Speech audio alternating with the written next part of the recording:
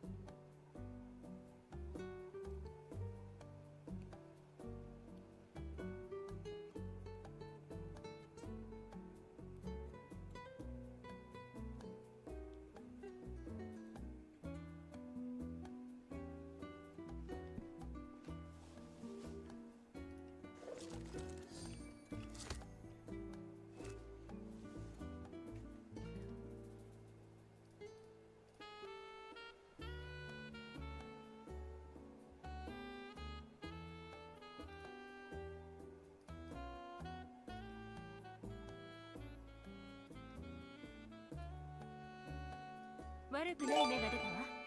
今日も引き続きサボりましょう。調子が良くなってから仕事を一気に終わらせるわよ。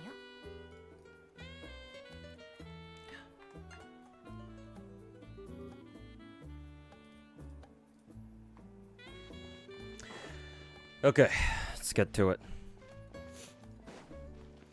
Ayo Haviland, thanks so much for the 4 gifted. Thanks so much, man. Very generous of you. Thanks for contributing to the subathon.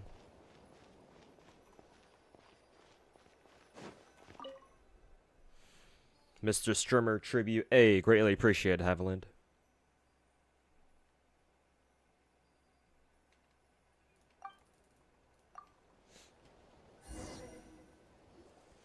Ayo Shimazaki, yeah, looks like you're the first one here.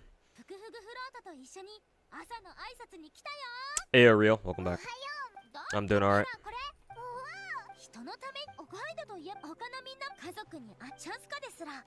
You almost done, champ? Yeah, with the summer event. Just in time, too, because it's gonna end in like a couple of days. And maybe like 2 or 3 days, I think.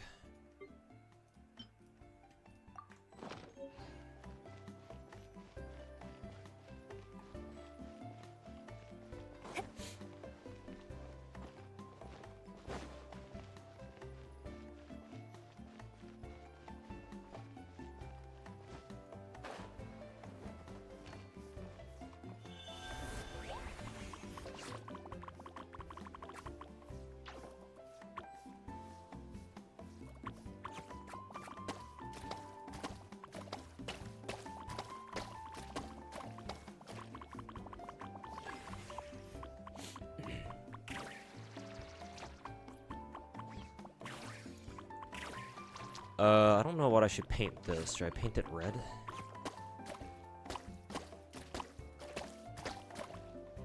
Maybe.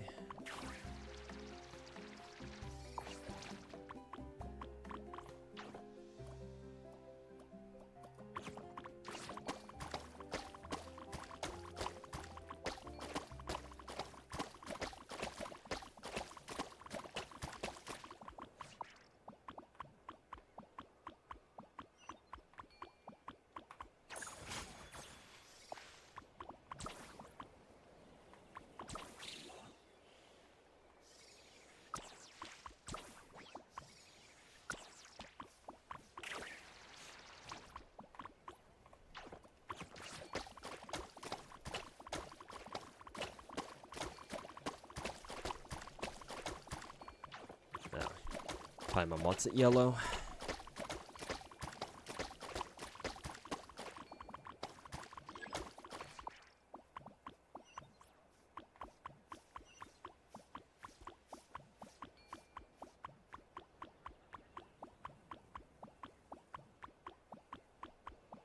I don't know what else about this.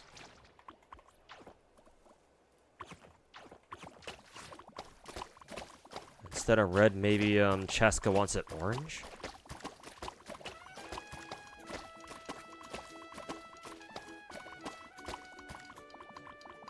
Yeah, that didn't do anything.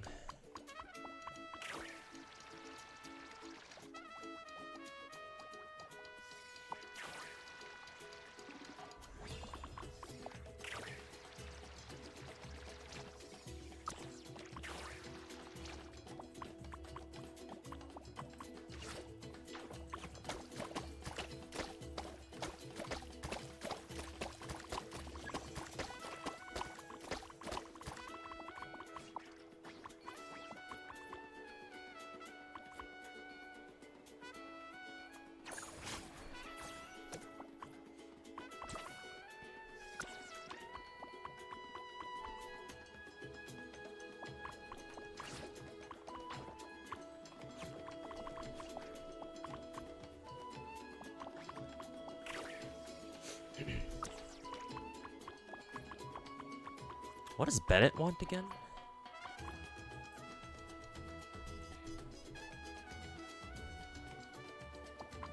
I think he's happy with that.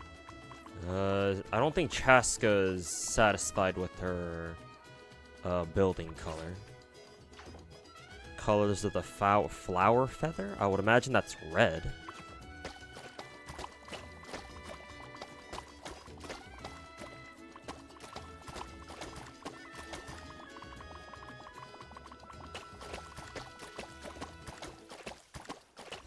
Yeah, there we go. うわ、すごいな。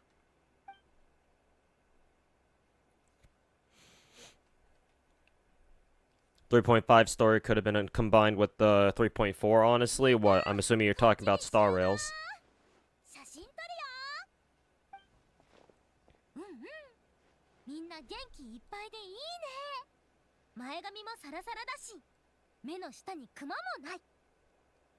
そんなところまでチェックするのか？いい写真が撮れないと。 These gachas don't understand that we're nearing a recession. Well, if you want to talk economics, then でも楽しいな。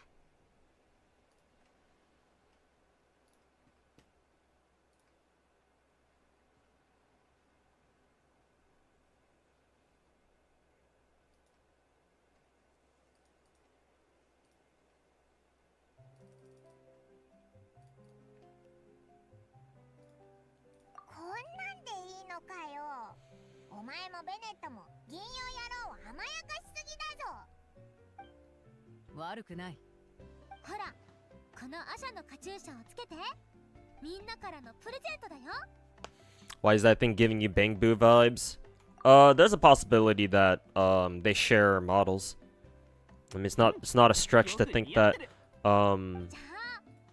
Hoyo borrowed the Bang Boo model from the Zenless devs. Or the Genshin devs borrowed it from the Zenless devs.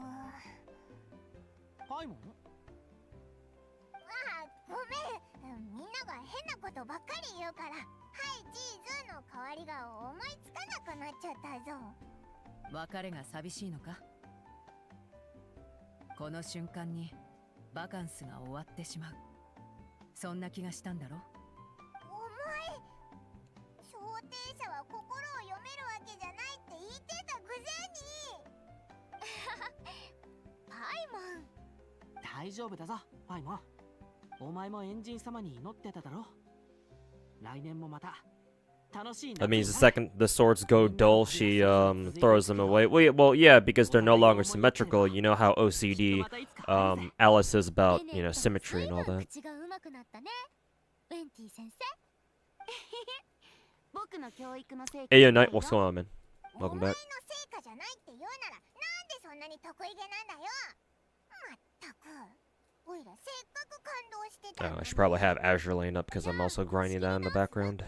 みんな一緒に叫ぼうぜ。何を？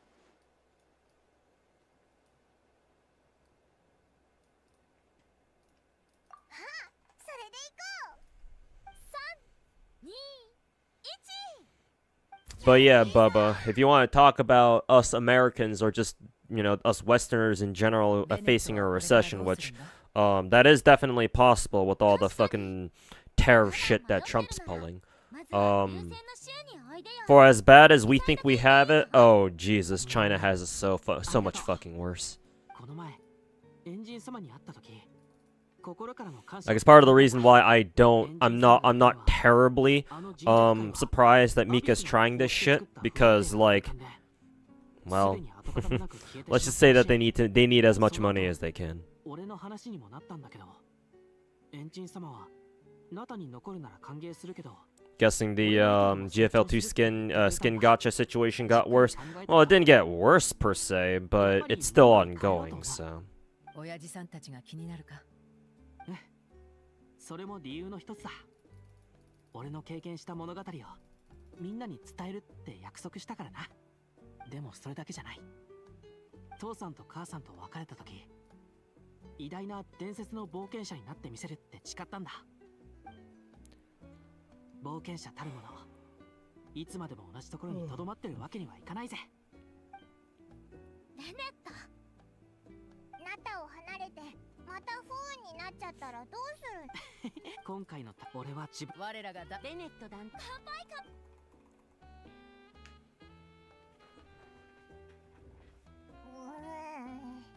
ほとんど徹夜することになるとは思わなかったし。楽しんでる？次は誰が芸を披露してくれるの？ベネットが何回も寝かけていたぞ。いやいや、俺はまだ大丈夫。そろそろ帰って休もう。ムアラに、そんなに元気なら後片付けは任せた。なんで私が？旅人、散歩に付き合ってくれない？眺めのいい場所を知ってるんだ。Now Toyama's voice tickles yours in all the right ways. Yep, she's a classic, that's for sure. Let's go for a walk, Venti says, as he takes us all the way halfway across the fucking island.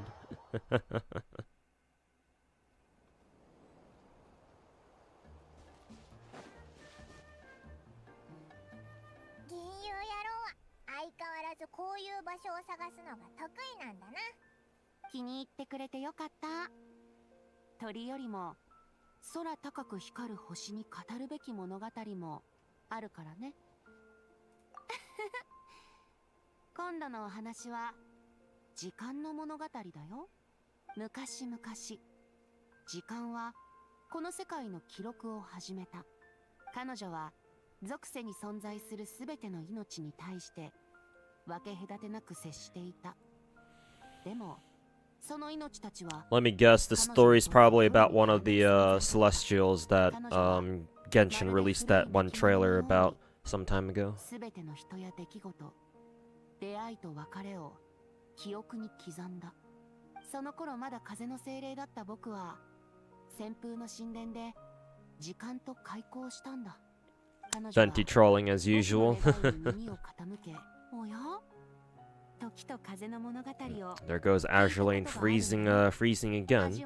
That's strange. I was grinding Azure Lane for about an hour before this just fine, and now all of a sudden it decides to freeze up my ass. 時間を見ることができるようになるなんて。それがお前の伝えたかった物語か？まだ物語の序章かな。人弱界の汚染には時間的特性がある。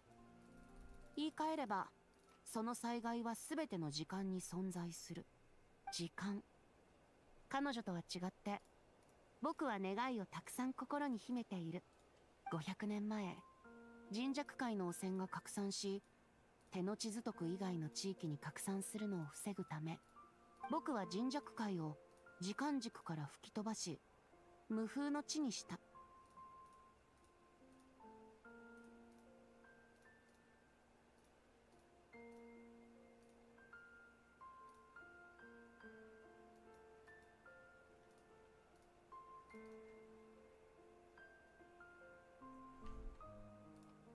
おっと、情報がいろいろ混ざっちゃってるみたいだね。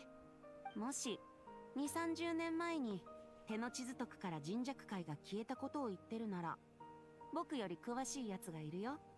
神弱界は関わってはいけない多くの物語に足を踏み。 What was Mare Javari again, or Mare Javari again? Was that the that weird ass そして abyss place in Natland that we were in during one of the Archon quests? 僕の選択によってモンドに帰れなくなった魂があったんだ。その他にもこの土地に根付き原始霊と融合してアシャになった魂もいる。じゃあお前が手の地図徳に来たのは。現エンジンのマービカと協力する必要があったからだよ。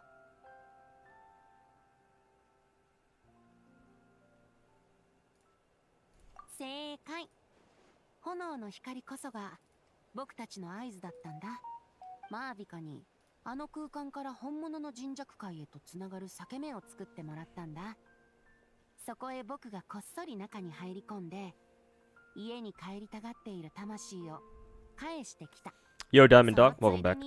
記憶を一 Or 緒 welcome に to the stream. It's your first time here. ちょっとね。別に今回が初めてじゃないでしょ。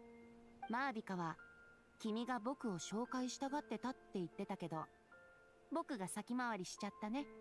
彼女も美酒と自由を愛してるみたいで嬉しいよ。話が合いそうだな。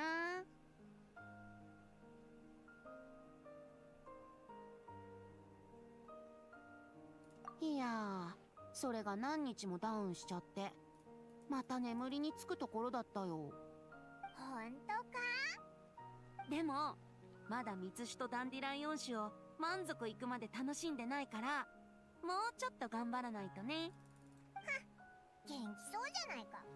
オイラたちにおごらせようたって無駄だぞ。へえ、優しくしてよ。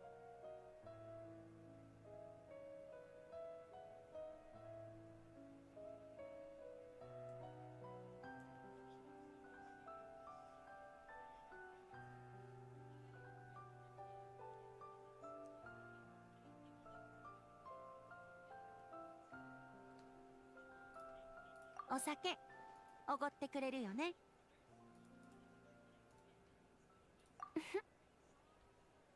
モンドを守り、モンドにとどまることを選んでくれたすべての人に選択の自由を与えたいかな。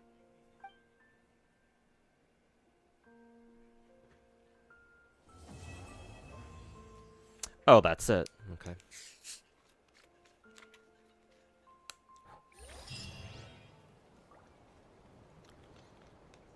I could have done that last night then. Whatever.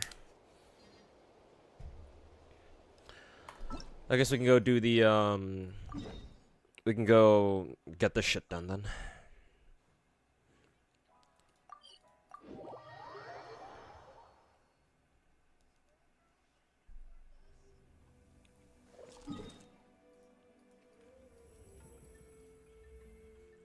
Wow, we're already 60% done on the summer island, just off a couple of days like that. Okay.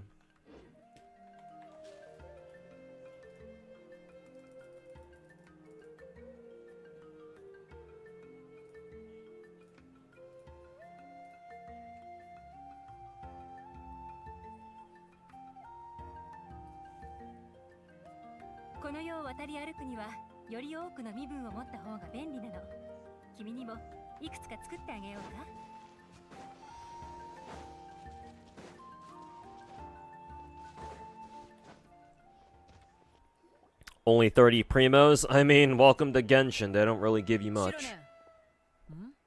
てっきり昼寝中かと思ったが珍しいな。ちマービカが帰ったと思ったら今度はチャスか。みんなでうちをいじめようってわけ？うわ、散らかってるな。探し物でもしてたのか？最近うようよしてる非元気兵のせいだよ。何か解決策を見つけろってマービカがさ。おかげで一日中資料とにらめっこ。それであんたたちは何の用？実は。待った、それって機械？火翼の集いの海辺で拾ったんだ。それとこの暗号筒も。中身はおそらく旅人宛ての手紙だ。暗号筒？あんたなら銃でバンって開けると思ったけど、ちょっと見せて。ダイヤルロックはフォンテーヌ、金属製のカバーはリーユへのものかな。廃棄されたパーツを組み合わせて作ったみたいだけど、仕掛けはかなりしっかりしてる。いろんな技術が使われてるみたいだからすぐには無理かも。分解した時点で中身がダメになる可能性だってあるし、ここまでしてあんたに手紙を書いたってことはすごい大事な内容ってことっしょ。そんなリスクは冒せない。ならこの伝達師にパスワードを教えてもらうしかないな。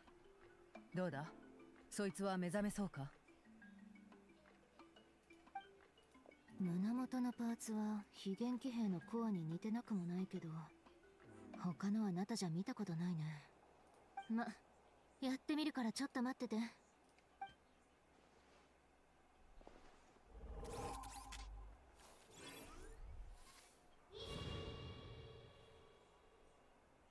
対。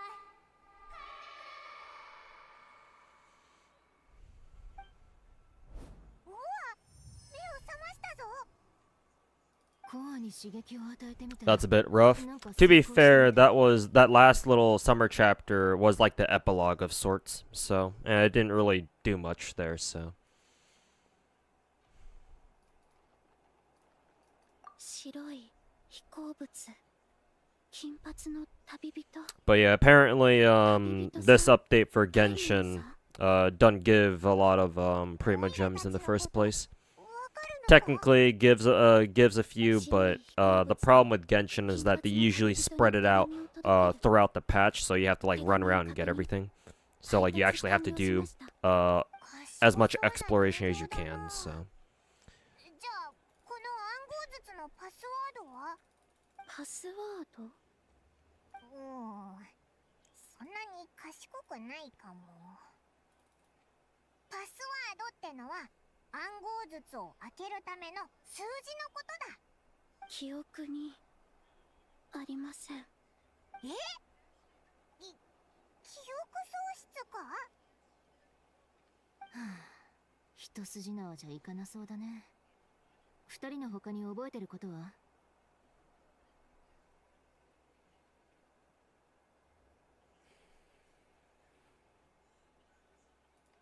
名前、記憶にありません。ロボットが記憶喪失だなんて、そんなことあるのかよ。家に帰るとか言ってたが、家はどこだ？思い出せるか？家に帰る。命令を実行。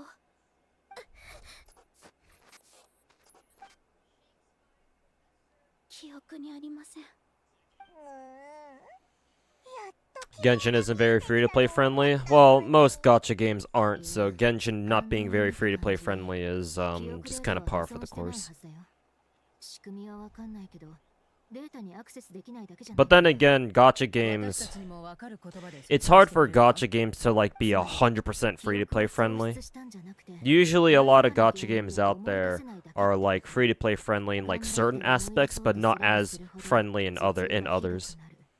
Like for example, you know, since we're talking about Genshin right now, obviously Genshin, like no one's gonna argue with you, I don't think, if you say that, oh, Genshin isn't very free-to-play friendly when it comes to like how many primo gems they give you, especially these days. However, an area where Genshin is quite free-to-play friendly, and at least, you know, more free-to-play friendly than other gacha games, perhaps, is in their weapon selection, right? Because in Genshin, you don't have to use 5-star weapons to clear everything. or at least get through like the basic, you know, gameplay shit of the game. 呪いに似てるかな。 Whereas in some other games, that's not you know, quite the case. So. But usually people, whenever people think of, or whenever they hear the term free-to-play friendly, most people usually immediately think of, oh, how many gems do you get?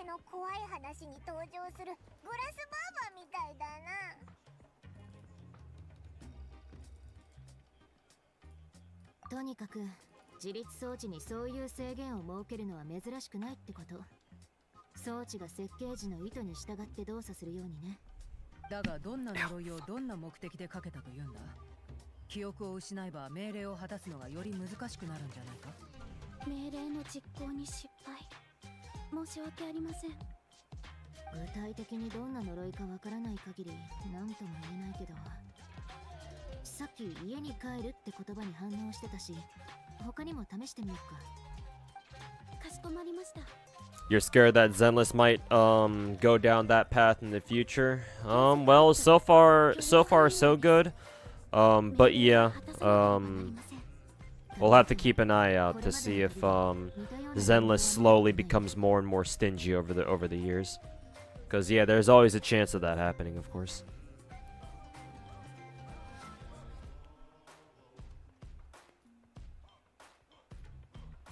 Hopefully that doesn't happen though. 確かに関節とかのパーツはフォンテーヌのものと似てるかも。フォンテーヌ。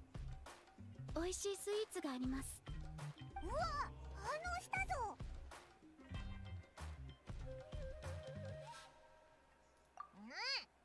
言いたいことはあるけど、今はこっちだ。お前の家はフォンテーヌにあるのか？違います。あっさり否定された。ヘアアクセサリーのこと？うちも聞いたことあるよ。モンドではなんて言うんだっけ？モンド。頼もしいメイドがいます。そうだ、メイド。でもモンドにこんなロボットいたかな？メイド？ならこんな内部構造になった理由もなんとなくわかるかも。あんたモンドから来たの？違います。即答かよ。ナタのコア、フォンテーヌの関節、モンドのヘアアクセサリー。どこ出身とも言えないね。この暗号術もそう。いろんな国の技術やパーツが使われてる。そうか。ではお前にとって家とは何だ？自分が作られた場所、普段活動してる場所、それとも帰るべき場所か？家ではありませんか？この方法じゃ。Yeah, but it sucks if you can't have most characters. I mean, that's what I'm saying, man.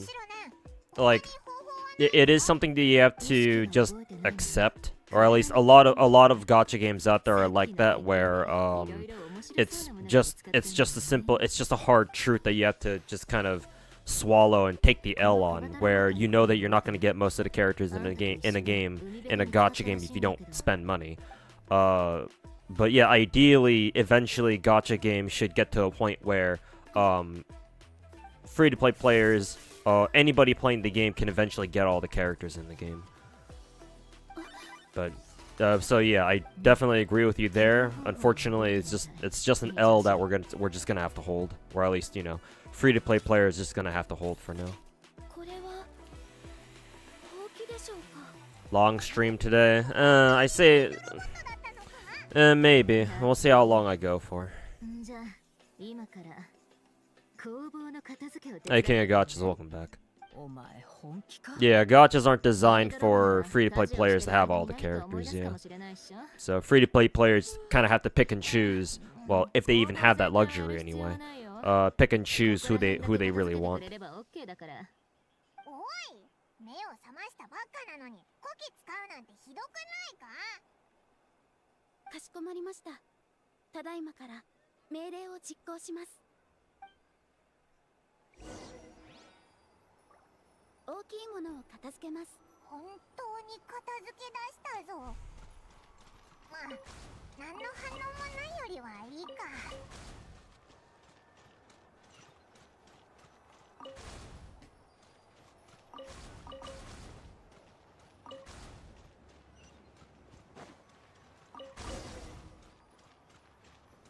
床の汚れを除去します。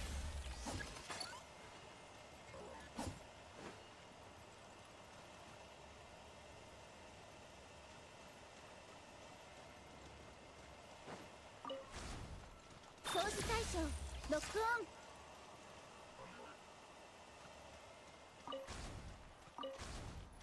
防衛モード起動。 Is this a scripted animation just for this scene? For Nefa's little robot buddy? Or does the robot actually do this in it just as a default animation too? 小さいものを片付けます。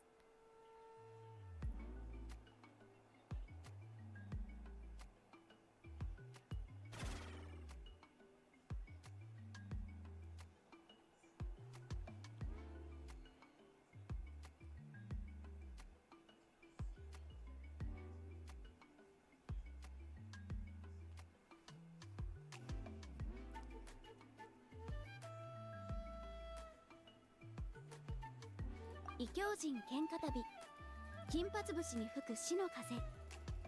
物語性を排し、精緻なアクション描写に重きを置いた作品。武術に分類します。それは Any gacha you've been enjoying so far?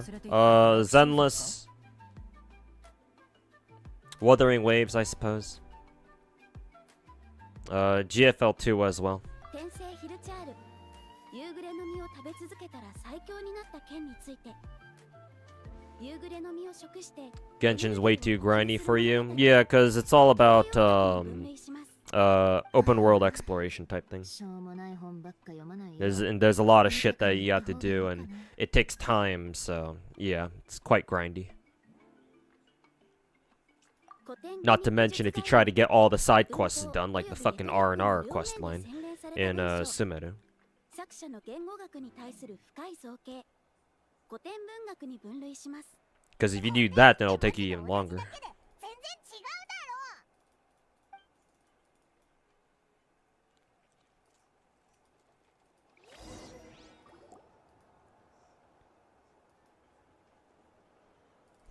これで片付け完了だな。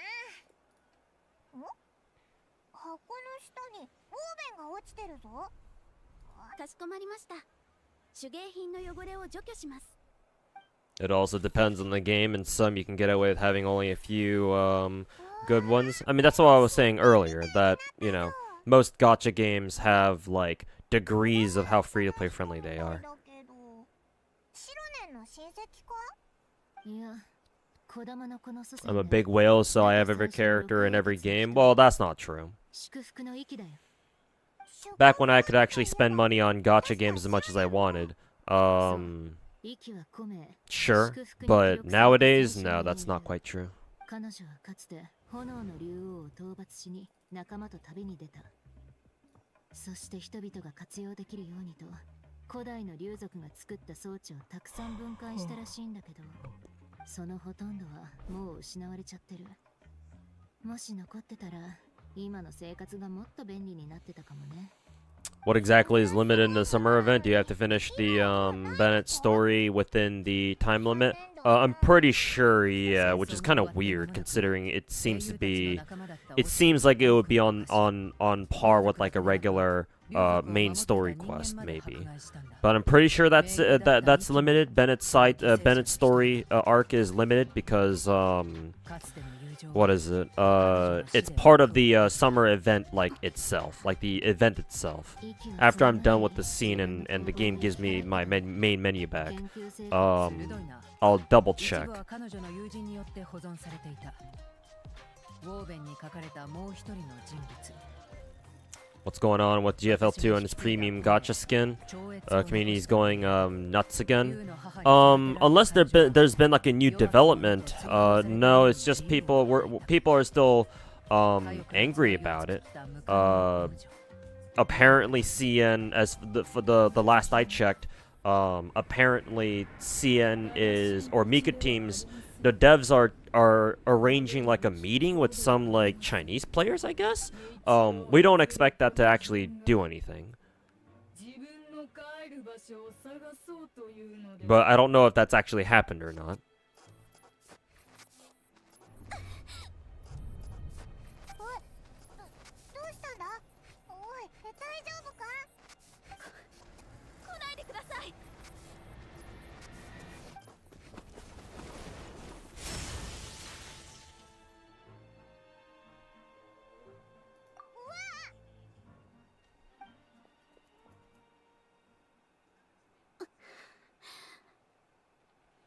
How do you parry a bolt of plasma? びっくりした。雷か？雷だよな。なんでこいつに当たんなかったんだ？雷が鳴ったら最優先でお前を空に放り投げるとしよう。お前らが機械人形を見つけて小玉の子に運び込んだとイファから聞いてな。 Isn't that dangerous, meeting with disgruntled fans of your own game?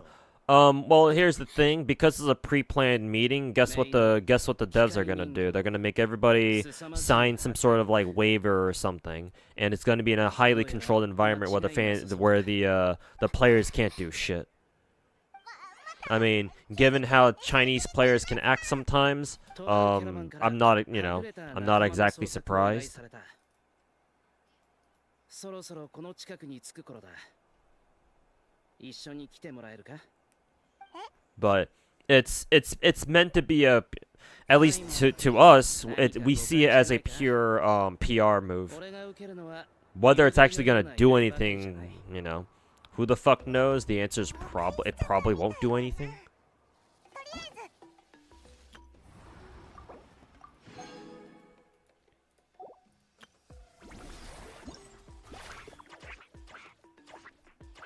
Let's see.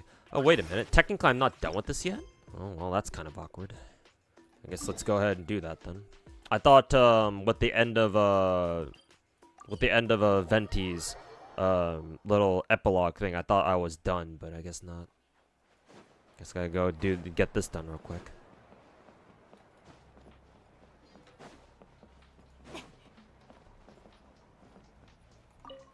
This is like one last mini game or something.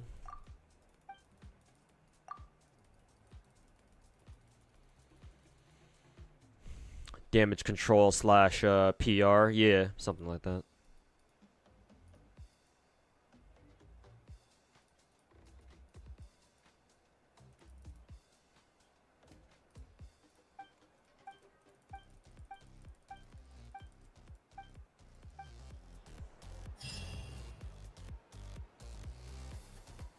But yeah, King of Gacha. Basically anything under this, you have to finish. So this is the summer event tab, the tab itself. So everything here is limited. So all the main quests that should probably take you, if you're spamming left click, because there's no skip button in this game, should probably take you about like maybe 2 hours or so, maybe a little bit less than that.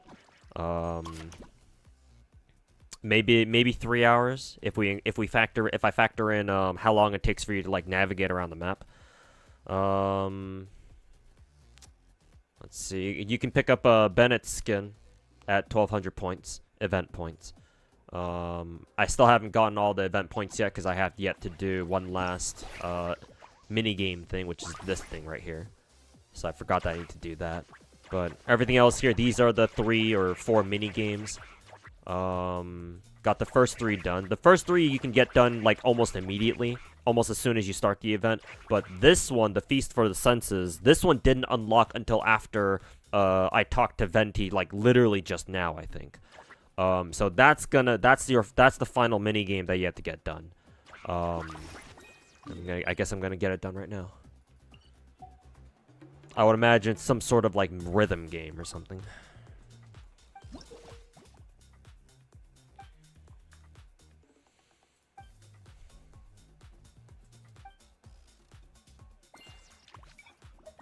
Actually, no. Is this an actual combat event? Color me surprised.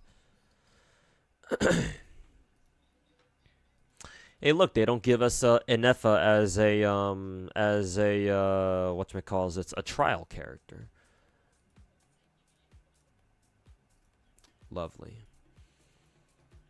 Alright, well, we gotta run fucking electrocharge teams, so.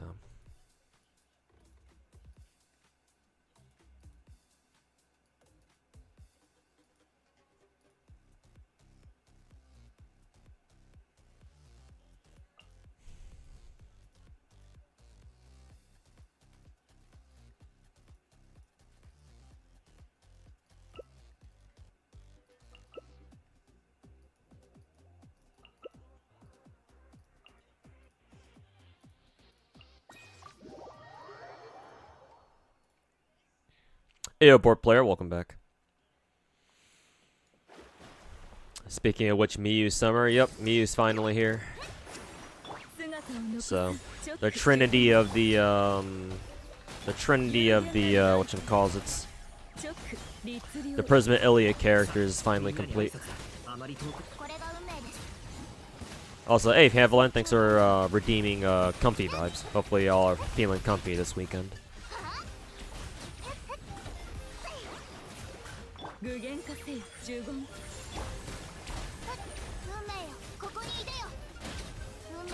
Use Awaken skill? Oh, T.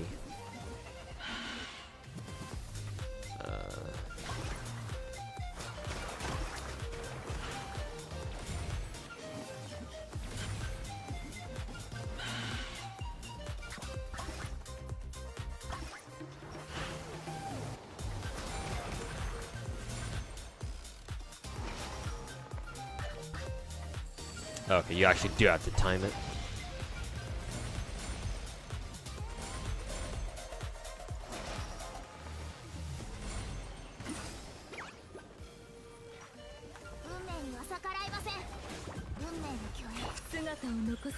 Summer Shiki as well, yeah. I'm sure a lot of people are really happy with Rogi, Summer Rogi. I'm not gonna lie, I didn't really expect her to show up as a summer servant myself, but I suppose if we think about it in the context of Extra coming out pretty soon, well, you know, soon TM, I guess it makes sense.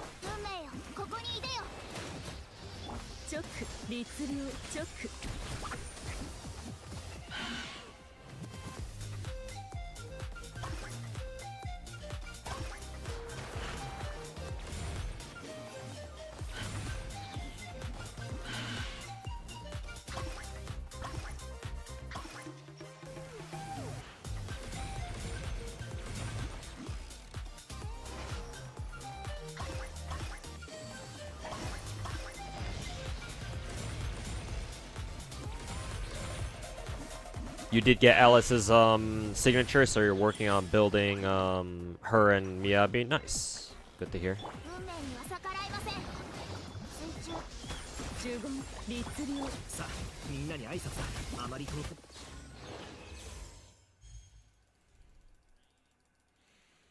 Hey, yo, Egocentric. Welcome back, man. Song's actually kind of nice. Yeah, I mean, shouldn't be too surprising considering it's Genshin. But yeah, the soundtracks for the summer event were quite nice.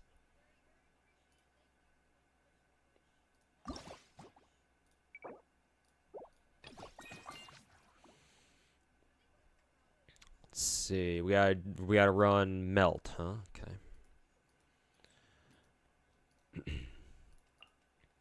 Let's run Arlecchino.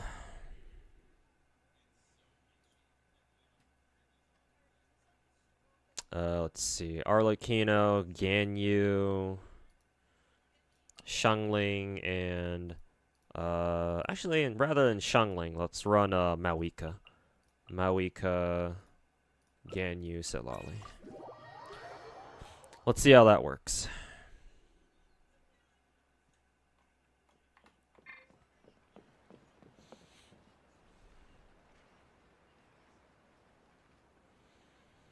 story isn't even locked for you. Symbol with Venti and Moalani, you need to do the surprise that waits us all. Middle one isn't even in the story. Wonder where the Bennett story. Bennett's story is like in the middle. Is like it's a part of the summer event. So you have to progress the summer event's main story itself in order to reach Bennett's story. Because the main Archon quest focuses on Enefa, so that's technically something different.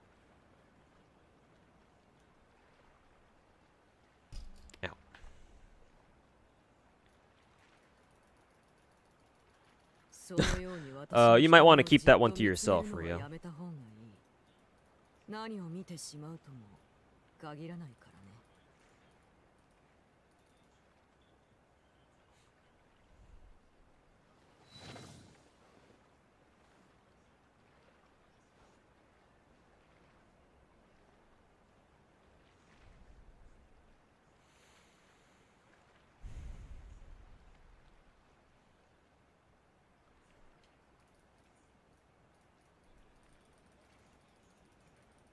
Am I doing contingency contract on Arc Knights? Well, I haven't done it yet. Maybe I'll do it on stream. I don't know if I'll do it tomorrow. I want to play Zenless tomorrow on stream, so maybe we'll do Arc Knights on Sunday.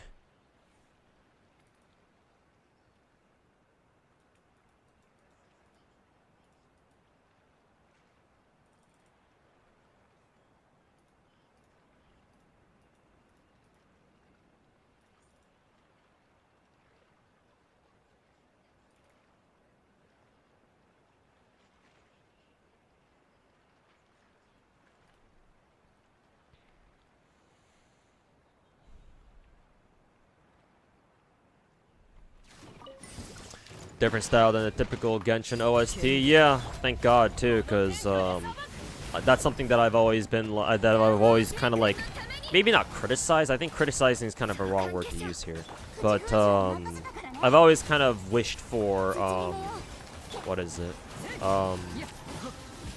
For Genshin to like diversify its music choices a little bit, because like their orchestrals are really nice, to be fair, but like Genshin's music is basically nothing but orchestrals. And it's like, it does get kind of old after a while. Like, even if it is really, even if their soundtrack overall is really, really good. It doesn't help that, you know, I'm not like the biggest fan of like pure orchestrals. Like, I want some diversity in there. Instead of it just being nothing but orchestral music, you know?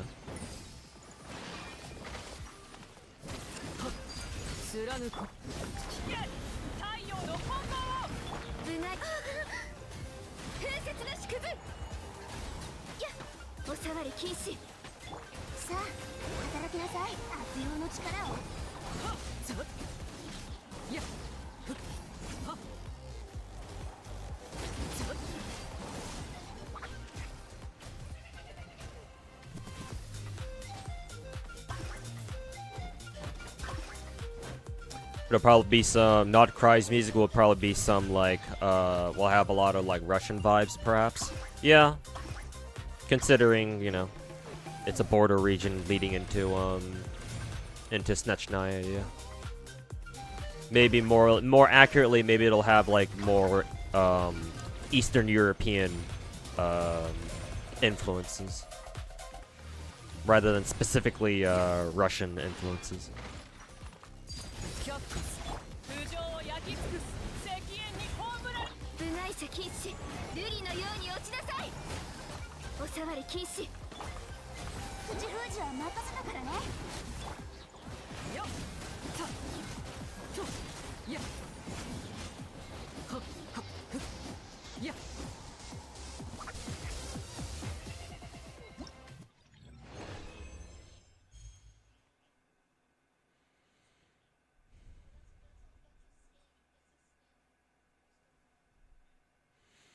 Genshin music never has lyrics. Now that you mention, I don't remember the last time that I've heard lyrics in a Genshin song. Outside of like maybe a trailer or something.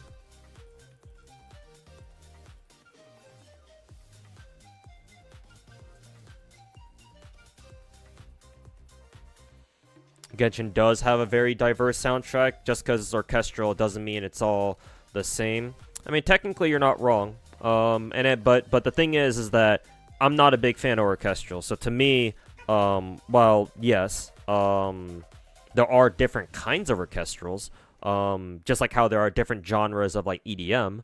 I understand that. It's just that to me, because my personal bias, it leans more towards like electronic music, and that's what I enjoy more over orchestrals. To me, it's like, well, I get like music fatigue, where it's like, well, you know, we've kind of already at some point in Genshin's music soundtrack, it's like, well, it sounds nice. It's obviously very high quality, but personally, I'm pretty ready to move on to listen to something else, you know?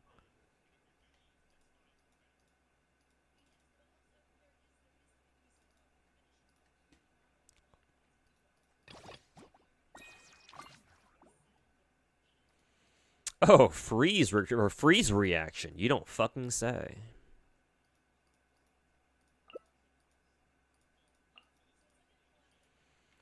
Oh, freeze, you say?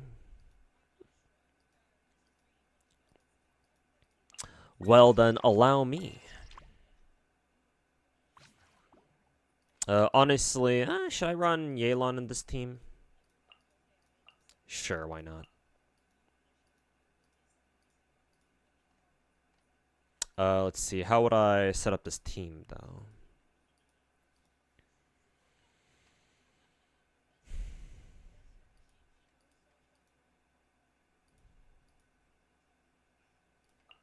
Maybe Yelan first.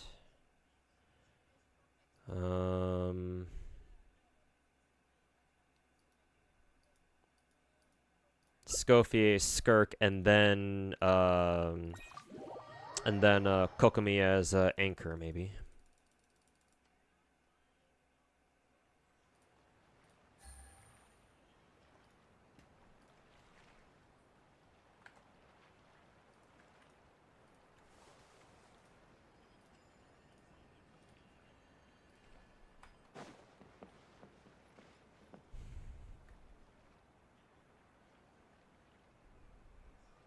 More you see Melwika, the hotter she gets. Don't get me wrong. Don't get you wrong. She was always hot from the beginning, but sometimes with waifus they grow on you. Well, yeah, duh. Sometimes, you know, surprise, surprise. Sometimes it turns out that some characters take some time to grow. Some characters, the longer they're around, the more you like them. I mean, all it takes for people to start liking a character is one good story arc, and that'll change most people's minds pretty easily.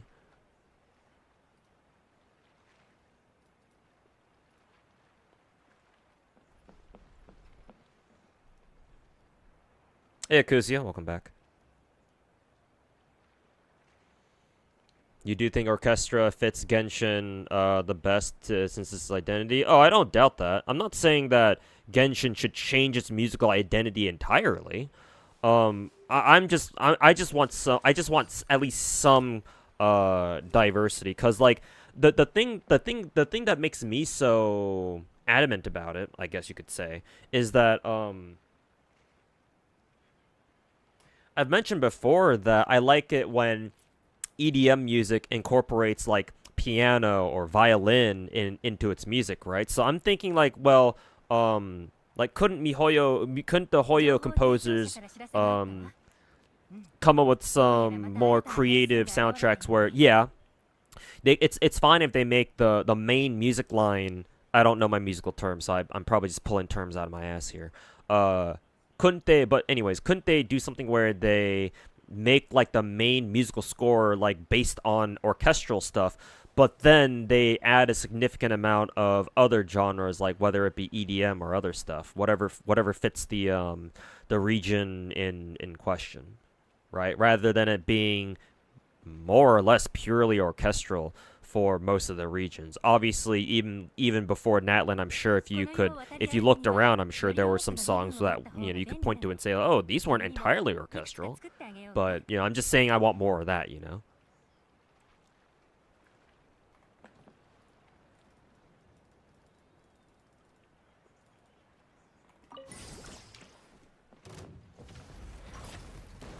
Oh, let's see. How do I do this? Or how do I run this team? 冷凍の時間よ。ガンのように。滅力よ。せい。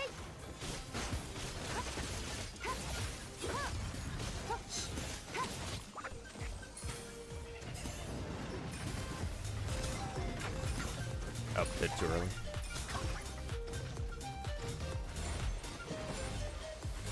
They usually reserve like the EDM stuff for character demos on YouTube. True, actually. But just because they put it in trailers isn't quite it's not the same as them like making it part of the game itself, you know. That's what I want. To diversify their music at least a little bit in the actual game itself. 捕まえた。終わりね。撤収。食前に甘いものを。目の下。道あふれよ。せい。やっはっ。ソーランの憩い。どの目が出るかしら。かかれ。左。 Alright, I can do this. Also, derp and drink before I forget. Thanks for gifting a sub. Appreciate it, man.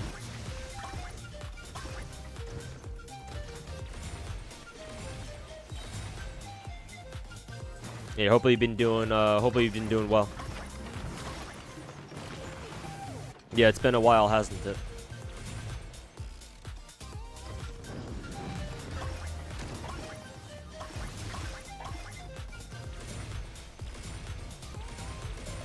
Finally finished college, thank God. Hey, congrats on making it, man. かかれ。糸よ。工作せい。低温調理。ガンのように。ご助力を。無に着せ。やっ。はっ。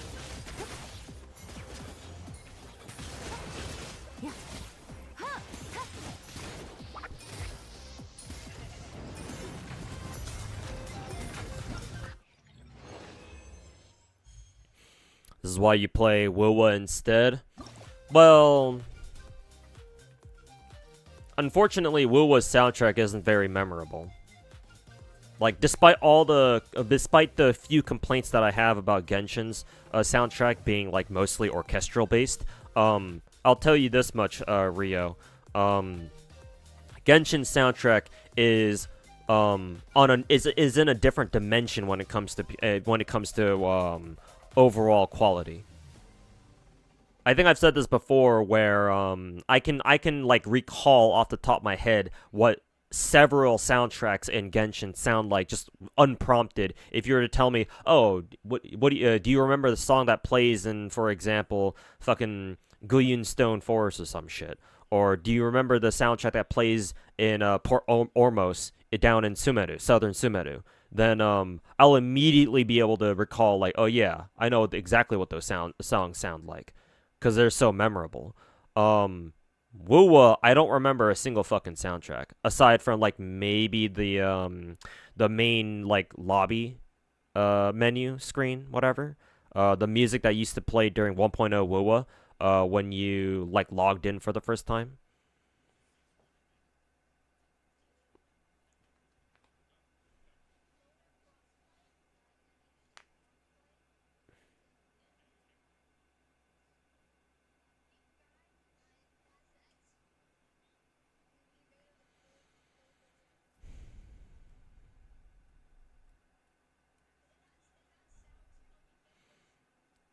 And you don't play for music?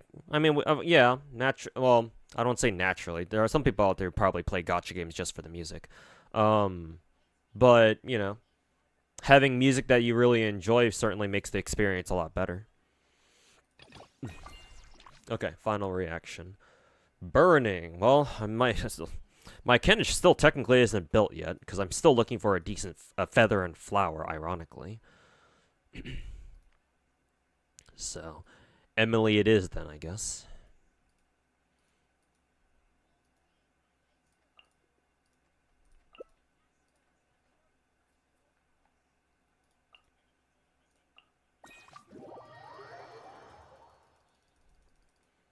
Hey, Masamune, welcome back. It is the weekend. Woo music is really weird. You love PGR's music. It has some of your favorite tracks in all of Gacha, but you can't think of a single track from Woo that you like you can with the PGR.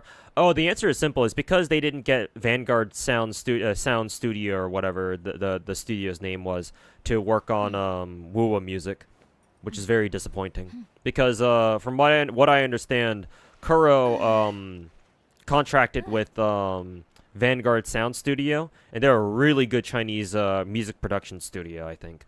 Yeah, they're the ones who they're probably the ones who made a lot of PGR's fucking bangers, but they don't work on Woo, I don't think. Last I checked, so like that, and I think it's pretty clear, at least to me, that Woo didn't spend a lot of money on their sound their soundtrack. Now, I think after Huanglong they started paying more attention to the music.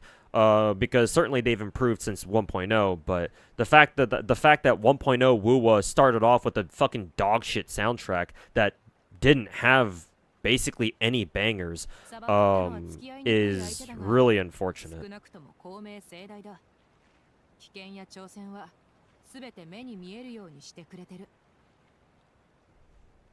Which event did this? Oh, it's the summer event. I'm finishing up. It's the final, the fourth and final minigame.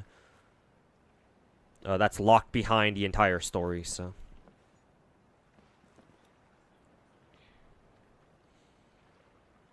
P5X's soundtrack clears every gacha. Oh, you must be a fan of the, like, Is Persona's music like considered jazzy? I'm sure, because I'm aware that jazz also has its own subgenres, too. But I've never played any Persona games. I've only ever watched people play them. I think their music genre is like more akin to like jazz, but it's not fully jazz. I don't know.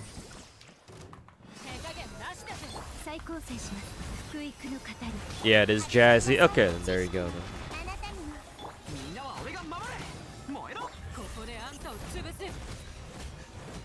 And like a very big band stuff kind of thing. Okay, then yeah, there you go. So yeah, don't get me wrong. P5X, Persona as an entire series, I'm sure has great music too. But yeah, I mean, if you enjoy that shit more so than others, then that's great. I personally would go with other gacha games that have better overall soundtrack quality, but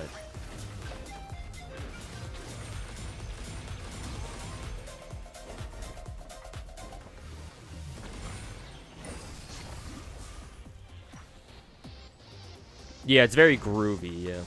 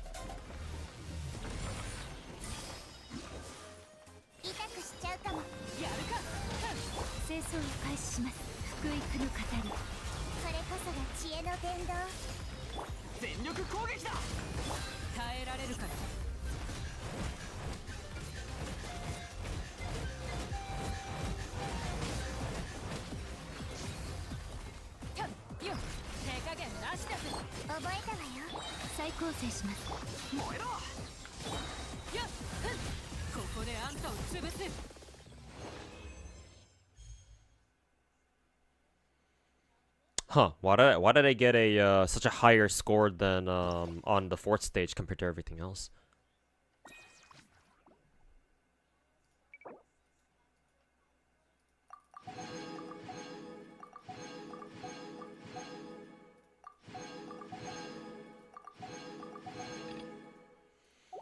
Okay, that event's done.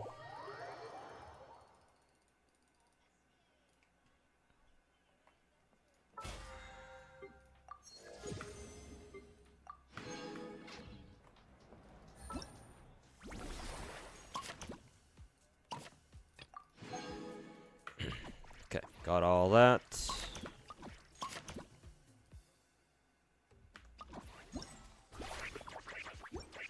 Did I get all the rewards? I think I did. I see a green check mark here, so yeah, I'm assuming I did get everything.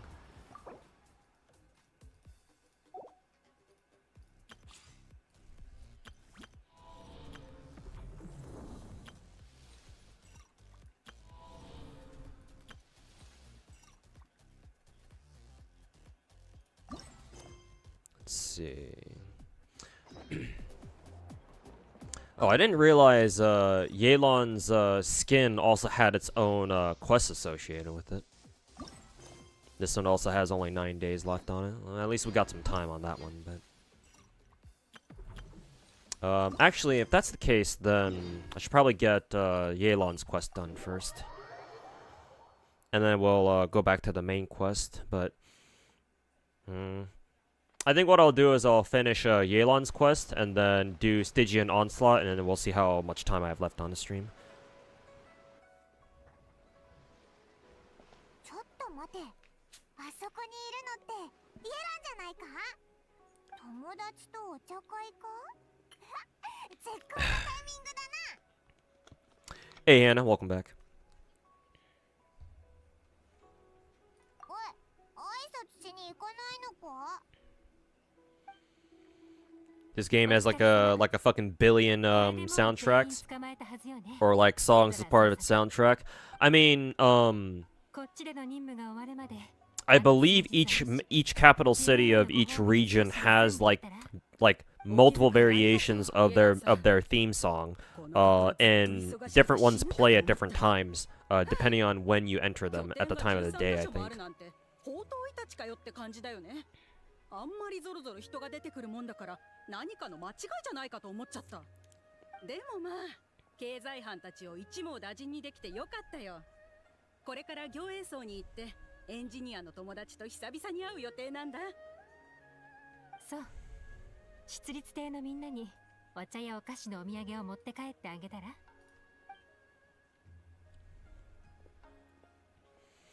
Elon Quest gonna be stage release? I don't know what that means. 2 days apart for each stage?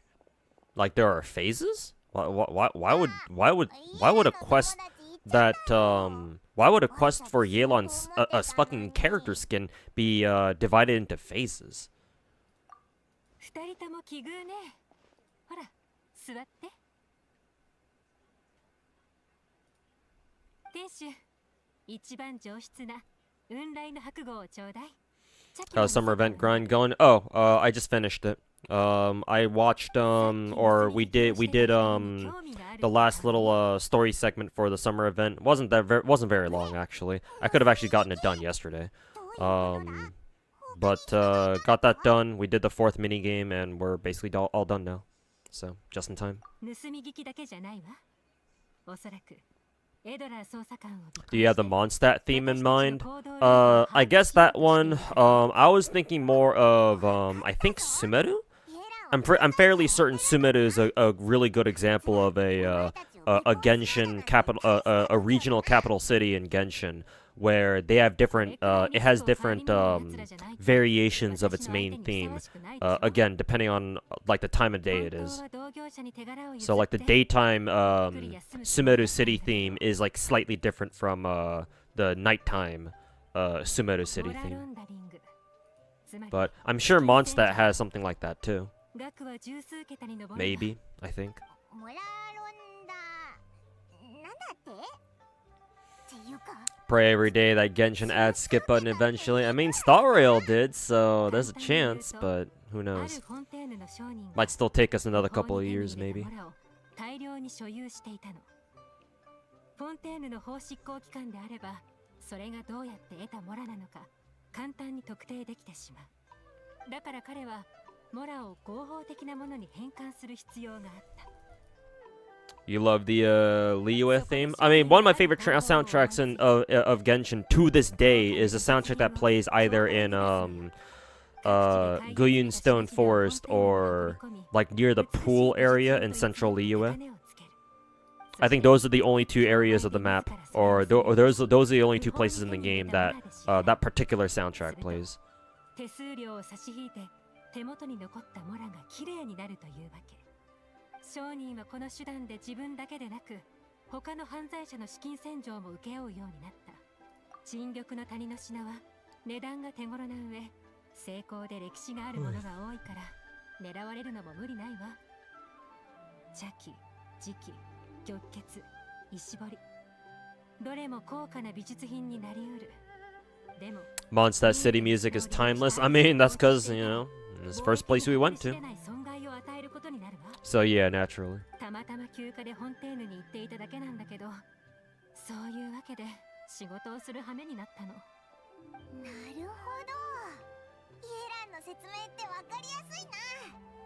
つまり目くらましを使っただけで実際はお金を右から左に移しただけってことだな。でも犯行の手口がもう分かってるなら、それを手がかりに操作すれば競売の会場で悪者を待ち伏せして、そいつがリーユへの品を買おうとした瞬間に捕まえるとか。冴えてるじゃないパイモン。でも慎重さに You really like the Chinese sounding soundtracks in Genshin. Shows how much character and pride. Shows a lot of character and pride in their nation. Oh yeah, naturally. Chinese developers, Chinese games, so of course they'll go hard on their own home region. 悪者だったら旅人をパシリに使うかも。いやいや、たとえオイラが悪者になってもこいつは悪者になったりしないはずだ。それならたくさん子分を雇って買い物や汚れ仕事を。 You were busy and you're out of time. Yeah, I mean, you can still get the entire summer event done. Well, actually, I don't know if I don't know how far behind you are in the story in Genshin. I'm actually not even sure if you can even access the summer event this year if you don't have access to Natlin yet. 国外からの購入、国内への輸送、そして出品者や競売主催側との連絡、取引に使われた収集品の追跡も一筋縄ではいかないわ。彼は様々な手段で美術品を転々とさせていて、取引の痕跡がかなり錯綜しているの。You're doing it right now? Just started? Okay, cool. It shouldn't take you too long if you just sit down and grind it out. Like in one sitting. I think you can get it done in like maybe 4 or 5 hours. If you just go all in one sitting. And you just keep spam left clicking through the entire story, then yeah, it shouldn't take too long. Or at least I hope not.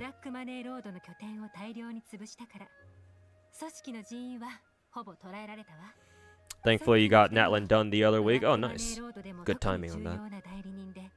彼と直接連絡を取れる腹心たちよ。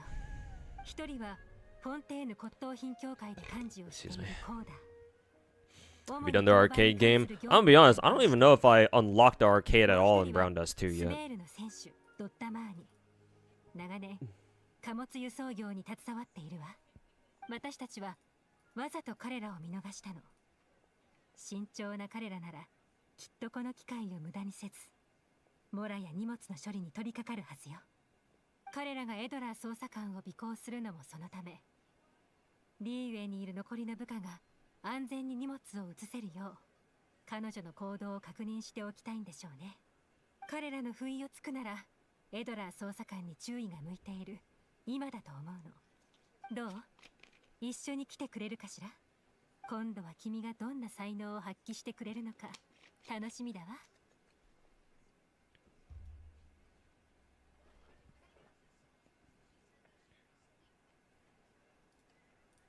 おう、こんな重大事件に出会ったら見て見ぬふりなんてできないぞ。イエランの力になれるだけじゃなくて、 But that minigame around us too is fucking wild, though. I mean, to be expected out of a game like BD2. 素晴らしい責任感だわ、旅人パイモン。でも自分たちの利益も忘れないで。 Speaking of music, do you have like a favorite instrument, like an accordion or a saxophone or something? Well, I mean, individual instruments. Electric guitar, obviously. My favorite instruments, like my favorite sounds that I like to listen to in like music and stuff are electric guitar, naturally.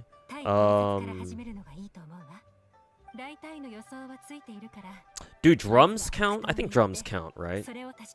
Because like if a piano counts, then a drum set has to count too, because they're both considered percussion instruments. So I guess drums, but like, you know, who doesn't like drums? Well, I mean, some people might not. So electric guitar, drums, piano, piano and saxophone, actually. I really dig saxophone. So I'd have to go with those four. There might be like an instrument or two that I might be forgetting about. If I do, and I remember them later, and I'll make sure to bring them up. But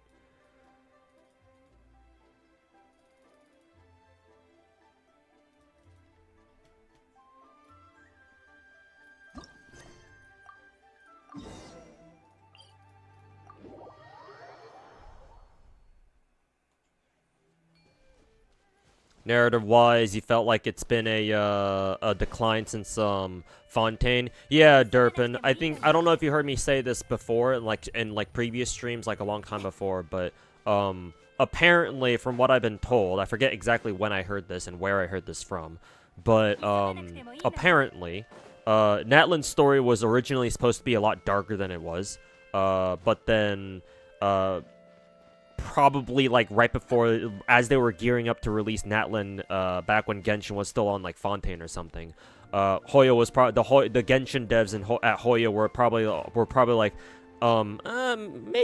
maybe we should change our story, because it's not going to be a very our audience might not really like it, so they changed it probably last minute, and so if they did, that would certainly explain why the story felt kind of rushed.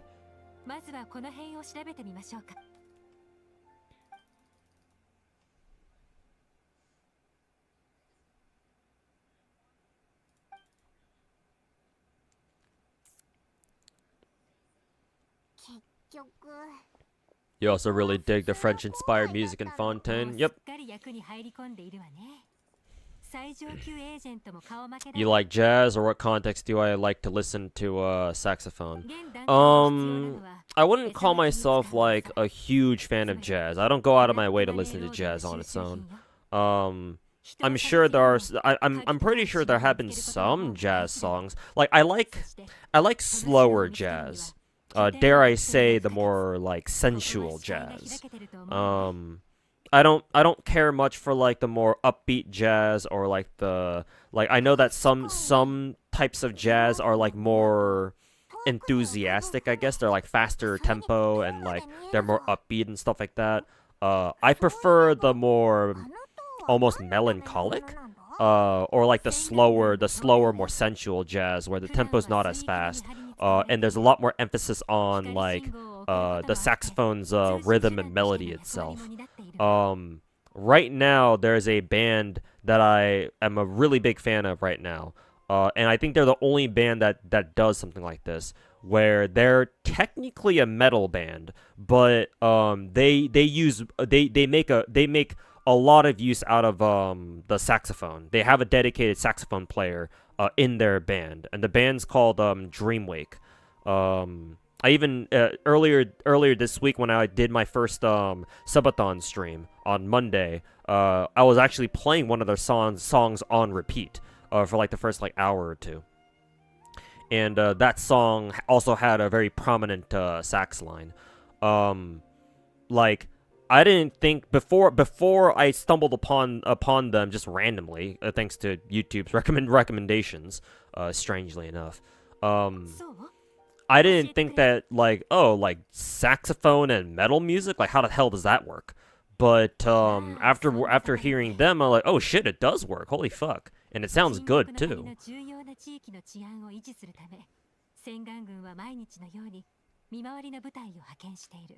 So, like, I suppose, just to answer your question directly, I really like listening to jazz when it's incorporated as part of, like, fusion music, I guess. Or if I'm gonna listen to jazz where, you know, you normally find saxophone lines, I prefer it to be a bit slower. 複雑すぎておいら全然ついていけないぞ。とにかくこの総合映像記録機を使って周囲の調査と記録をお願い。入念に調べればきっと収穫があるはずよ。Like, I'll actually even give you an example of what I'm talking about. Okay, so skip this for now. Yeah, let me mute Genshin real quick, and then let me pull up a song from Dreamwake that I'm talking about here.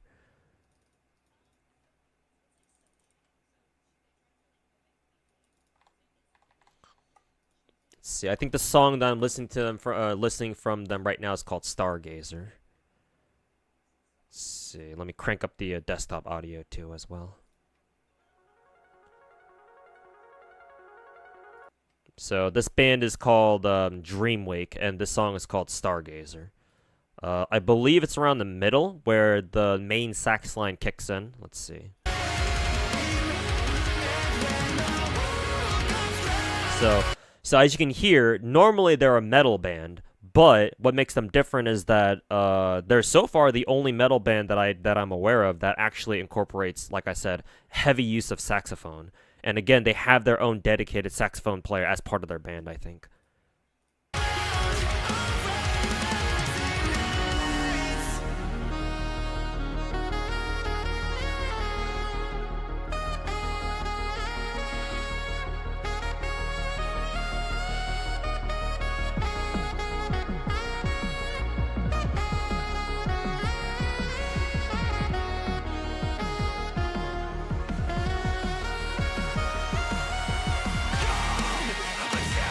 And it goes back into their metal slash screamo portions. I believe, technically speaking, the genre. I'm surprised there's even a fucking genre for this. But apparently the genre of their music, of this band's music, is technically called what? Wavecore? Wavecore, or like maybe even saxcore. I mean, metalcore is a thing, obviously. This band is, I think, without their saxophone, I think technically their music genre would be what? Metalcore? But because they use saxophone, they have a dedicated saxophone player. They make it a big part of their music, especially in their most recent album. Now they're technically a saxcore band.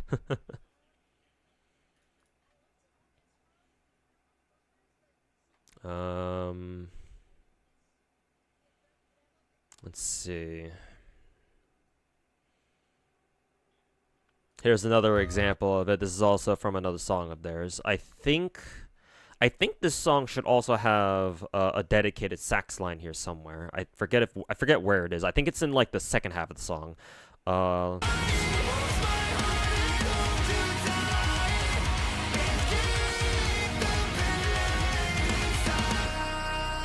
Yeah, it's right here, I think.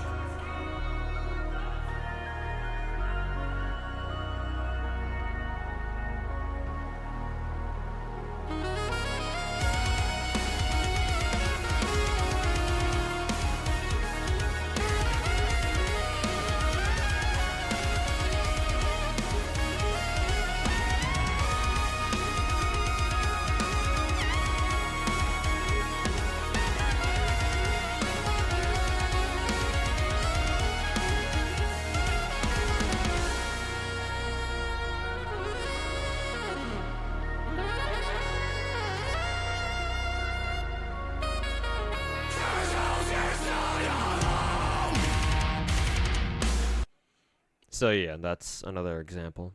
Actually, I think the very first song that I heard from them is called Memories. I think Memories is one of the most it's like their most listened to song. And this song has one of the most prominent sax lines I think they've ever done. It starts around here, I think.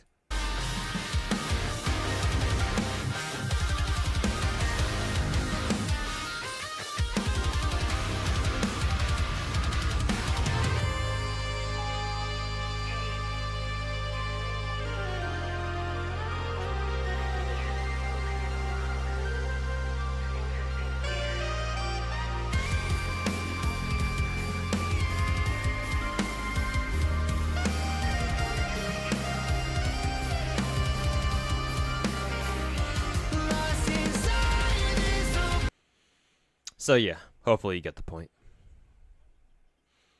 Yo, Finkel, welcome back.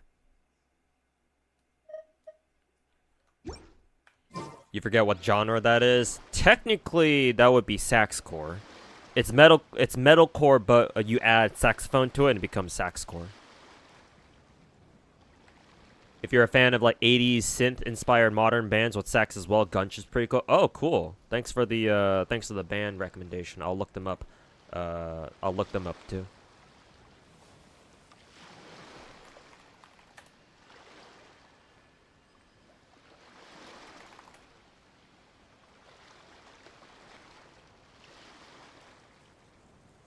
Looks like this gunship band is an older band though.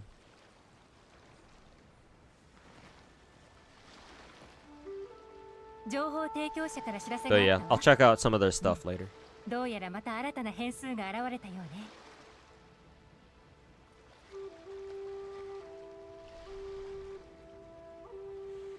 ね。Saxophone works well with the more melodic metal. Yeah, and I've always enjoyed more melodic metal too. Yeah. Like normally I'm not too big into screamo, but like if the screamo doesn't like dominate the entire fucking song, and it's incorporated, it's done with more melodic metal, then it's actually really, really nice. At least to me anyway.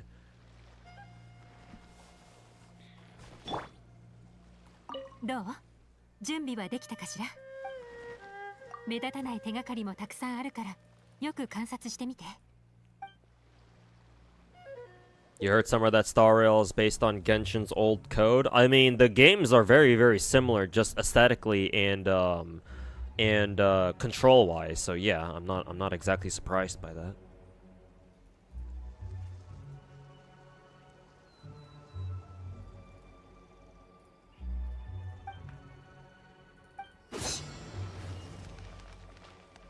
Do you like Nintendo music? I'm not gonna lie. I haven't played that many Nintendo games for me to really have an opinion. I'm sure they have great music though.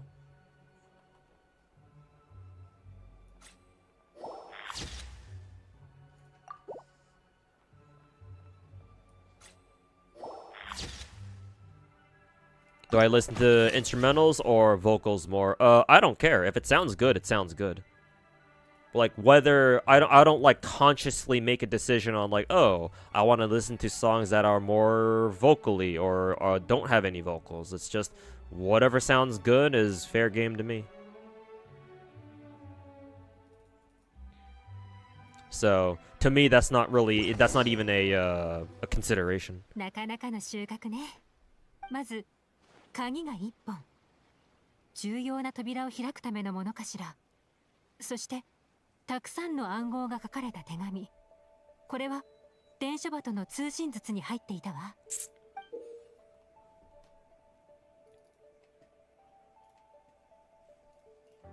うわあ、本当に犯行に使った道具があったのか？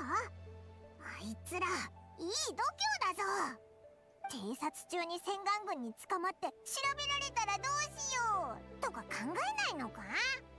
残っていたものから判断してブラックマネーロードの見張りは漁師になりすましている可能性が高いわ。肝が据わっているはずよ。You like both ways, honestly? I see. Still gotta do Yelan's story quest. Yeah, I'm doing Yelan's story quest right now because I realized that it has a timer for some reason. So yeah, if you wanna just get it done on your own and not come across any spoilers or anything, then I gotcha.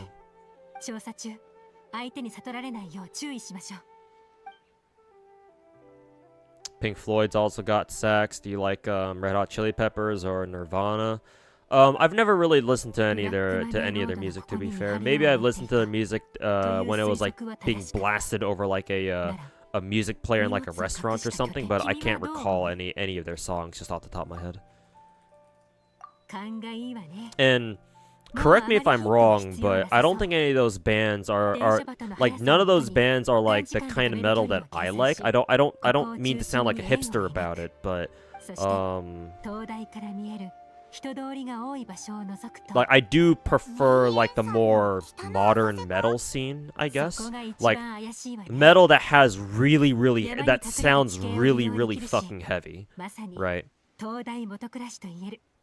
Like what you heard from the songs that I played just as examples just a couple minutes ago. Like I really like that metal sound, and I prefer that over like the old school like rock sound where it doesn't sound as deep, and it's those songs are more of like you're jamming out, having a good time type of vibe, whereas the metal vibe that I'm looking for is like the more like, I don't know, the heavier vibe, the more melancholic and brooding type of vibe, you know?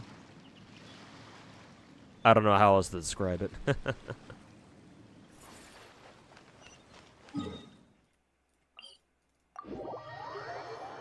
And the Beatles, oh god, I don't know if I've ever listened to any Beatles song, to be honest. They're a bit before my time, I'm not gonna lie. I mean, I think I'm old, but I'm not quite that old, you know?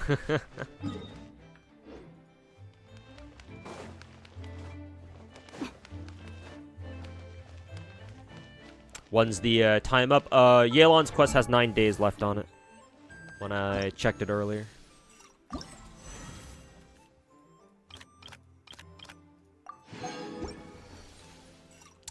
Right here. It says 9 days remaining. So you got a little bit over a week.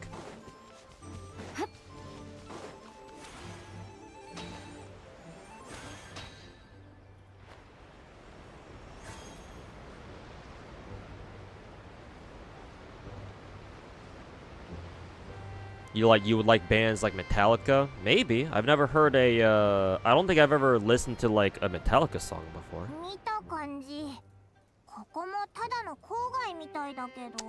I think I have. No, Metallica probably doesn't have the music that I'm personally looking for.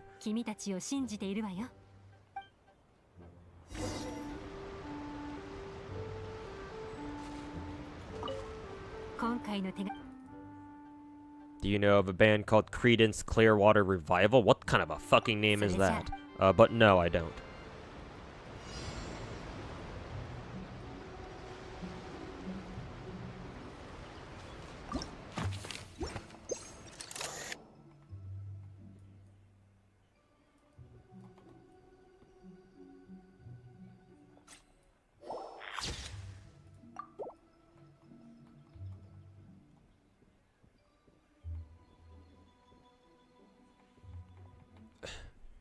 Why is the boat not being tagged as suspicious here?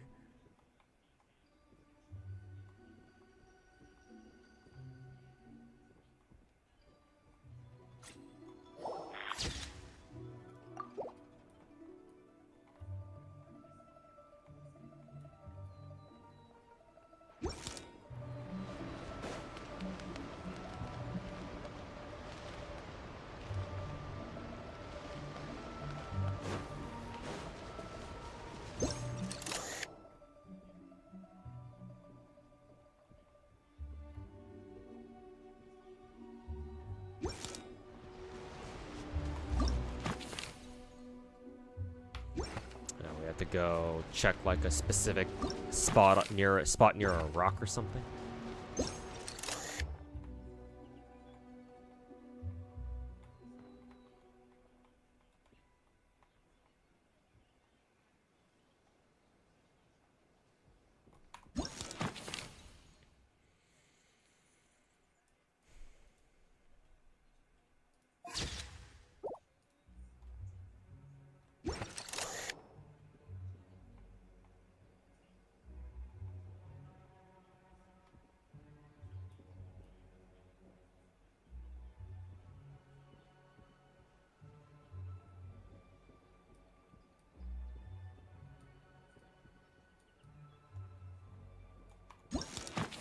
Where the hell is the spot anyway?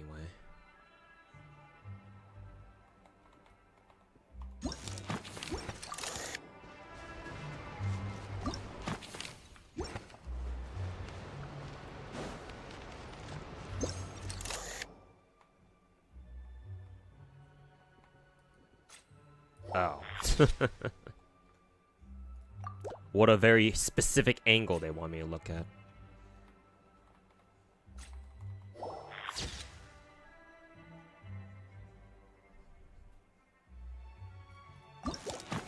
You say you like EDM and shit, right? Yeah. Those are fucking like 70s bands? Well, yeah, I knew that, but I mean, you never know. You never know. Maybe older bands have like, you know, adapted their music styles now to cater to a more modern audience these days. それじゃあ見つけた鍵を使ってみましょう。何が待っているか楽しみね。洗顔群の見回りエリアに入ったからか、もう罠は設置されてなさそうね。こちらとしては好都合だわ。Is he famous over there? Jimi Hendrix? I'm pretty sure he is. Pretty sure he's one of the biggest names in rock and roll, right? 調査中に敵と鉢合わせないよう外の見張りをお願いね。こんな仕事は初めてだけど、旅人なら絶対お前を守ってくれるはずだぜ。You like comfy music? Yeah. Yeah, that's cool. Comfy, there's a place for comfy music. I mean, we're playing a game where comfy music's all over the place. そうか。イエランのやつ、いつも抜け目ないからな。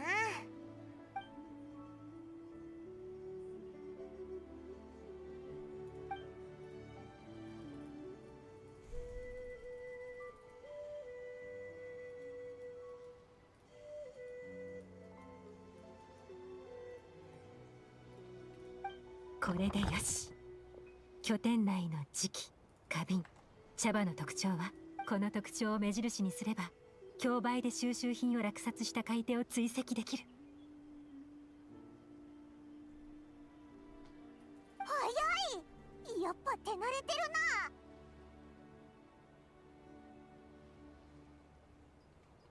そう焦らないで。フォンテーヌでは競売が頻繁に開催されているの。全部調べるとなると人手がいくらあっても足りない。私はこの近くに潜伏して見張りを続けながら暗号を解読してみるわ。犯人の2人が荷物を移動させたらそれ以降の競売に絞って調査を始めましょう。わかった。なら今はとにかく待つしかないな。あいつらがボロを出したら痕跡をたどって黒幕を見つけ出す。あとはそいつをボコボコにしてやるだけだ。エドラー捜査官もあの2人を行営層まで誘い出した後、彼らが立ち去るのを待って逆に尾行する手はずよ。この前あれだけ圧をかけたんだもの。焦って2日もしないうちに動き出すと思うわ。その頃になったらイローフの港近くで落ち合いましょう。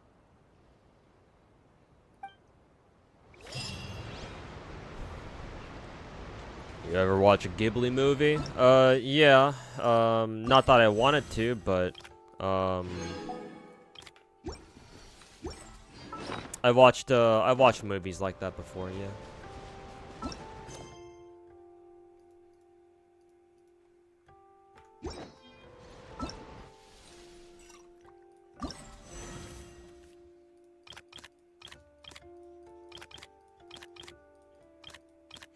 Oh, okay. That's what y'all meant. That's what that guy meant when Yelan's like event thing here is split into like 2 stages. That's kind of fucking stupid. Why did they do that for an event for a goddamn skin? Then again, they didn't have to. They didn't have to come out with an event just for a goddamn skin, but.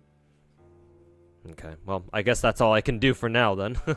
I thought there was more to it than this, but sure, whatever.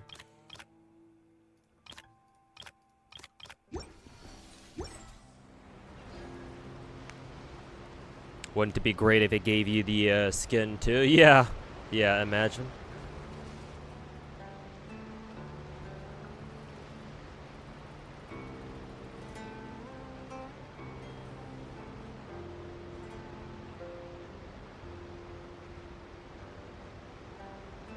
万物には終わりがある。時間も例外ではない。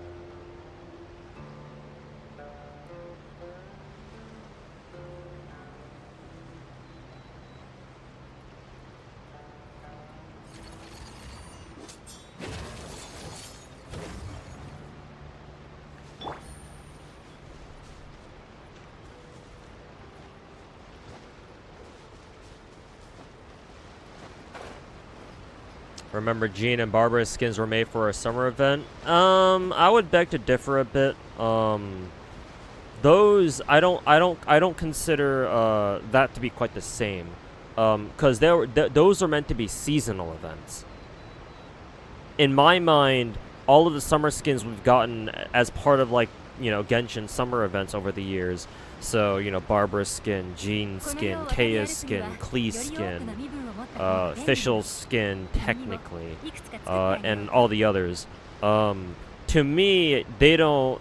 To me, it's not like, oh, these skins got an event associated with them. No, those skins came along as just part of the summer event overall. So that's why I'm sitting here being all surprised that, oh, why did they give Yelan's skin its own fucking event or something like that? Because Yelan's skin is definitely not part of the summer event. Right? The Bennett's skin is, however, because you get Bennett's skin from the summer event. Whereas Yelan's skin is technically something different. It's part of a different event. It's like its own thing. So that's why I consider them different. And that's why I was all like, oh, why did they bother giving Yelan's skin that?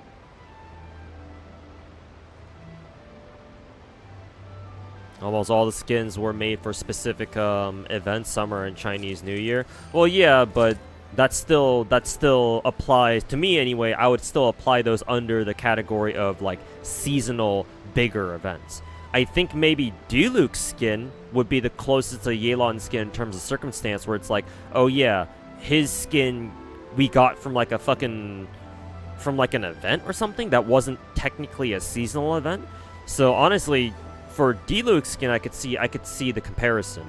But for any skin that we've gotten as part of Chinese New Year or summer event, no, I consider those different.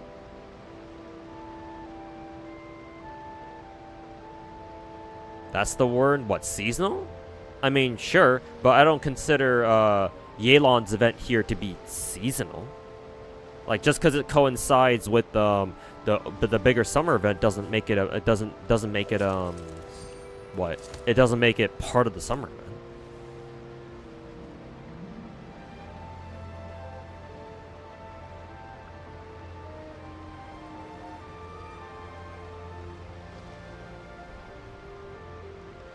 Abyss reset in the Asian server? Oh, is it going to reset tomorrow then?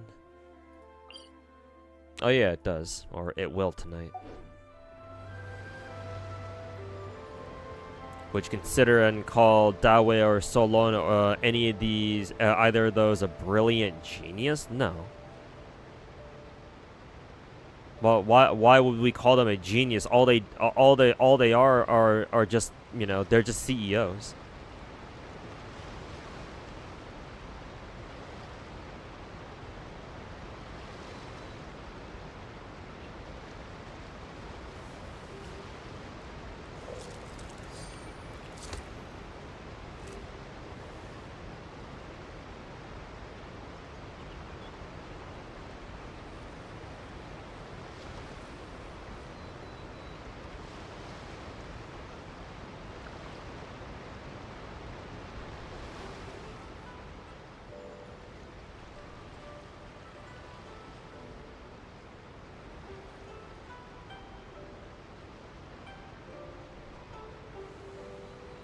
They made the skin, so they have to make an event to make it make sense to have the skin. Well, you're right about that, because Genshin has their fucking head up their own ass constantly, so they always have to make sure that everything has a fucking lore explanation, even if that lore fucking sucks massive fucking dog shit.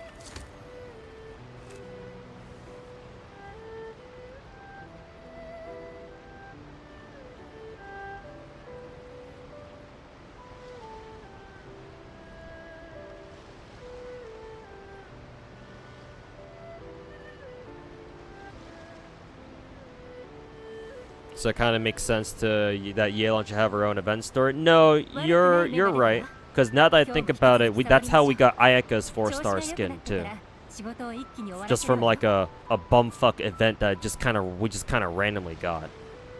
That introduced Ayaka's skin to us. I think the reason why it wasn't clicking for me right away is because it's been a while since we had an event, a skin related event at all. Because like, when was the last time we had an event that was the result of a character getting a skin, excluding seasonal events? So no Chinese New Year, no summer events. Like, when was the last time? Maybe it was a bit more recent than I can remember. I don't know. I forget. But I feel like it's been a while since we last had an event like this where it was the direct result of a character getting a skin in the first place.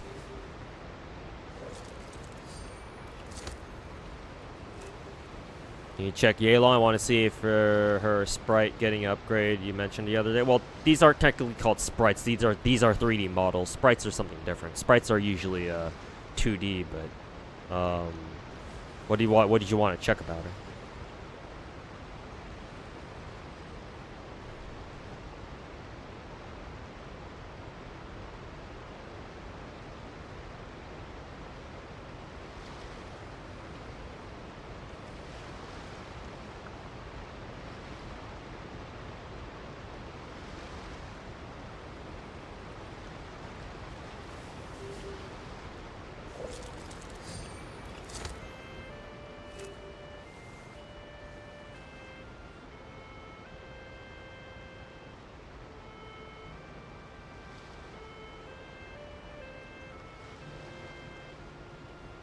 I wonder if Dawei plays Genshin.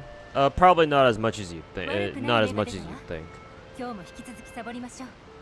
調子が良くなってから仕事を一気に終わらせるわよ。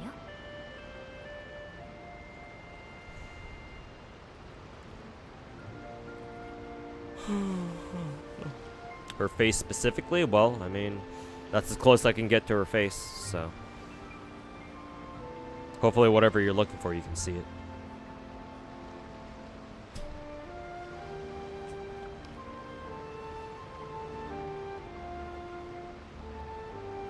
Hey yo, Full Uncle, how's it going, man?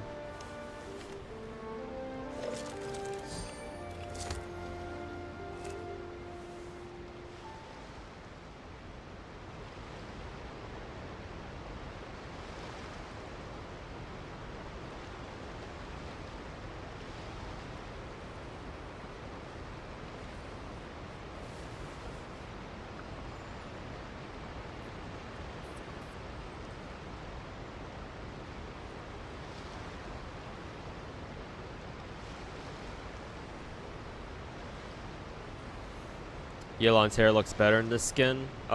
Pretty sure they touched up her hair in her skin. Yeah, because her hair definitely looks a lot different. Looks like they added more hair texture, or like they added more details to her, like her parted hair on the right side of her face.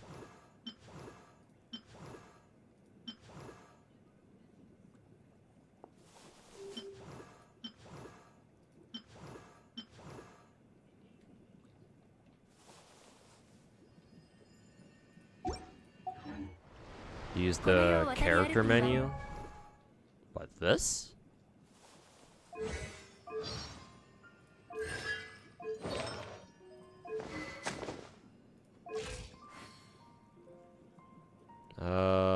Honestly, I think this is better, no?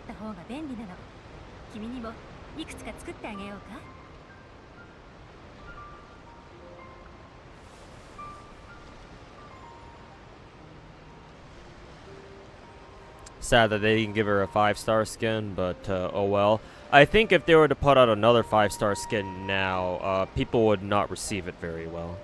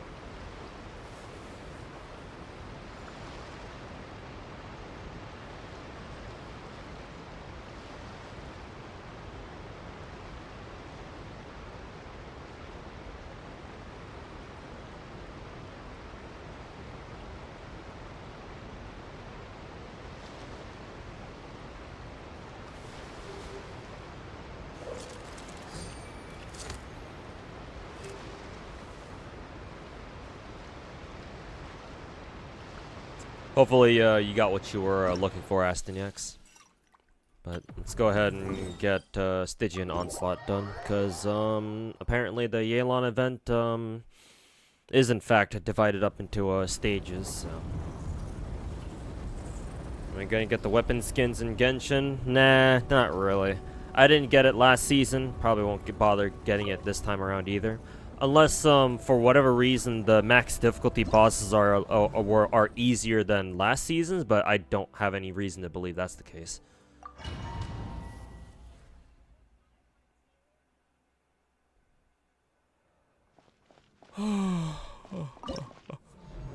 Genshin weapon skin. How many headshots?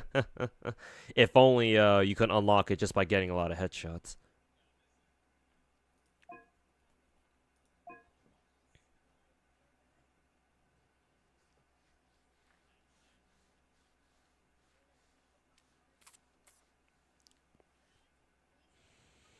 Low frequency damage, high frequency damage.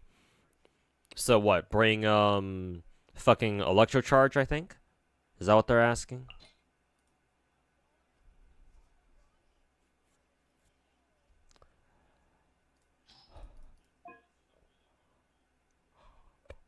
Oh no, this guy's the guy who wants electrocharged. In which case, what, burn then? Does this dude want are we supposed to bring a burn team against this motherfucker? Excuse me.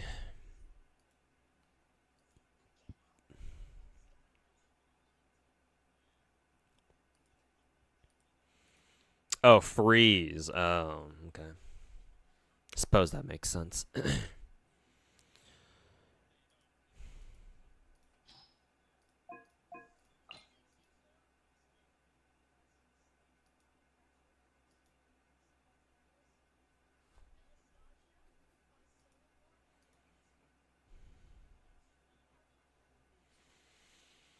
Well, in that case...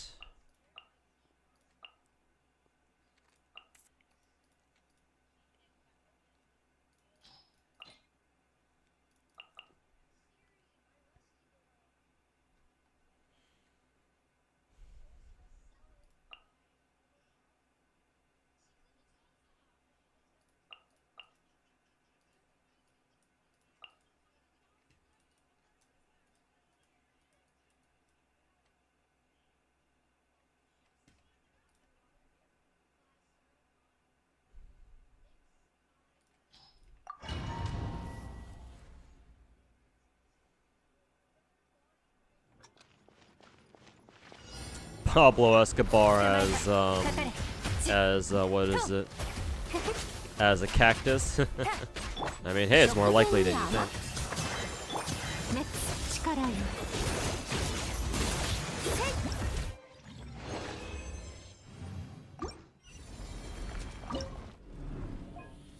And then I will run my Novelet team for this.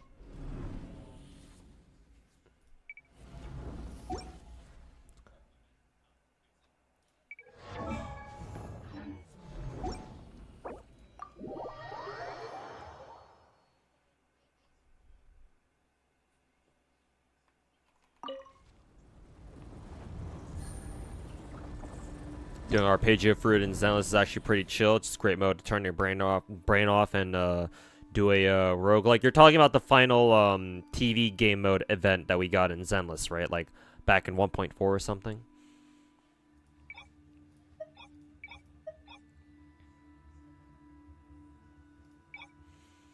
Was Fearless the whatchamacalls? It's the difficulty where it was like the highest one, I think.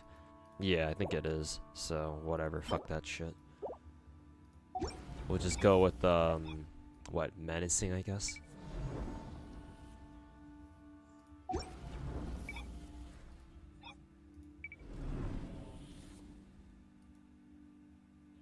See. Actually, no, we do have to put it on Fearless, because once we do Fearless, then that unlocks what, Dire mode or something.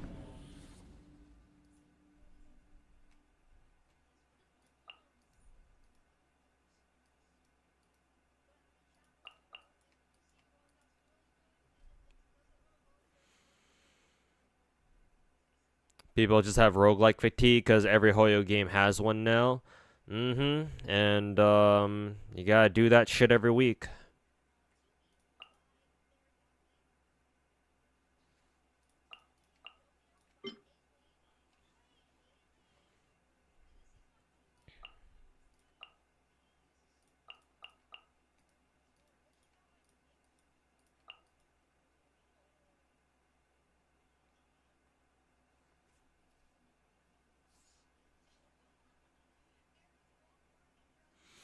Next Tuesday is Gamescom. Oh, cool! I didn't realize Gamescom was coming up so soon. But yeah, it's oh, damn, it's already the middle of fucking August already. Holy shit! But yeah, I guess we have that to look forward to. Hopefully, we get some news about some gacha games there.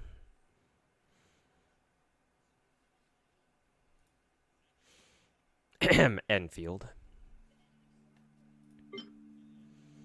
And then the third team was, what was it again? Oh yeah,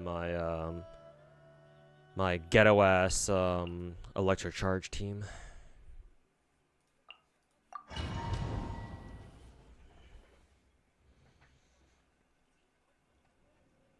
Maybe we could watch it on stream, or maybe we can watch it in peace. I'm not gonna watch it live. I don't think I'll be able to do that. But if there are any like gacha related stuff that they did show, we can react to it on stream, sure, next week.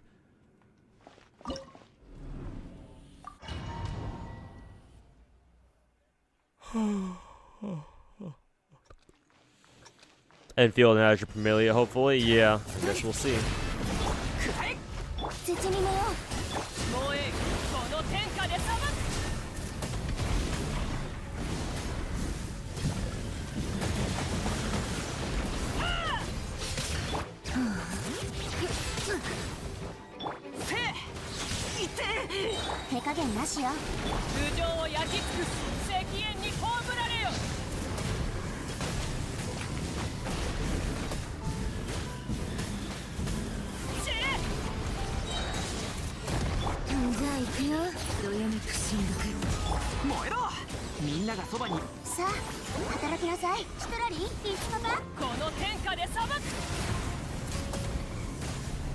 Ugh, Maoika didn't crit that hit, which is unfortunate.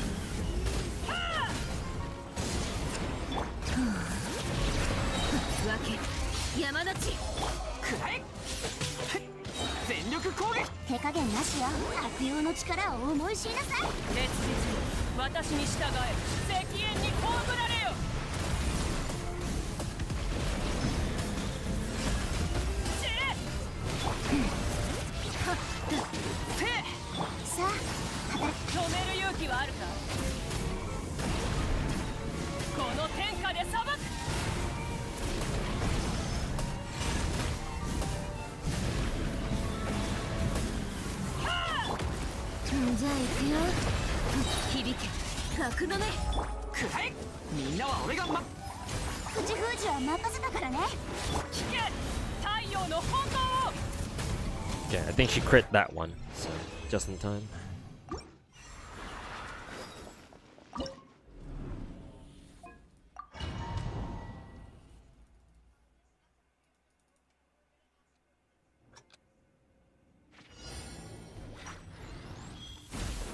あら Ow.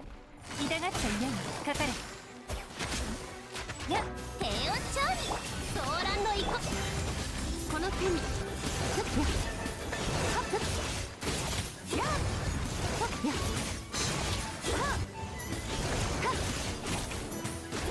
痛がっちゃいないわ食前にご安心をかかれ終わりね撤収よっ道あふれよ力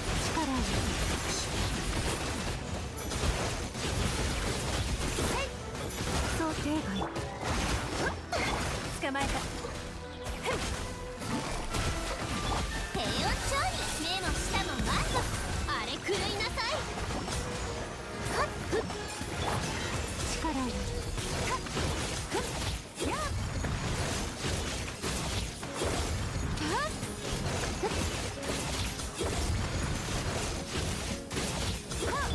かかれ糸よ工作せよ痛がっちゃいないわ食前にご助力を力よ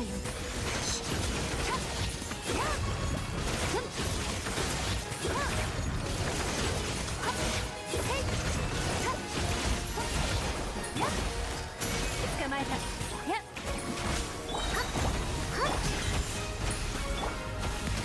ランのように羽ばたけそう終わりね撤収かかれ力を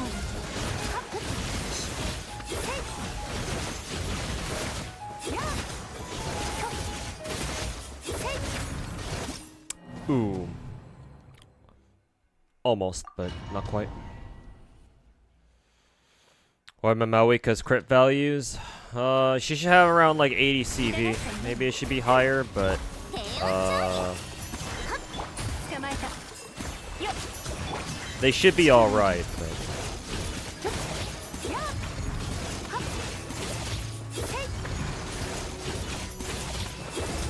かかれほっ冷凍の時間よご助力をせい痛がっちゃいないわほっ力を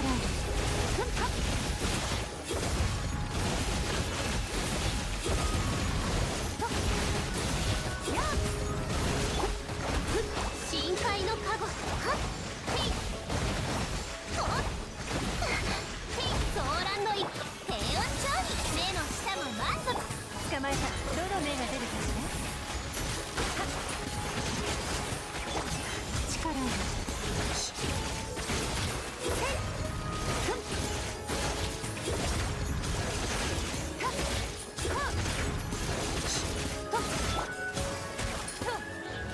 ご助力をかかれ糸よ工作せよほっねこの手によしほっせいよご安心を最高の一品よせいあれ狂いなさいほっやっはっはっはっへいはっはっ okay, there we go. Better. Jodo's, this boss has the, has more health than every enemy in open world combined. Really? That's hilarious.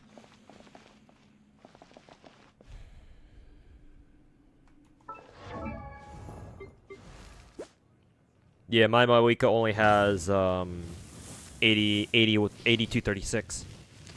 I could try to look at her, artifacts and see which ones I can give her, which ones, I could make better. For example, her timepiece could certainly use some work. Technically, her cup too, but this one's inset, so this one's gonna be pretty hard to replace.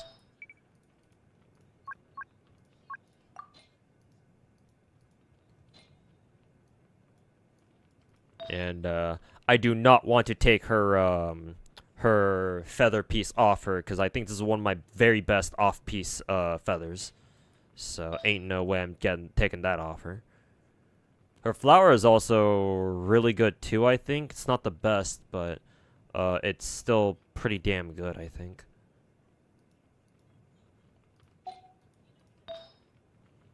I guess I could look for a different, what is it? I guess I could look for a different circlet here. Matter of fact, what I could do is I could actually give Kinnich's circlet over to Malwika, just so that she has more CV to work with, I think. So that way she'll go up to like 80, 86 or something.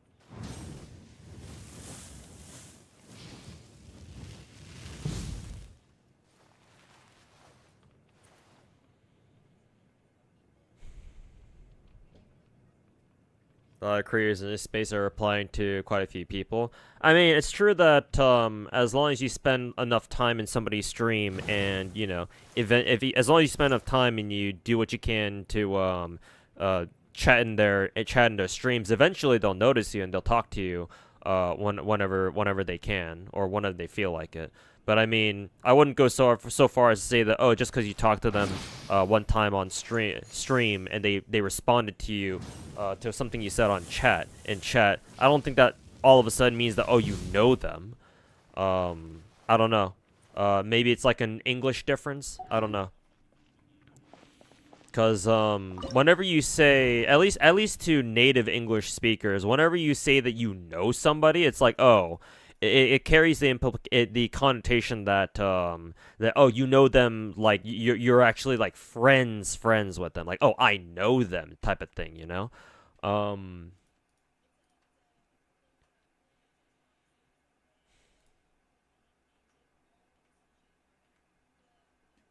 So yeah,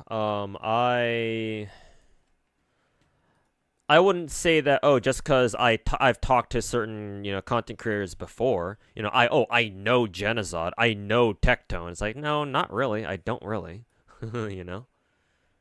So.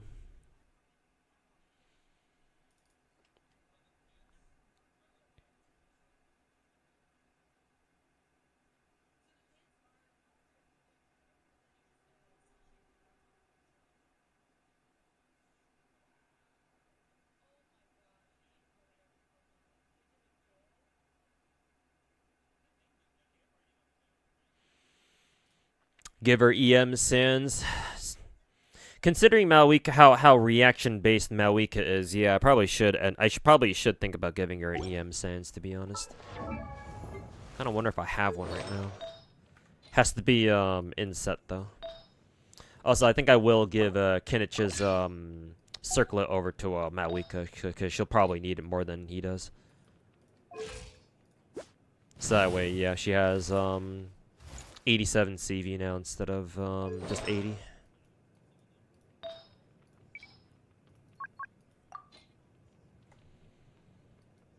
Yeah, I saw Chrono.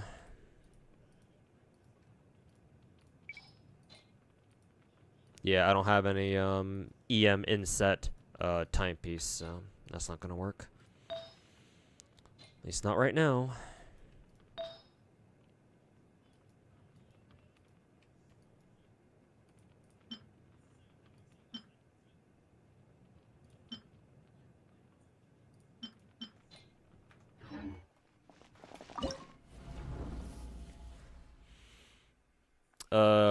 EM stands on Malwika, makes her locks her into a melt. Not gonna be very versatile in other teams like Overload. I guess not, but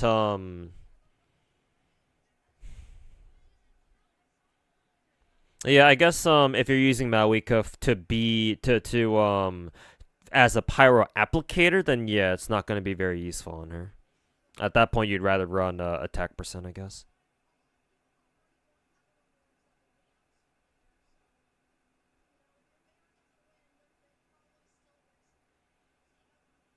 Forsen's my best friend. Notice some of your artifacts were glowing. Yeah, me too. I don't know what that means. I don't know what it means when characters or artifacts are like glowing like this. Yeah. I don't know. Maybe is it because that I think honestly it might be because well, no. I was gonna say that maybe they glow because the game recognizes that this piece has like several substat lines that are really good on the character, but this one's glowing, but this one isn't, and this one also has three subsets that the game considers to be good. So yeah, I don't know. I have no idea what's going on here.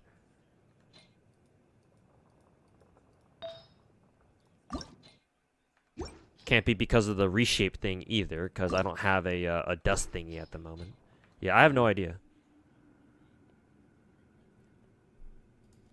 Hey, Amelia, welcome to the stream.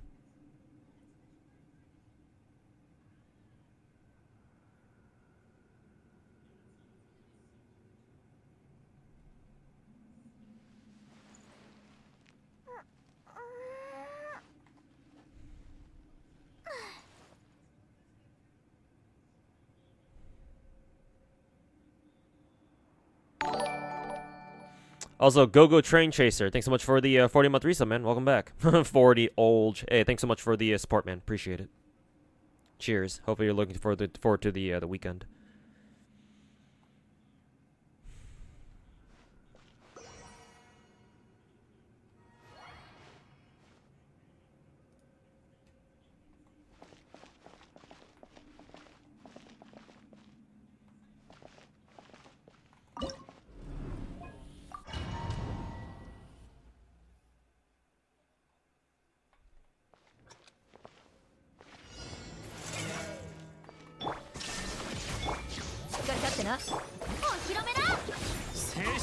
I get the feeling that this team probably won't work very well.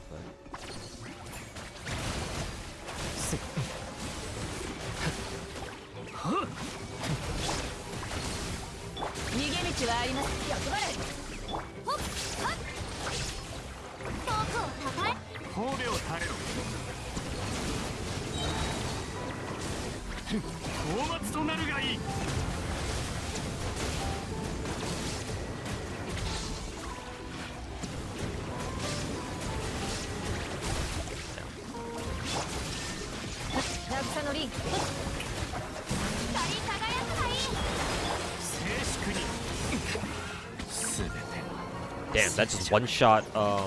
That just fucking one shot. Who is it? Novelette. Got aim for the hat that has his face on it. Oh god damn. Is this the fucking Blue Archive raid then? What the fuck is this? I don't see which one has his face on it though. Oh, I see it. Let's see this one.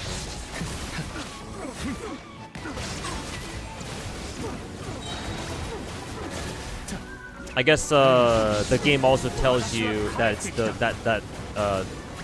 or another indicator is that the what is it? The blast radius glows gold instead of what is it? Instead of the usual purple, I think.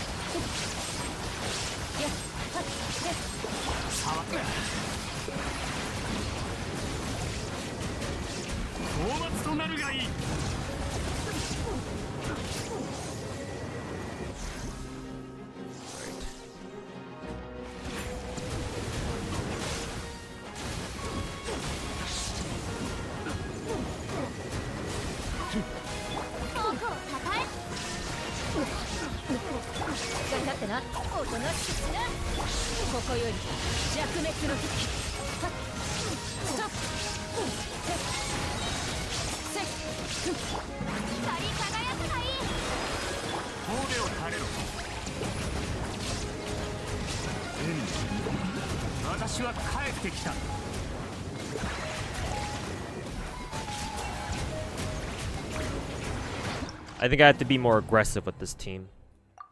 I think I have to use my ultimates on the hat to break it faster.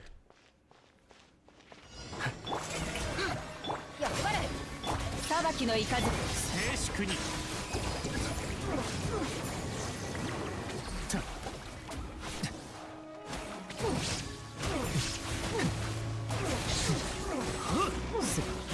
騒ぐ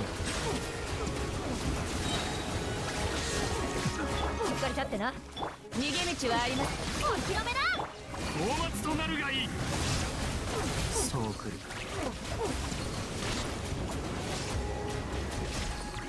裁きの雷無我の境地そこ邪魔をするな渚のリング歌え僕の名のもとにトークを高き私は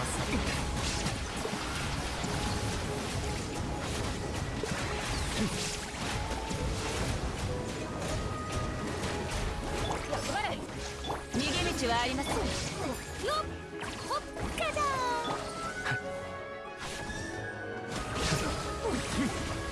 神戸を垂れろ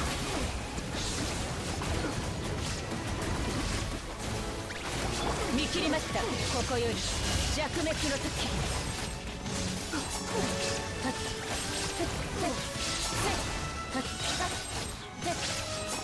裁きのイカしっかり立ってなおとなしくしな世界の熱狂の渦に遠くを私は帰ってきた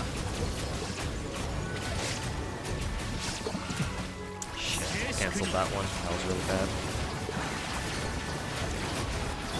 稲光すなわち永遠なりやっでそこひゅっ Slightly better, but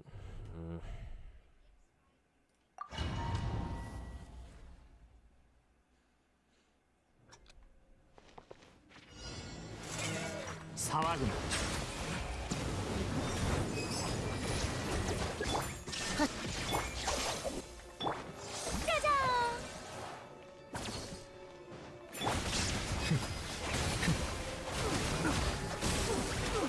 神戸を垂れろ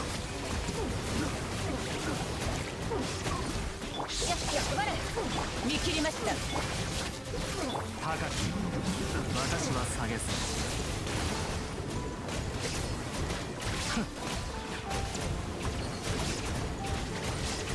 静粛に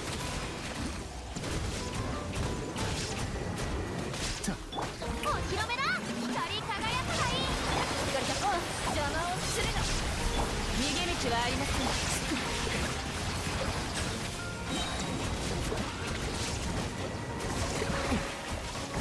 大松となるがいい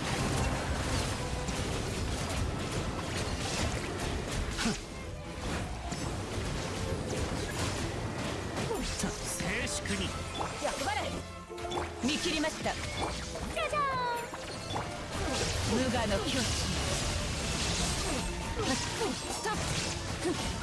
やっ逃げ道はありませんおとなしくしな世界の熱狂の渦にそれ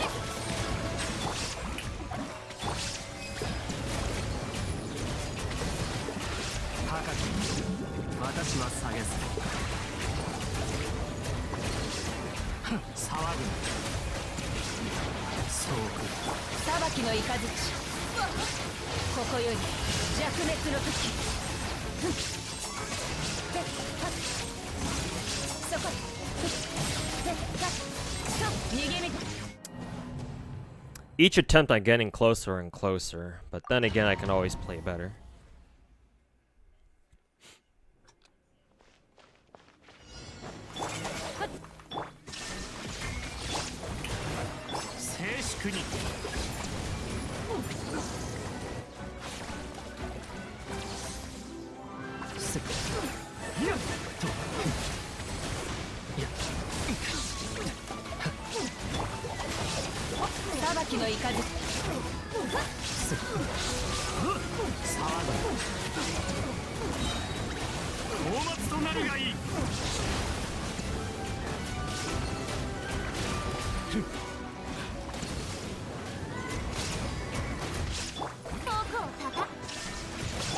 至ってな。無我の境地。 Hey lady, how's it going, man?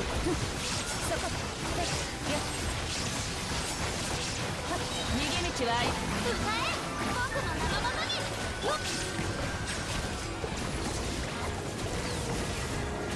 高く私は下げすぎ。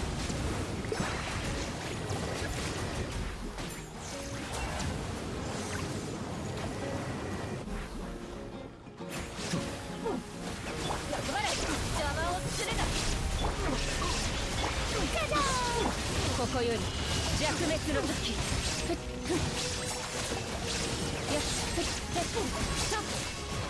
裁きの怒り。光り輝くがいい。渚の輪。褒美をされろ。討伐となるがいい。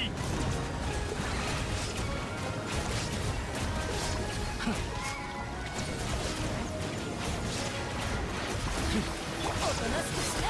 頑張れ。稲光、すなわち永遠なり。そこ。よし。 Okay, finally.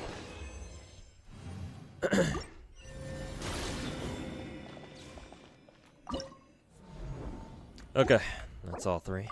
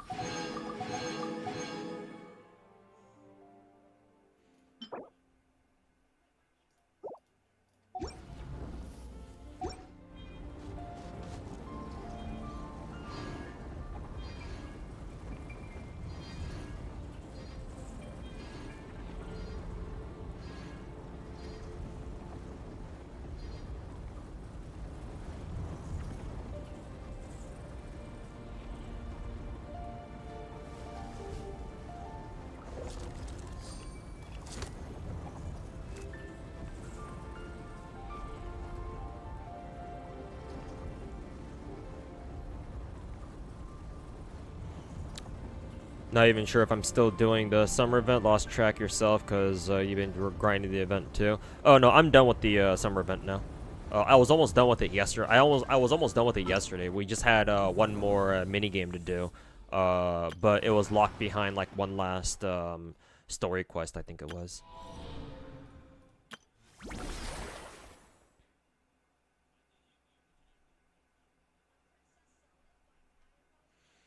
But yeah, I'm done with the summer event now, so with 2 days left.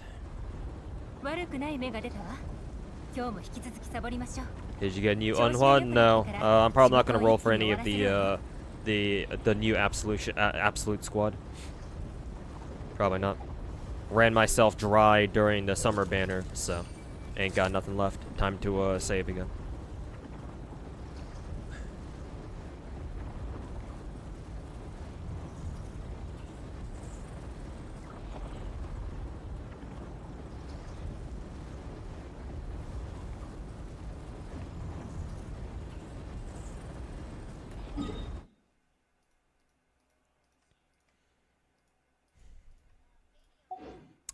I guess we can go back to doing the main quest again. Make some progress here. I don't know if we're going to finish what is it, the main quest today? Probably not, but we'll get a bit of it done at least. 急がなくてもいいと。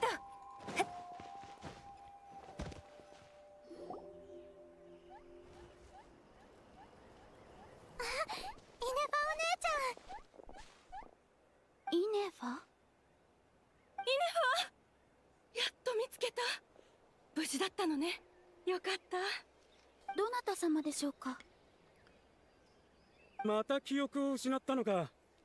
今回は名前もわからないとは。またリーユエ、フォンテーヌ、スメール。 Yeah, why is there a character from each region all gathered here like it's the fucking Avengers or 家 something? 族ってわけ。めっそうもない。彼女は愛のが作ったものなんだ。愛の今日から君はイネファ。絶対帰ってくるんだよ。矛盾。イネファお姉ちゃん、どうしたの？まさか本当に症状が悪化してるの？私たちのせいで。一体どうなってんだ？お前たちどこから来たんだ？イネファはなんでこうなったんだよ。すまん。自己紹介がまだだったね。俺はタクシン、商人だ。こっちにいるのが俺の妻と娘、そしてキャラバンの仲間たち。俺たちはナドくらいから来た。ナドくらい？お前たちの服装を見るに同じ地域の出身とは思え They're ない。 from Nod Cry then. Why do they all wear clothes from like their I guess their ethnic 以前 regions? はナドくらいのナシャタウンで商人として生計を立てて Oh, たんだ because が they're all merchants, ちょっ of と course. 事情があってね。 The time-honored cop-out answer. 北 They're all から来たファデュイ merchants. だよ。奴らは最近ナドくらいで派手に動き回ってて、地元の教団とも揉めている。揉めているどころか月を引きずり下ろしたって聞いたぞ。月、それに月の心臓の件も蒼月の子はただじゃ済まさないだろうな。とにかく俺たちは地に足のついた商売がしたいだけなんだ。だから対立が悪化する前に故郷に帰ることにした。今はキロを Dude in 共にする purple 仲 looks 間と fancy. キャラ Oh, バ the ンを purple 組んでいる robes って and わけ shit. さ。 Yeah, he's the Fontaine character for sure. お前はちょっと違うが、俺たちと一緒に船に乗ってきたのは確かだ。でも船が岸に近づいた時、急に変な機械に襲われて。まさか非元気兵か？イネファお姉ちゃんは私たちを守るために一人で船から飛び降りたの。早く逃げてって言って。そんなことがあったのですか？別の場所から上陸した後、急いで助けを呼んだわ。いくらモラ Is the summer event weapon good at R5? No idea. My guess is that it's probably not that 実 good. 際報酬はすぐに決まった。だが I think it specifically supported electrocharge, which makes sense given that NF is on radar right now. But usually weapons like that are like that support like very specific reactions like that, they're like niche at best from what I recall. アイノのおかげかも。イネファのコアはすごく頑丈だった。ナタの非現装置にだってあの強度はなかなかないよ。アイノって人が改造したの？ I think that's a good thing. No endgame is gonna please everyone, so it's best to not have premium currency for a harder endgame. That way whales can flex and free plays with low spenders, and spenders can't really get upset if they get things not really missing out on. Well, you think that, but then Genshin players, or it's not just Genshin players, I'm sure mainstream gacha players are also just as fucking retarded, generally speaking. People will still bitch anyway. Like, I remember making earlier this year, like several months ago, making a video, like, asking people, like, so what was the big fucking deal about the whole, like, name card thing from one of the Natlan events we had this year, right? Y'all remember that one, right? The event where, like, the name card was locked behind a combat event, where that event you had 5 stages, but you had to, like, clear at least like level 20 for each of them, or at least the total levels of your clears in that event had to total up to like over at least 100, and then you unlock the name card. People were pissed off about that for some reason. It's like, bro, it's just a fucking name card, and yet people were still bitching about it. Like, are you fucking serious? Like, the important shit, like the primo gems, those are really easy to get. Like, you didn't have to go anywhere near close to, like, clearing, what, 100 levels or some shit during that event to get all the primo gems. It's just if you wanted the name card, a fucking cosmetic item. And yet there was still, apparently it was like a whole big deal. It was like, what? Are you fucking kidding me? You care about that shit? I mean, yes, obviously they do, but, like, to the point where people are being like, oh, this is such a bad event because I can't get the fucking name card. Like, are you fucking kidding me? Like, Jesus, man. So you'd think that, but man, gacha players fucking disappoint me. Disappoint me a lot of the time, man. それはお前のコアとそっくりだったんだ。ちょうど俺たちが故郷に帰る途中。 But going off of what you said earlier about endgame, what shouldn't have premium currency for beating it. I mean, I remember when I made my how to improve Genshin Impact videos from 2 years ago and then last year. My suggestion was to just remove Primo Gem rewards from endgame entirely. Or if you're going to, you know, make endgame game modes give you Primo Gem rewards, make sure that they're really easy to obtain, so that way even casuals and newer players have a chance of getting them too. あの変な機械と戦った時にはもうだいぶ悪かったのかも。そしてあの戦闘がきっかけでこんな風に。 Oh, that summer event weapon is actually going to be BIS for Aino, who's basically the Kachina of the patch, but just a way better Kachina. Really? Maybe I should level it up then. While we still have the bonus 50% XP going on. あなたにも手がかりはないのでしょうか。結論を出すのはまだ早いよ。 Mainstream gacha players proving Hoyo's point.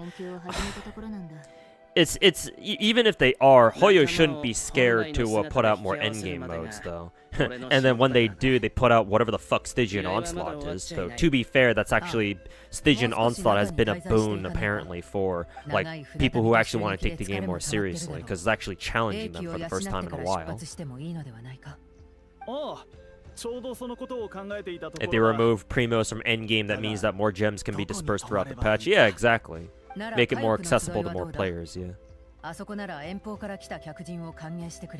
Like, I remember when I first made my, I made the first How to Improve Genshin video from back in 2023. That was right after I watched Zajeff's video, where I forget which video it was, but in it, I remember in it, he was talking about how, oh, they should improve, like, the weeklies and stuff like that. I guess it was just a video of him, like, giving some criticisms about Genshin, how it's set up and blah, blah, blah, whatever. And so I built off his idea and suggested, hey, just take the Primo Gems that you would get normally from Spiral Abyss, right? And just distribute them into the weeklies, so that way the weeklies actually have some sort of fucking meaning. Like, make the weeklies give you the fucking primos that you would normally get from Spiral Abyss or something. So that way people actually give a fuck about the weeklies now.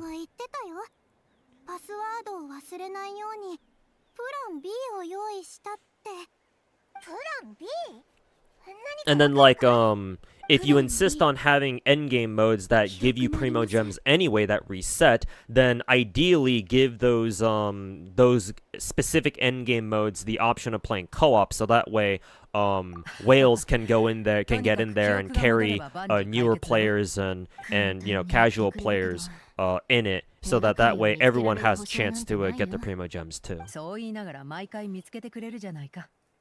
And hey, you have if you do that, if MiHoYo does it that way, then they have the added bonus of maybe convincing some of the normal players, some of the casual players and the newbie players to be like, oh my god, these characters, my teammates are so strong, what can I do to get my characters that strong too, right? And maybe hopefully motivate some of them into becoming dedicated players, or at the very least like more regular players, right?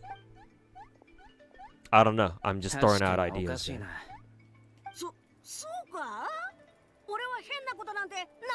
The name card thing was FOMO, right? Yeah, probably it was like FOMO something, probably. It's either that or the fucking casual players were all pissed off that, oh, I can't get a name card. Like, I really want to think that the Genshin players' main reason for getting pissed off at the name card event was for a deeper reason than that, but you know, they're gacha players, so. I don't exactly trust them to have a deeper meaning than that, but that's just me.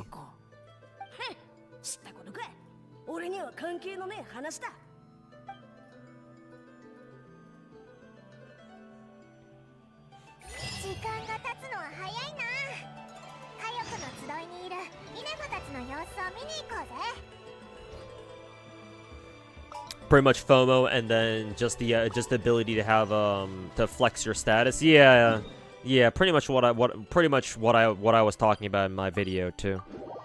Where I was talking about how you don't need the fucking name card, so it's like, yeah, no.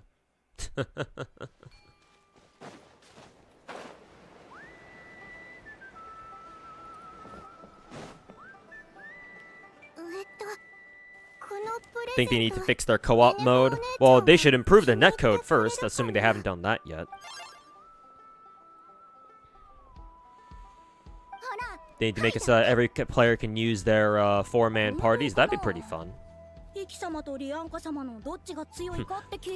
netcode will probably self-destruct if they were ever to try to do that, though.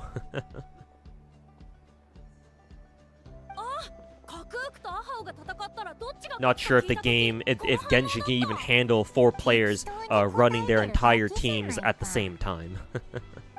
God, can you imagine how many fucking particle effects there would be? こいつに何を聞いてたんだイネファは。イネファ姉ちゃんはここら辺の悪い機械を何日も掃除してるんだ。帰ってきて休んでるところはあんまり見たことないな。あいつ一人でか？ついこの前非元気兵に襲われたばっかりだってのに大丈夫かよ。記憶を失ってから思考モジュールの回転がより速くなりましたとか、清掃効率が大幅に上昇しましたとか言ってたよ。え？記憶をなくしたおかげで戦闘能力が上がったってことか？イネファ姉さんはすごいぞ。スクラップにした機械を片 So, 手で so basically, Inefa is a drunken boxer, or she's a practitioner of drunk boxing. 大人たちが言ってた。だからみんなでプレゼントを送ろうと思ってさ。My PC! 前に送った花とか羽飾りとかはあんまり興味なさそうだった。ロボットは人間と好みが違うのかな。だからパーツで花を作ったのか？イネファお姉ちゃんが気に入ってくれるかはわかんないけど、今度こそきっとうまくいくよ、アリエッタ。でも今回も失敗だったら次はもうないかも。窓くらいから来たおじさんおばさんたちはもう帰ったの。私たちも今日帰る予定で。え？イーネファが治るまで待たないのか？いつ帰るか故郷の人たちにはもう連絡してあるし、これ以上家族の集いにお世話になるわけにもいかないってお父さんは言ってた。ここ数日イネファお姉ちゃんの具合が前より悪くなってないみたいだったから、お父さんは出発の準備を始めたの。お父さんがリーユエに帰りたがってることは私もお母さんもずっと前から気づいてたんだ。リーユエを離れてもう何年も経ってるから。そうだったのか。そういえばお前とお母さんの名前ってどっちもリーユエっぽくないよな。This kid's mom is from... お母さんはOkay. 窓くらいの人で、 Well, technically she's from Not Cry, but... Wasn't she dressed like a Mondstadt person? A Mondstadtian, or whatever they're called? ずっと一緒に暮らしてて10年以上もリーユエに帰ってないんだ。心配ないって。イネファ姉さんのことは手紙に書いて送るから。ああ、イネファ姉ちゃんの病気が治ったら Hopefully, Arietta is gonna move to Liyue and not back to Not Cry, だから right? 安心してプレゼントを渡して。もし気に入ってもらえなくてもまた次があ I るよ。 think I'm pretty sure the story specified that Arietta's family, because her dad's is Liyue, or is from そういえ Liyue. ば They're gonna he's taken her and obviously the family to back to 最近 Liyue. I あん think. まり帰ってこなくなった気がするよな。でも外には悪い機械たちがいるし、花を渡しに行くって言っても大人たちは許してくれないかも。どうしよう、もうあまり時間がないのに。え、本当？ありがとう、たま You remember when I said that there are better ways to flex in Genshin than a stupid name card? Yep, there are. But you know, People don't listen. 急がなくてもいいのよ。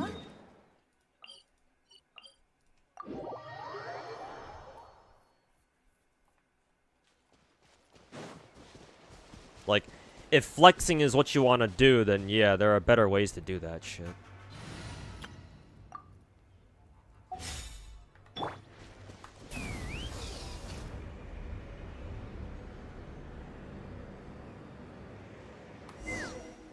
Oops. I think Chask is probably dead because I think the game auto forced her off her bike, or not bike, off her gun before she could reach the cliff there.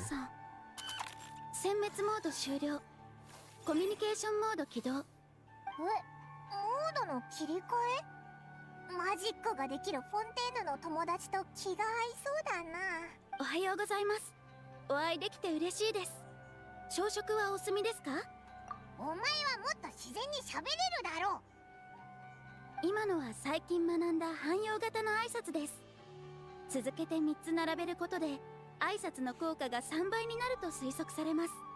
挨拶の効果ってなんだよ。まあいいか。はい。思考および言語モジュールは修復中ですが、会話は問題なくできるようになりました。Nothing a Friday can't fix. Well, the problem is that in this team, I don't think I have a healer, so that's gonna be kind of awkward. 申し訳ありません。はい。それでは話題を変えて、それは何でしょう？新型の非現装置ですか？花？植物の繁殖期間のはずですが、それに生命の痕跡は確認できません。いや、機械部品で作った花だと思うぞ。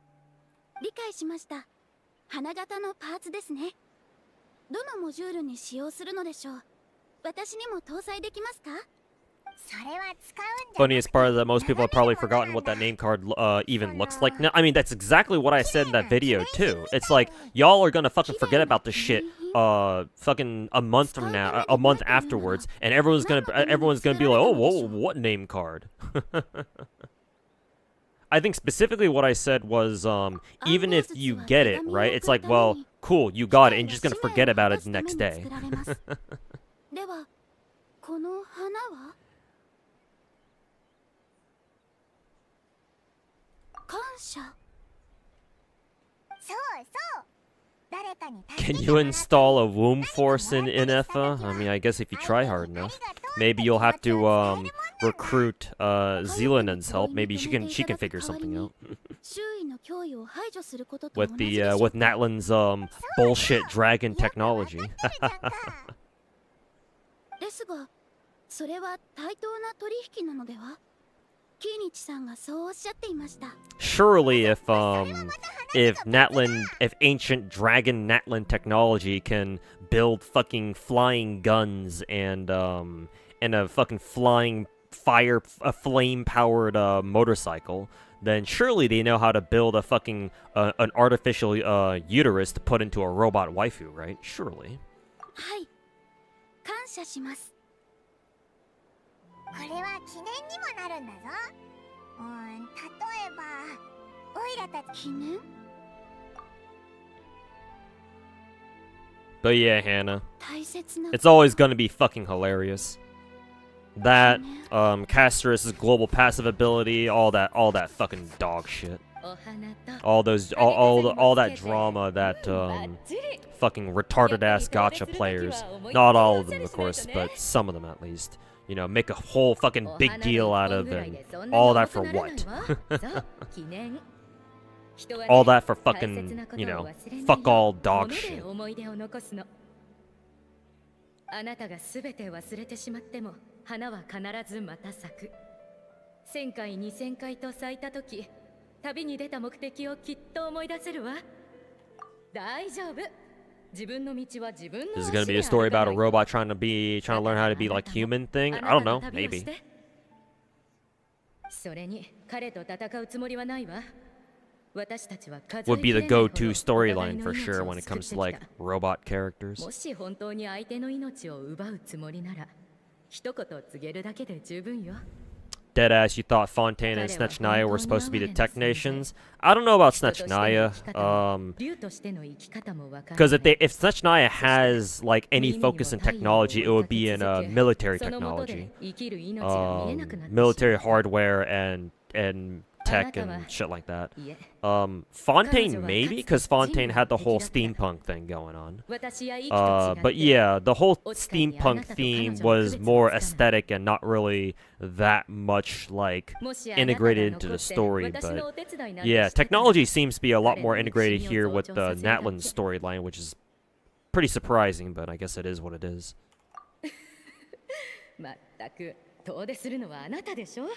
Which quest is this? Oh, this is the start of Inefa's the Archon quest that we got that involves Inefa.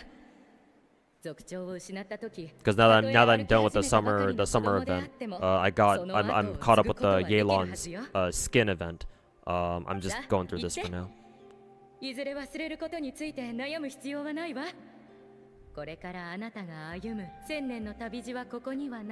You're sick of Zenless having so many bosses with invulnerability invul phases, and you're tired of pretending you're not. Yeah. Yeah, you get used to them. Me personally, I don't really mind them too much because at least it makes the bosses at least somewhat more interesting. But yeah, it would be nice if we got some bosses where we didn't have to worry about, you know, oh, now it's going to phase 2, and instead we could just like beat the shit out of them right away and be like, haha, you know, fucking suck on this shit, and just fucking, you know, bite and blast them from across the map.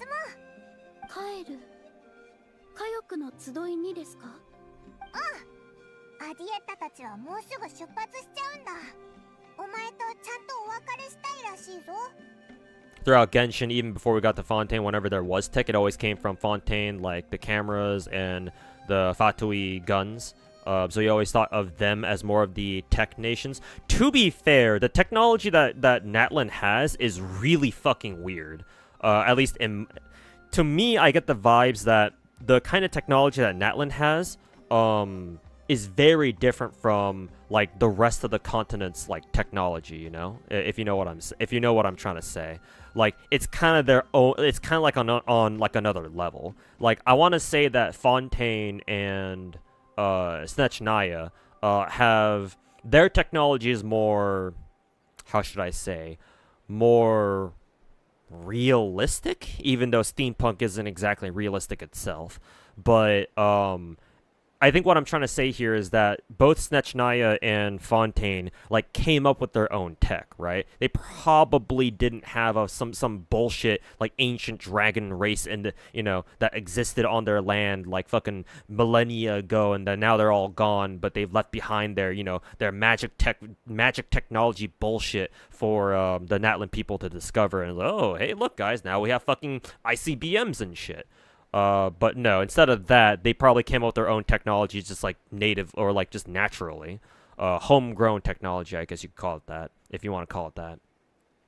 And so because of that, they've been able to more easily like mass produce it and mass market it, right? So that would explain why, you know, oh, all of our cameras are from Fontaine, and oh, if you see like soldiers using guns, they probably got those from like, you know, from Snechnaya or something. Most of the militaries actually don't even use guns, right? I think the only military that actually uses guns, like firearms, even if they're magic firearms, are the Fatui, right?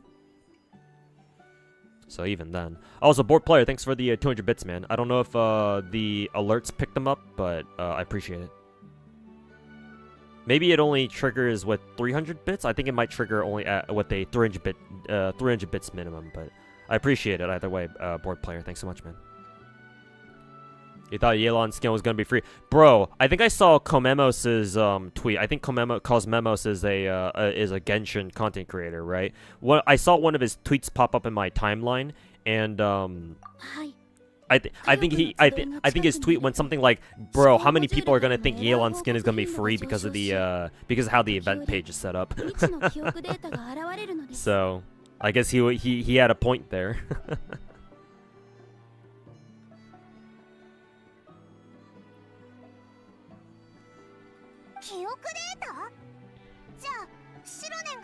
Just the Fatui and the Fontaine cops use guns. Yeah, true.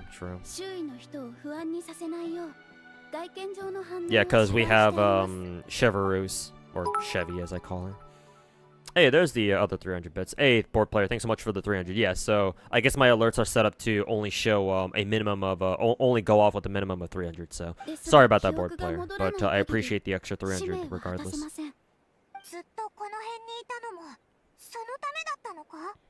If you had to be brutally honest, how often did Castorus' global passive effectively help you? I mean, even if they actually legitimately did help, like, I could have I think on the during the times that actually it did legitimately help, like say for example, I lost a character during like an MOC run, I just fucking resetted. So that way, Castorus' global passive wouldn't have any effect. Or, you know, I would end up quote unquote wasting it. So.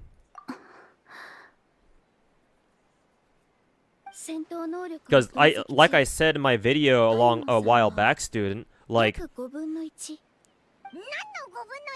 Star Rail's endgame is designed where your team should already be strong enough to fucking clear them in the first place. Like, in my honest opinion, MOC specifically, maybe Pure Fiction and Apoc Shadow are slightly different because they're easier, give or take, easier endgame modes than MOC. But in MOC specifically, my honest opinion is that Chaska actually survived. My honest opinion is that if your team like wasn't strong enough to get like MOC 12 done already, even with Castorus' revive, you probably weren't going to get it done anyway.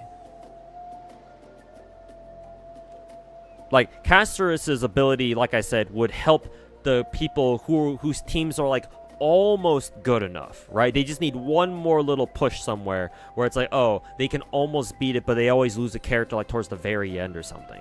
Castorus' ability will help those people, but everyone else whose teams try to do MOC 12, for example, but they always lose a character during like the first half, like, bro, that's not Castorus' revive ain't gonna fucking help you, you know?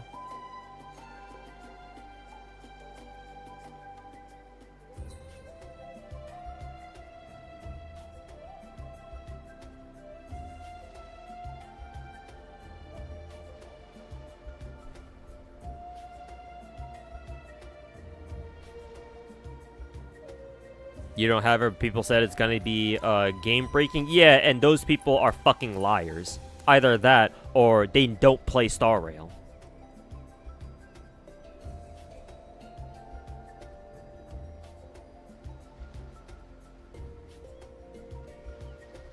Again, I am totally amazed by the fact that Star Rail players, or at least some of them, decided to bitch about a global account passive revive. When the very next character that came after Castorus has an ultimate that fucking implants every single one of the 7 elemental weaknesses onto all enemies for like how many turns? 2 or 3? It's like, bro, are we playing the same fucking game?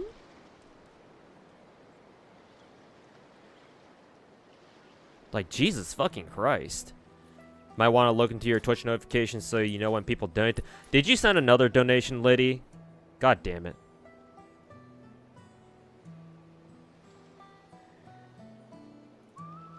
Or were you just saying that because I was like, oh, who is it? Board players' bits didn't show up yet. Let's see, 3 hours ago. No, actually, no, you didn't send a donation. I guess you were just saying. For the bits one, I got the notification from the bits because I got my bits notification set to trigger off of only 300 and over. Because I used to have some viewers who like to donate like small amounts of bits that like I couldn't say that they were spamming it, but they did it pretty frequently. So it might have been because of them, but I remember setting my bit like notification alert to go off with at least like 300, because those viewers used to like donate like maybe like anywhere from like 1 to like 100 at a time, depending on how generous they were feeling. So yeah. Just for future reference, yeah, I'll have to look into it. Like I had gotten like PayPal donation like alerts, like notifications on stream before. I just don't know why it didn't go off for yours. Back when you dropped me that your $50 donation back like what, earlier this week I think, or maybe last week. Yeah, I have no idea why yours didn't go through.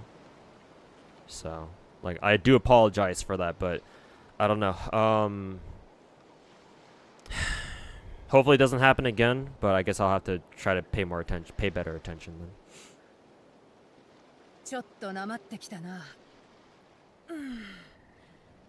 どこかに調停人の出番はないか?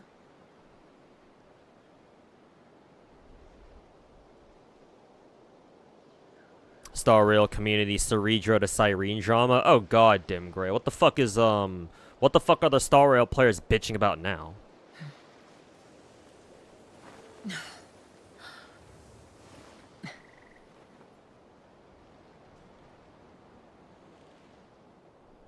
Casters passive means nothing if the boss can one-shot your team twice. Thankfully, I don't know if we have a lot of bosses like that. Like, all the bosses in Star Rail do a lot of damage, but usually they don't fucking one-shot you. I mean, I know that that one Amphorius boss does like set all your team's HPs down to 1, but like that's like scripted. So like the whole point is that you're trying to get your health back, I think. And as long as you play it well, you don't really have to worry about that. So.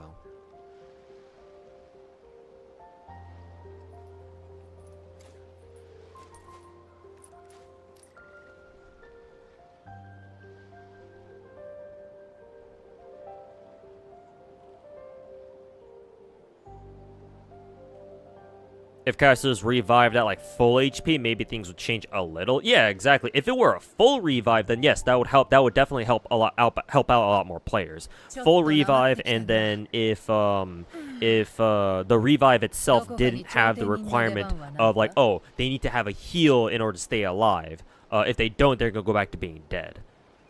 Like, I think the heal part is a reasonable like trade-off, cost, whatever you want to call it, so that way it's not just like a free revive that has no consequences whatsoever or anything, and yet people still bitched about it.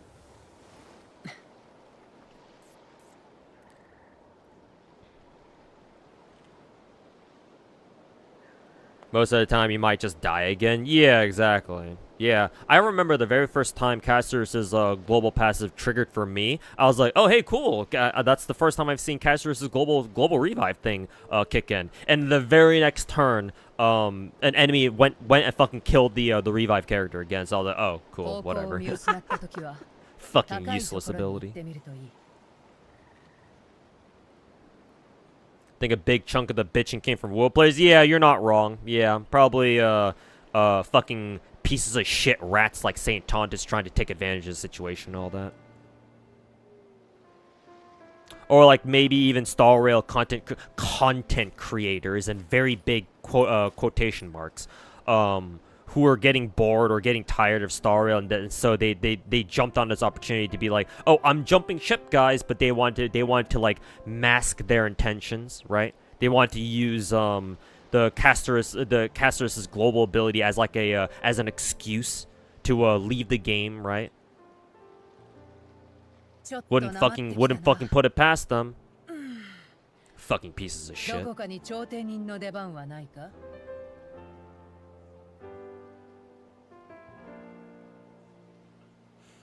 Guys, there's passive useless for no sustain teams, or at least like shield teams, unless that's what you mean. I'll say welcome back, Madao.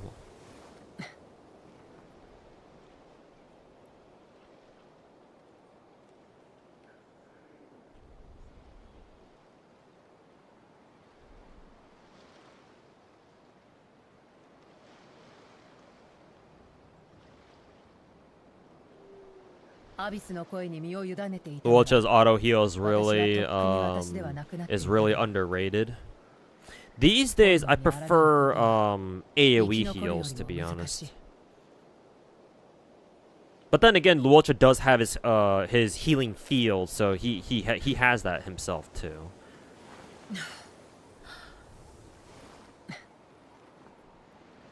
They're just mad that a leak hinted that Cyrene may only be a support for Castorus, even though she has an ability for all Amphorius characters. Shield should be fine with Castorus' passive. Really? I guess if a shield counts, then I didn't realize that. Maybe I did, but I forgot about it. I don't know.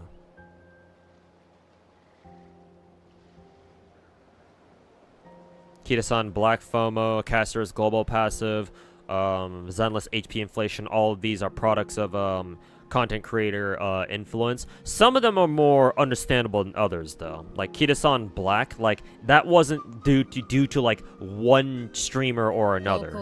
To be fair, like Kita-san Black really is a very strong support card, if I'm not mistaken.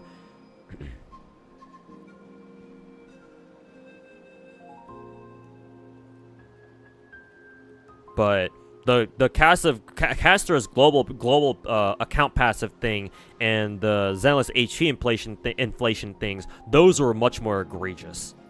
Like those instances, I would be like, yes, certain content creators need to fucking BTFO.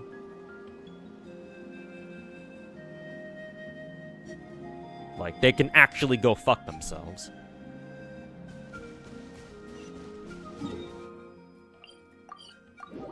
Oh, so hey, Dandela, welcome back.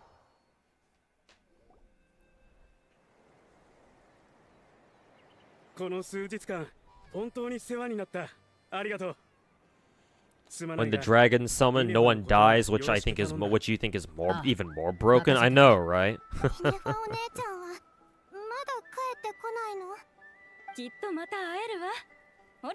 People were thinking either you have her limit broken or your account is bricked. I wouldn't blame that on content creators though. Like that's just how a lot of, especially new age gacha players, that's how a lot of them think to begin with.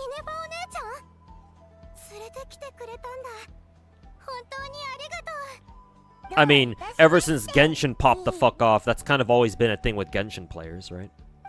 Oh, you C6 your Bennett, your account's bricked. Go, go next. Restart your fucking account.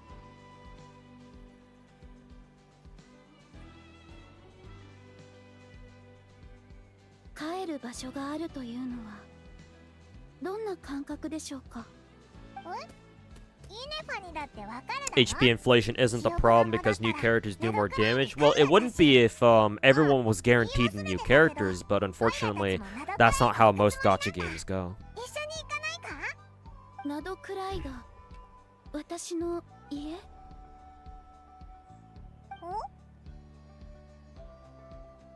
私の思考モジュールでは家の定義を下すことができません。時折現れる記憶データはナタとの高い関連性が見られます。ですが、キャラバンの皆さんの話ではなどくらいで家族が私を待っている。Just roll every new character. Yep. Gee, tell that to Hoya when I got spooked by fucking Tignari yesterday trying to go for a Nepha. By the way, managed to get Saber to E1 today. Hey, nice. Congrats, man. Holy. Yeah, I saw the tweets. Hopefully, Noel's new outfit triggers another wave of Noel Ludes and Rule 34. 難しい問題だな。人間も竜も一生をかけてその答えを探していく。だが私が思うに家とはお前が You don't need every single character either. You just need one new character every 2 patches and work around that with your own existing units. Yeah. どんなに深く傷つこうとそこに戻れば休むことができる。それがいわゆる As long as you can do that, then you should be fine for most of the game. Maybe certain abyss cycles might be harder than お others, 前が but 安心して過ごせる場所だと思う。まあ私の経験だけでお前の境遇を理解できるなんて言うつもりはない。だが参考程度にはなるだろう。はい、参考データとして記録しました。そもそも家は一つしか持てないなんてルールはない。 every content creator you saw was saying get Kitasan black now or you'll regret it, etc. with fucking megaphones. Really? Well, if that's the case, that's a damn shame. 安 Then. 心して記憶を取り戻すといい。 What's your take on bricking accounts? If you genuinely believe that you can brick your account in a gacha game, you probably haven't played very many of them. There are very few gacha games that you can legitimately brick your fucking account in. Like, technically, you can brick your account if you do something really stupid, like, I don't know, accidentally delete a fucking 5-star weapon or something like that. But that's more of an issue of carelessness rather than like, oh, like you just like the game is actually fucked up, right? Like, as long as you don't go out of your way to be a fucking retard. And you like fucking unlock all of your fucking characters or your weapons, or like you intentionally trash or get rid of your best artifacts or your best gear, as long as you don't do anything stupid like that, then like like bricking your account isn't really a thing. Even if you built the wrong characters and you, like, for example, take Genshin, right? Oh, you built one character wrong, or like you raised an entirely different character than you were supposed to, and now you're realizing, oh, wait a minute, I should have raised like another character, right? That's not really bricking an account. Like, yes, it's painful that you spent all that time and all those resources leveling the wrong character or like getting the wrong set for a character, but does that mean you should fucking quit the game because you have no fucking hope anymore, or your account has no fucking hope anymore? Like, no, obviously not. Like, I don't mind if, you know, content creators and, you know, gacha players who don't know any better toss around the whole like, oh, your account is bricked shit as like just like a meme or something, like, because it doesn't really bother me personally. But if we're being serious here, no, bricking your account is not really a thing. Not to the extent that some gacha players evidently seem to think that it is. Like, if you want to see, like, really bricking your account, go play fucking Princess Connect. With how fucking autistic stats are handled in that fucking game. It's like, there are entire spreadsheets from what I've heard in Princess Connect where, like, you have to follow it and you have to make damn sure that certain characters, you do not level them past a certain point. Otherwise, the way they work is completely and forever fucking ruined. Because there's no such thing as like de-leveling a character in Preco like there is in like Nikke, for example. I mean, if you were to ask me, gacha games where that sort of thing is a thing, like you have to be super fucking autistic about like, oh, this character needs to be at a specific level because at this level they have a stat line that allows them to do this or allows them to do that. If they go any over or any more over or any less, then that doesn't work anymore. I think that sort of mechanic is fucking dog shit to begin with. Like, if that's the case, why even bother putting in a fucking leveling system anyway? Right? Because a leveling system, as you can see in every fucking gacha game out there, that implies that, oh, you want to get your characters to the max level if you can. Right? So for there to be mechanics where you intentionally do not want them to fucking be leveled up that high, right? Unless it's like Arknights or something where, like, mathematically speaking, getting a character to, like, E2 level 90 is not worth it statistically speaking, but it's not like they do their job worse or any better or worse just because you get them to a specific level. Arknights is fine, but whatever the fuck Preco was doing, that shit is fucking retarded. And so if gacha players really want to see what bricking your account looks like, they should go play Princess Connect. Or like other gacha games where that sort of like obscure ass mechanic is an actual thing. Then they will really know. Then they will truly know what bricking your account is.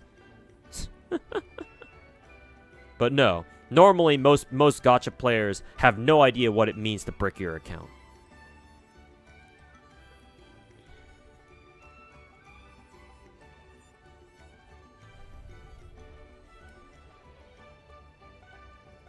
Like, for most gacha games, there is always a way to bounce back. I mean, hell, technically, even if you delete a fucking 5-star weapon, technically, you can always get it back when it gets a rerun.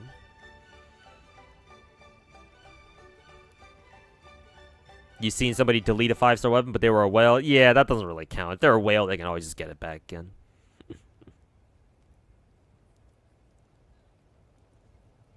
So, very few gachas. Yeah, very few gachas. Yeah. Like, all the gacha games that I play, those are all games that, like, I'm not sure how you're supposed to be able to brick your accounts in them. Again, aside from the really stupid shit like, oh, you unlock your characters and you delete them somehow. Or, like, you delete your fucking best gear and your best weapon somehow. Like, barring that, and by that point, if you do that, then you're just fucking stupid. Or just straight up careless. But that's different. That's different from your account being, like, legitimately bricked somehow.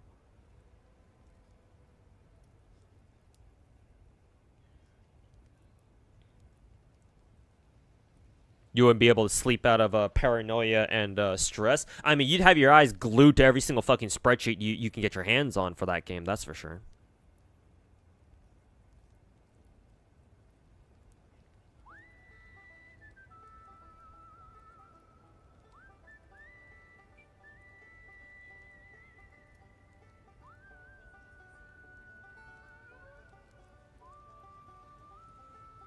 Any shift in the meta where debuffs get heavily nerfed will basically kill him. I mean, it's exactly like FGO where team buffs are always going to be better than enemy debuffs.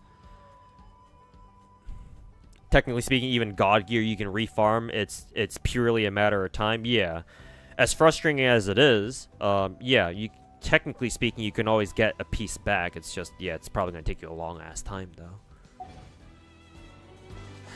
Okay, where's the next story here?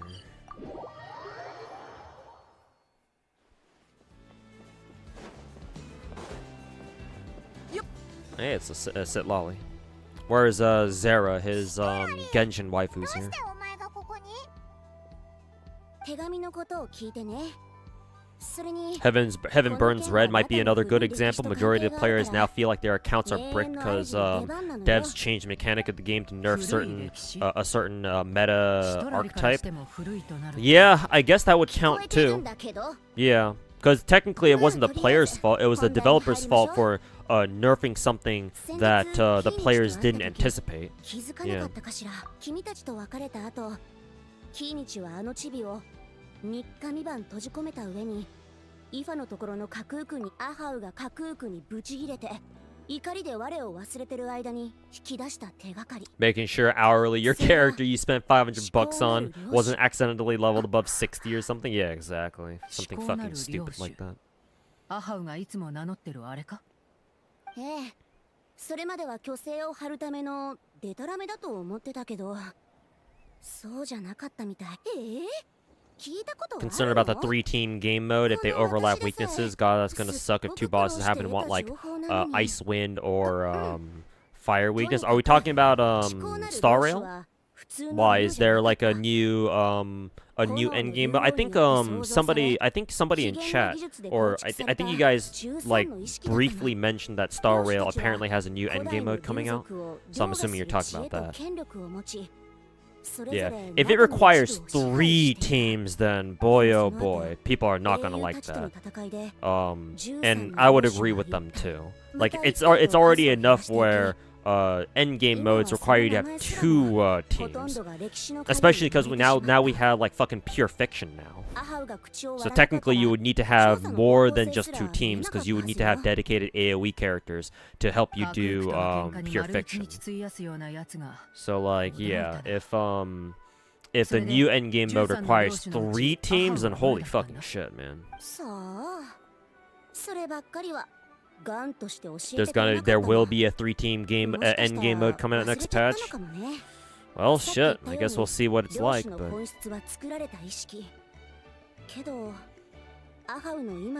Requires you to have minimum E2S1? The fuck is this? Stygian Onslaught all over again?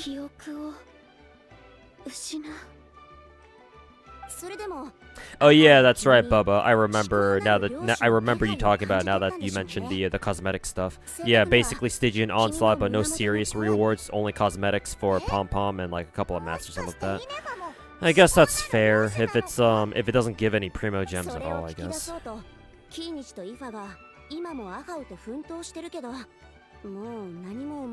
So yeah, I guess in that case, I probably won't bother with it then. Just be like, fuck off and whatever.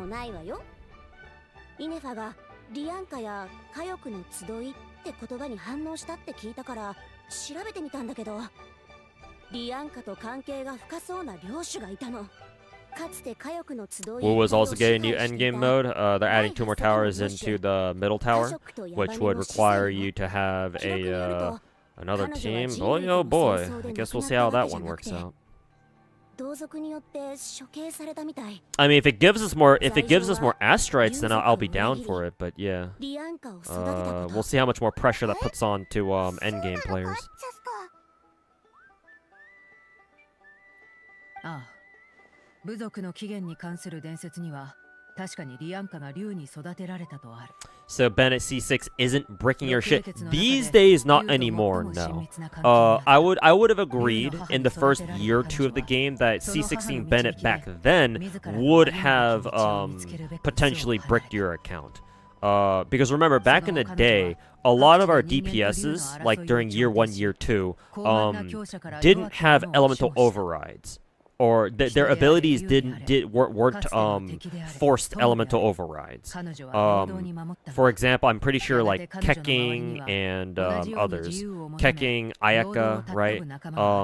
Those characters, I believe their elemental infusions, like for Keking, she gets her electro infusion from double tapping her skill. Ayaka gets it from just doing a quick little sprint dash. Right, and she infuses herself with cryo for a bit. Those characters would have gotten extremely bricked by C6 Bennett, right? Because now since C6 Bennett overrides them with his own pyro infusion, then it's like, well, you know, so much for them doing fucking electro or cryo damage, right? These days, however, like starting from like honestly like year 2 maybe onwards, like year 2, year 3, basically every single one of our DPSs nowadays have elemental infusions that can't be overridden, right? They can't get hijacked anymore. So these days, C6 Bennett is actually not that big of a deal. And I think C6 Bennett gives a bit of an extra pyro damage boost too, right? These days, especially if you run heavy pyro teams, then honestly, these days, activating Bennett C6 is probably not that big of a deal anymore. Like, people aren't really using Keking. If you still use Ayaka, you're probably using her as part of what? Super Freeze or like Permafreeze teams? Maybe Super Freeze is more accurate. Maybe on occasion you'd use her with Reverse Melt, I guess. But if you're talking about Reverse Melt, we technically have other characters who are better for that, I think. Anyway. So yeah, these days C6 Bennett is nowhere near the brick that he used to be during the first year or so of the game. 彼女の意識の中で何倍もの苦痛を生み出すことになる。最後は引き裂かれんばかりの苦痛 Good thing about the same update is that you'll be able to sweep right and left tower. Oh, that's cool. Saves us a bit of time then, I guess. いかにも作り話っぽいな。そんな処刑方法、意味がわからないぞ。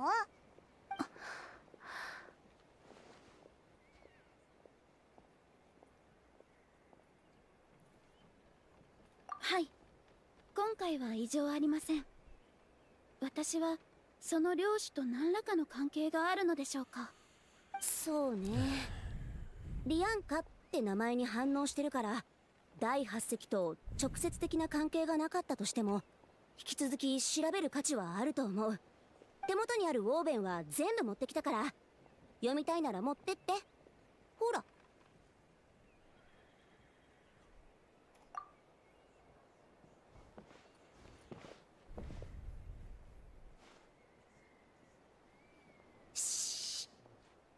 この後ちょっと付き合って。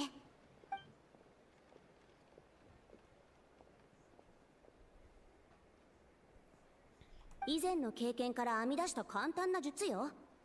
後で説明するから、とりあえずここをこっそり離れて私のところに来て。じゃあ私はもう行くから。 Which endgame out of the big four is the hardest in my opinion, and then again, including all the gacha I play. Out of the big four, technically speaking, either Zenless or Genshin. Now that Genshin has Stygian Assault. Because the final difficulty of Stygian Assault, like assuming for the moment you don't have like C6 R5 characters out the fucking ass or something, you know, the final level of the final difficulty of Stygian Assault is actually pretty challenging. I mean, I tried it for like 3 seconds last season, and immediately I was like, oh yeah, no, I can't do this. Or even if I can, it's gonna take me a long ass time, and I don't feel like it's gonna be worth it just for a dumb fucking weapon skin that I probably don't even care about to begin with. So, but you know, it's pretty challenging, and people have done it with C0 characters. So I suppose it's just a matter of just, you know, getting your rotations down perfectly to do as much damage as possible and clear the boss within like what, 2 minutes or something. So technically speaking, I would have to throw in Genshin there, but Zenless traditionally had the hardest one simply because of its battle tower game mode. Because even with Wuwa's tactical hologram, right? In Wuwa, when you went to go fight the attack holograms, it's basically more or less a regular boss fight, except now the only real difference is that the bosses can just one-shot you. So it's just a matter of oh, don't fuck up or don't make a mistake. And while that can be challenging, yes, and I myself have plenty of skill issues when it comes to trying to clear the attack holograms. In my opinion, I think Zenless Battle Tower, the higher floors of Battle Tower, are objectively harder because it actively removes mechanics that you are used to, right? Because in Wuwa, right, bosses still give you like their attack indicators, I'm pretty sure, right? Because they still tell you, oh, here's an attack you can parry, or be ready to dodge this attack, or something like that. Or something like that. Whereas in Zenless, enemies just do no longer give you their red or their gold/yellow parry indicators anymore. It's like, no, you have to pay attention to your enemy now, and that makes fighting in Zenless so much more difficult, because now, on top of like doing your character rotations and shit, you also have to keep an eye on what the enemies themselves are doing, and it's really easy to lose track of what your enemies are doing, especially if you're playing characters that, you know, require a decent bit of how should I say, micromanagement.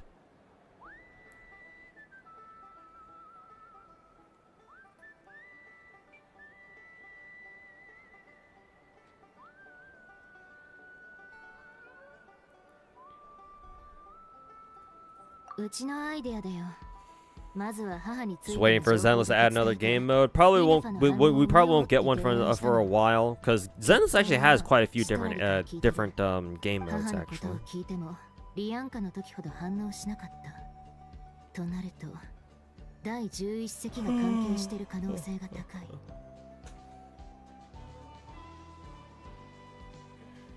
Saki 言った行方不明になった領主のことよ。竜族の中でも一番傲慢で人類を敵視してたって記録に残されてる。炎の竜王が倒された時、その領主は竜族の没落を受け入れ Battle Tower is actually not bad. Maybe not. I will admit that I do feel pretty intimidated by the higher floors of Battle Tower, but maybe it's just a matter of just need to keep playing until you memorize all the enemies, like potential different attacks and stuff, and just get it done that way. Either way, though, I still consider Zenless's Battle Tower gameplay to be much harder on principle than Wuthering Waves is, because unlike Wuwa, Zenless is actually removing several, well, mainly the defensive mechanic of, oh, the enemy's about to attack you with a big-ass yellow flashing indicator or whatever. So, you have to keep track of that on your own now. When the rest of the game, you know, it wasn't really like that.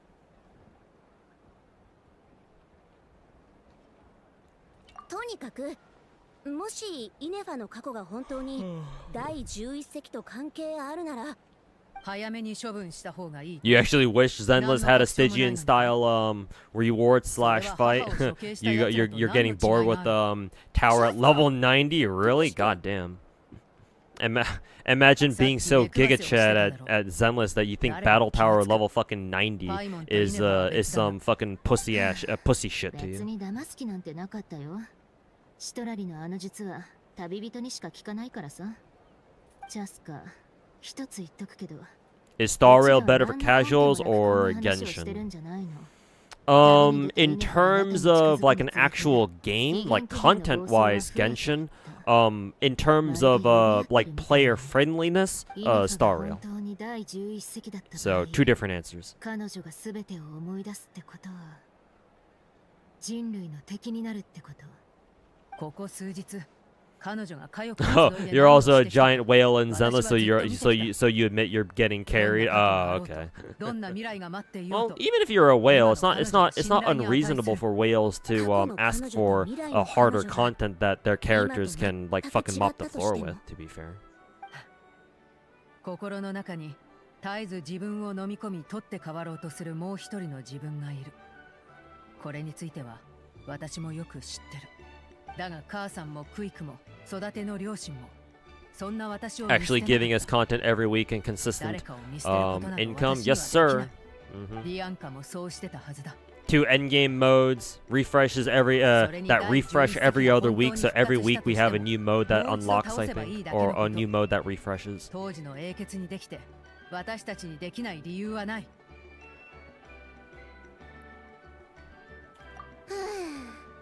そう言うと思った。ことの重大さを知ってもらうために悪役を演じていたんだろ。私を治療してくれた。 And then, sorry, King of Gacha, just to finish your question, out of the hardest endgame out of all the gacha games that I play, or I'm gonna include the ones I used to play too, because I think GFL 1, Girls Frontline 1's endgame is objectively probably the hardest endgame out of all the gacha games out there. Because Girls Frontline 1 is just straight up bullshit. Any upcoming gachas you're excited for? Yeah, quite a few actually. Let me pull up my list here.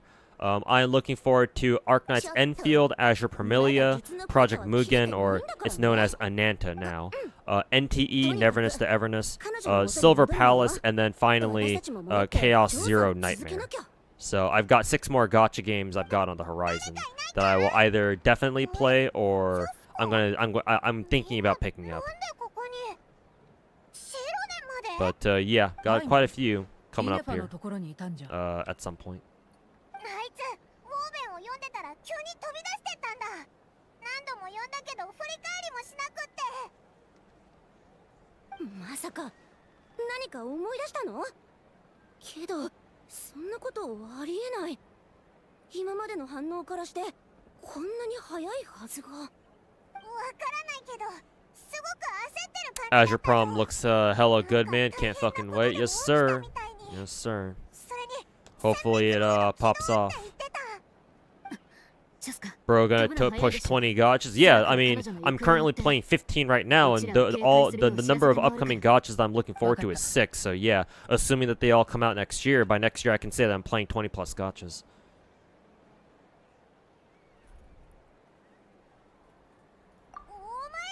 New setup or just new angle? Both new. Well, setup is actually pretty similar to how I had it before, but new camera angle, and I moved. I'm at a new place now, compared to before. So there you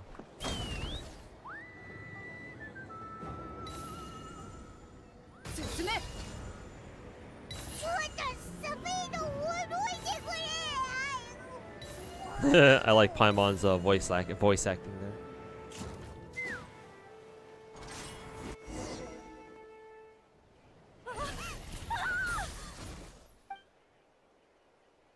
Target 確認。殲滅モード起動。こいつらすべて非元気兵か。了解。 Oh, is that Arietta kid's mom dead or something? Oh no, she's not dead yet.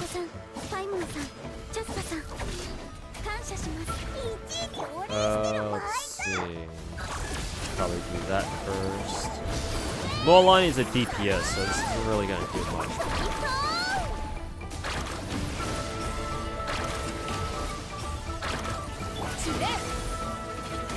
風が立つぞ。撃て。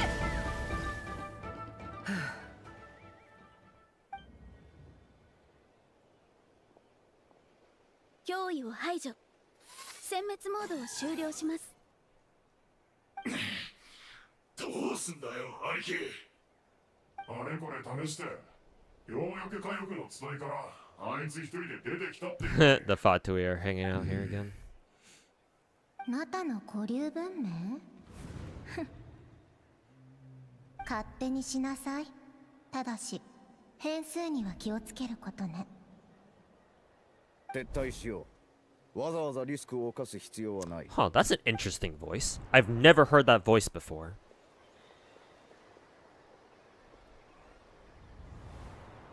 That Fatui agent had a pretty cool voice, I'm not gonna lie. 私は大丈夫。でもお母さんが。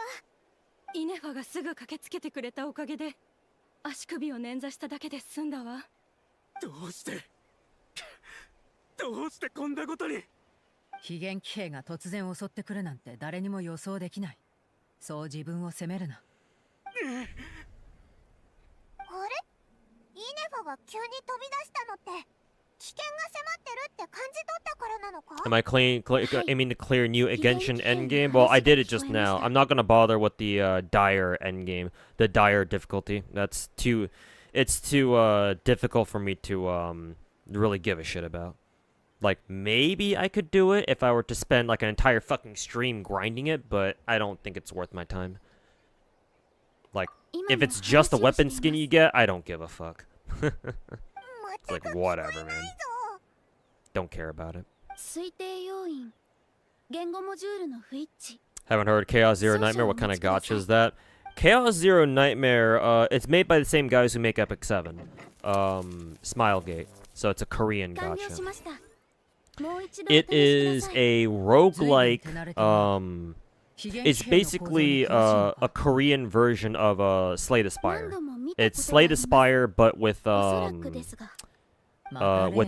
like a Darkest Dungeon-esque stress mechanic. It's fairly interesting. So I want to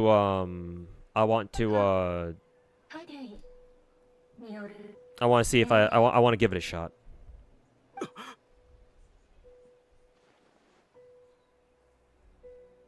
ありえない。隊長の部下がこんなことをするはずがない。それに奴らの行方は私たちも把握してる。まさか他の部隊が潜入してるのか。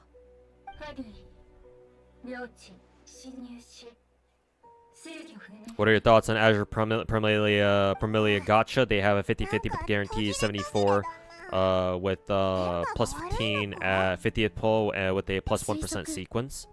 So what I heard, how it was explained to me like yesterday or earlier this year or earlier this week, was that soft pity starts at like 66 or something, and then hard pity is at 73. So what you're reporting is slightly different. Because if what you're saying is that hard pity guarantee is 74 with an Arknight style chance an Arknight style ramping up, gacha ramp up at 50 starting with your 50th pull.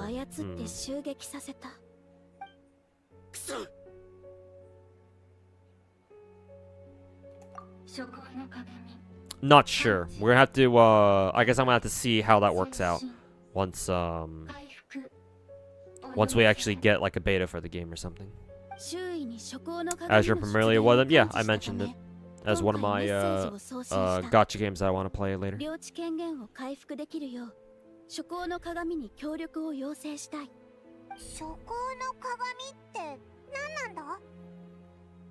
Yeah, Limbus Company here, it's pretty difficult. Yeah, if you want to bring up Blue Archive, then yeah, fucking Blue Archive's torment and lunatic difficulties are fucking dog shit, or they're bullshit. そしてファドゥイによる破壊を修復してほしいと私に求めています。つまりこいつはお前のことを知ってるのか？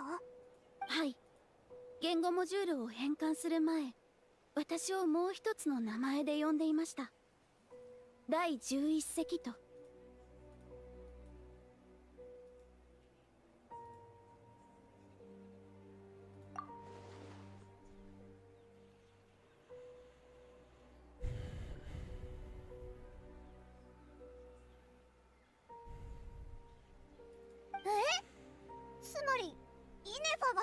So tired of 50-50, man. I'm hoping that Duet Night Abyss pops off so that way, because Duet Night Abyss does the whole, is apparently doing a whole like, oh, for your first copy of a character, you are guaranteed them, but if you want dupes for them, then you have to deal with a coin flip. I think that's fair. So I'm hoping that other gacha games will take cues from DNA, but I guess we'll see.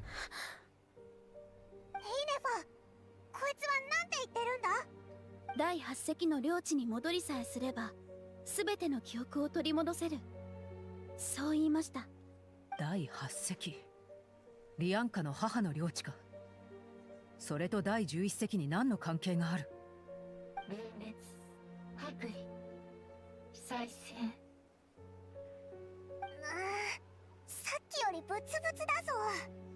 イネバ、今度は何て言ってるんだ？情報が雑然としすぎていて正確に変換できません。領地に近づけば通信環境が改善されるはずです。 NT apparently is gonna get rid of the 50-52, but there's gonna be a fucking monkey's paw. Just wait. Yeah, most likely. 最近ナタに潜入したファデュイについて少し心当たりがある。あれはファデュイの中でも特別な部隊だ。ほう。テイワット各地を巡り、さまざまな古代文明に秘められた歴史や情報を収集している。いわゆる予測の材料として使うために。そして、You'd be happy with guaranteed guaranteed banner for first copy of characters solves most people's problems. Yeah, exactly. Because most gacha players are perfectly happy with just a single copy of a character. Yeah. And then if you want to be greedy and want to spend money for more copies, then yeah, you can do that, but you know, you gotta deal with the coin flip now. そうなの？私は聞いたことがないけど。 These corpos do love their millions in revenue. I mean, it's easy to call the it's easy to call gacha devs and companies like super greedy, but remember, we wouldn't have Genshin in its current state if it didn't make millions. Developing Genshin and other gacha games like it is extremely expensive. Never forget that.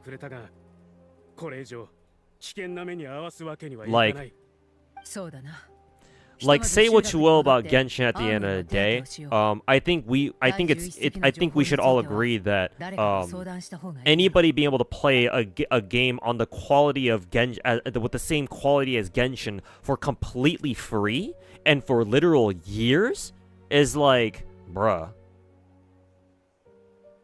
It's like there in no other like payment model would that be a reality if it weren't for gacha. So it's like, yes, there are definitely some times when gacha companies can definitely be very greedy, but remember, if they didn't do this, then you know, gacha games of this caliber wouldn't exist in the first place. かしこまりました。目的地を取り消します。 Is there a gacha story / event recently that impressed you? Recently? Not really, because that would imply that I was actually reading any event story to begin with, which I don't really do that anymore now. I don't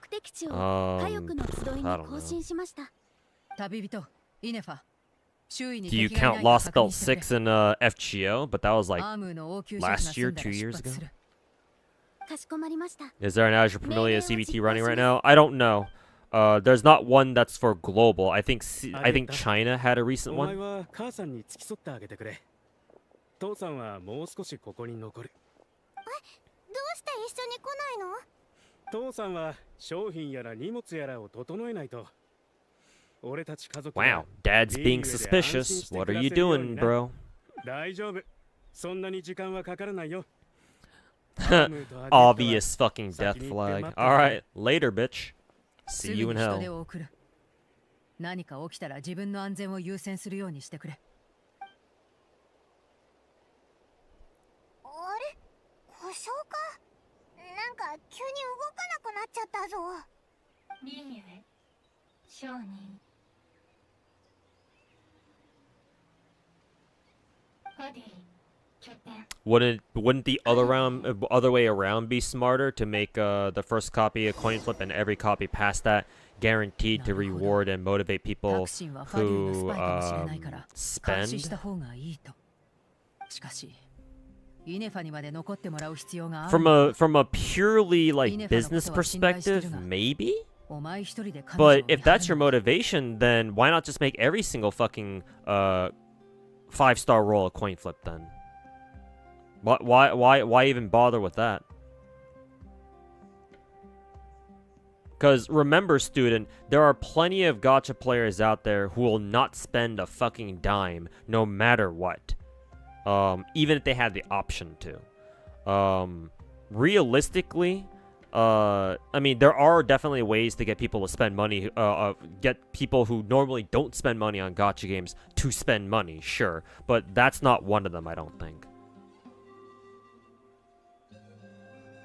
Or at least doing it that way would be very strange. Because again, along that logic, if making more money is the goal, then why not just make every single coin flip? Why not just make every single 5-star roll a coin flip? You know.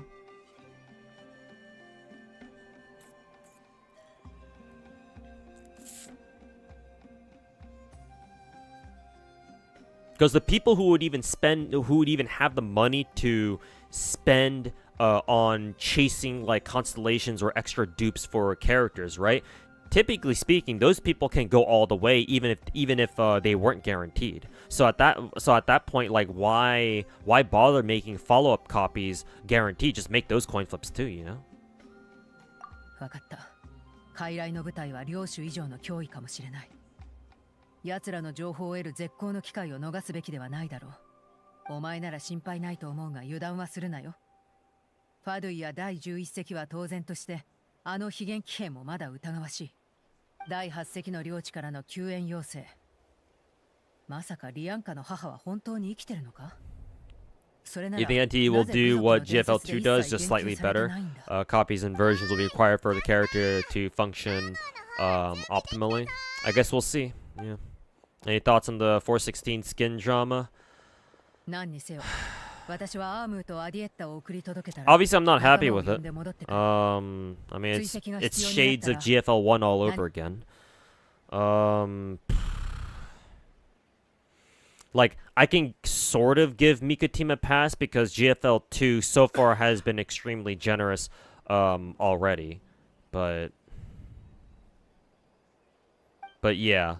I still think that charging like what, $200 for like a gacha skin and then like all of the accessories that it can come with, I think that's pretty bullshit. 領主か傀儡についてかなり情報をつかめるかも。尾行しますか？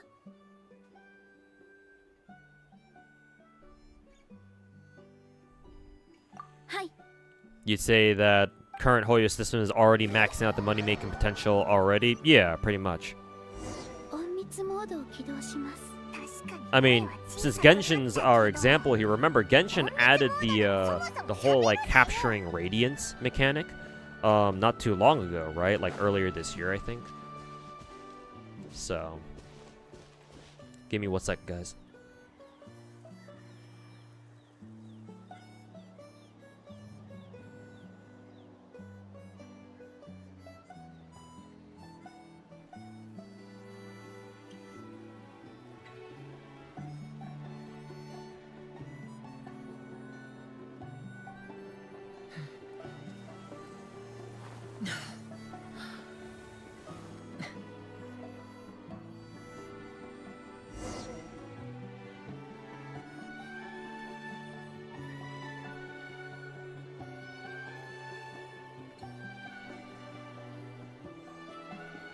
Okay, we're back.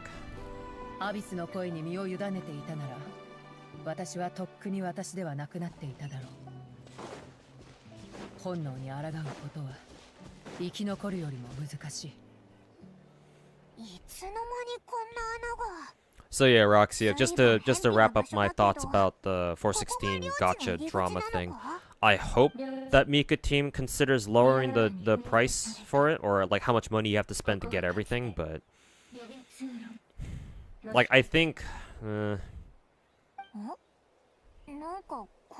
I think they should at least give you the option to like buy the base skin for like a lower price, and if you wanna gacha for like the like all the extra like cosmetic stuff that you can also get with it, then sure, fine, whatever.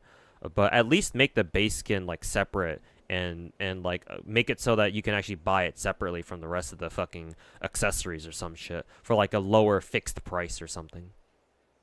Like, if they want to sell it for like the same price as, like, say, for example, Springfield skin, then sure, I guess I'll be okay with that.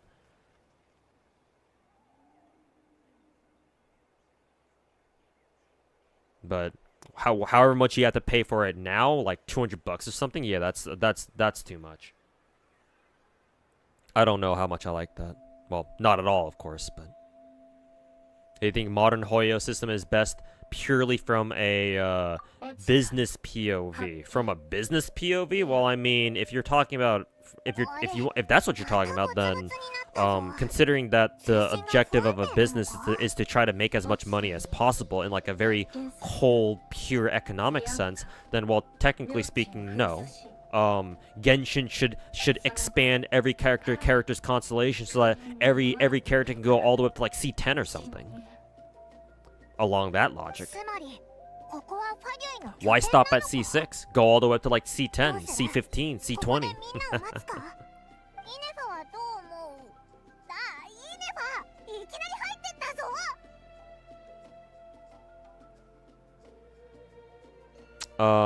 Me being coldly sarcastic aside, I don't know if it's the best per se. Like I'm not like a what's the word I'm looking for here?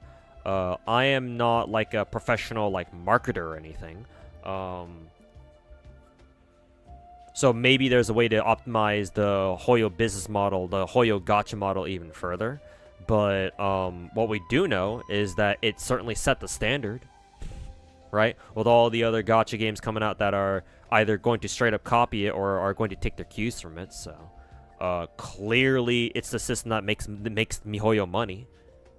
So, you know, don't change what don't, you know, if it works, then if it ain't broke, don't fix it, you know. Your Twitch's follower page is busy today. So many people stream. Yep, Friday night and all that. So one skin is like $200, right? I think it's $200 if you decide to gacha for all of 416's or Cluckai's like gacha skin accessories. But yeah, it's pretty expensive. Meanwhile, the skins in Azure Lane 7th anniversary are so much more fucking worth it. Yeah, for the fraction of the price. For a fucking fraction of the goddamn price. Did people like it back in GFL 1? Well, for Gross Frontline 1, the skin gacha was kind of always part of the game, so people that's what they came to expect. I don't know if people liked it per se. I mean, again, I can tell you from personal experience that I personally had to spend like $400 to $500 every single time there was a Life 2D skin that I wanted. So I don't think we were happy about it, but like that's how the game was. So not like anybody was really cared about, you know, having to anybody care. Nobody. I don't think anybody cared enough to try to change it. That and understand that in the first game, you didn't really have to spend money to gacha on characters. Technically speaking, as long as you played the game every day, it was a lot like Azure Lane, where as long as you grind the game enough, you can theoretically get every single character in the game for free, because their gacha system worked very differently. Girls Frontline 1 had it's called a construction gacha, where instead of it being a standard gacha where you spend like gems to roll the gacha, instead you spend resources, which you can grind. And typically in those kinds of gacha games, you can grind a lot of resources. So assuming that you had enough resources, you could technically, theoretically, acquire every single character in GFL 1. So when GFL 1 came out with its skin gacha, people didn't really complain about it very much, because it's like, hey, you know, that's a trade-off, right? It's like, if you want to spend your money on cosmetic skins, right, then go ahead, you know, you knock yourself out, right? At the very least, you can get all the characters for free. But in GFL 2, it's a bit different, because it's no longer a construction gacha. Now it's a standard Hoyo model gacha. And yes, the game is very generous, don't get me wrong, but the GFL 2 is very much so designed where characters want you, the game wants you to roll for multiple copies of characters, right? Oh, if you want to use VSK or Niketa, who's on Raid Up right now most recently, you have to roll her V1 and get her fucking best in slot weapon, right? If you want her to be if you want her to like actually contribute heavily to like hydro teams once she's ready to go, right? Fucking V6 416 is one of the most broken, if not the most broken character in the game. Oh, Wa2K, you really want her at V1 R1. Soma, you also want her ass at V1 R1 too, right? So it's like, yes, the GFL 2 is very generous, but like the game isn't a construction gacha anymore. Not only that, but it's not like you can only just roll one character and be done with it if you care about like playing the game at an optimal level. I mean, to be fair, like, technically speaking, you want dupes of characters all the time if that's what you want, that's what you care about. Playing the game better or just more efficiently, but certain version levels are like Constellations or like Eidolons in the Hoyo games, where it's like, oh, they are very impactful.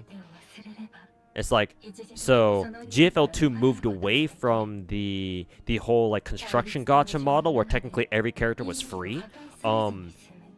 And now they're bringing back the fucking skin gacha again. Like, it's like, bro, like, pick one or the other, man. You know? Oh, hey, Banana, how's it going, man? Sorry, you were celebrating your anniversary. Hey, happy anniversary! I don't know what it was for, but hopefully you enjoyed yourself.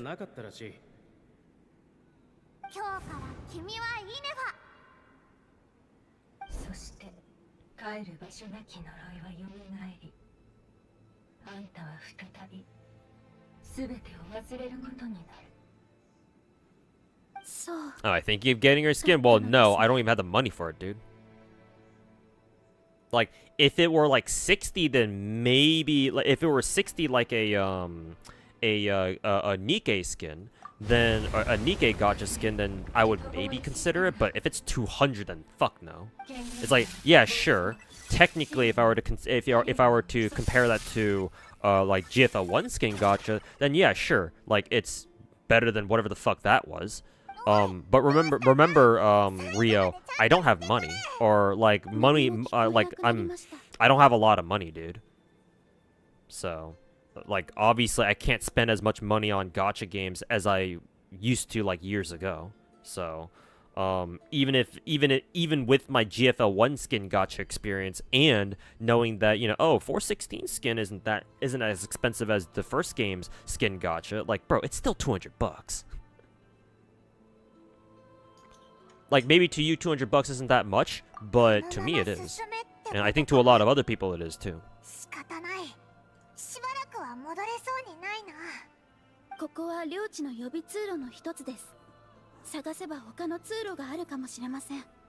私についてきてください。閉じ込められたのは私のせいです。必ずお二人を無事に返してみせます。そんなこと言うなよ。お前も一緒に帰るんだぞ。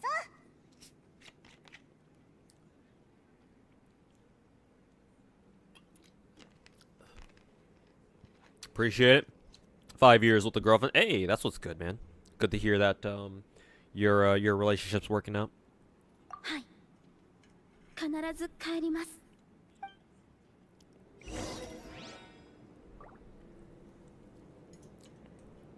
Thing is, if people go along with it, then companies can set the bar even higher. Yeah, which is important that the GFL2 players like put their foot down now, so that way, even if nothing happens, at least Mika team will know that, oh yeah, they can't, they shouldn't try this shit again in the future.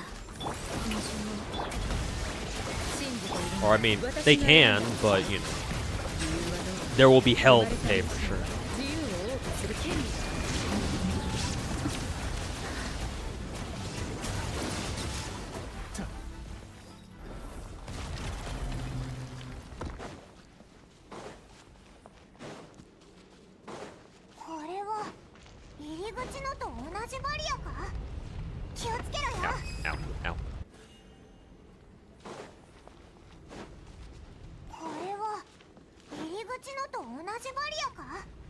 気をつけろよ。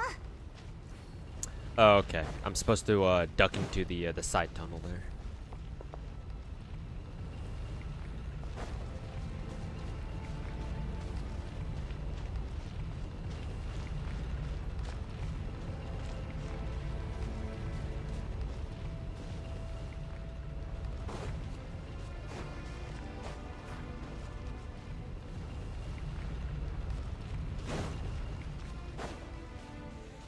Even to you, even 60's too much. I mean, hey, I'll tell you this. I think that all standard skins and all gacha games should not cost more than 20 bucks at most.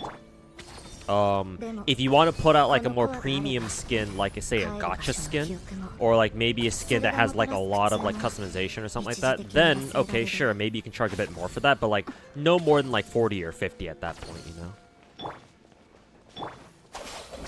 Like, it would depend on how high quality the skin itself is, and like what else the game offers on top of that, you know. But yeah, for standard standalone skins, no more than 20, and then ideally $10, but no more than 20. And then for more premium skins, you know, they can cost maybe like 30 or 40, maybe 50, but yeah, no more than that. I think having to pay anything over 50 bucks for a fucking skin is kind of ludicrous.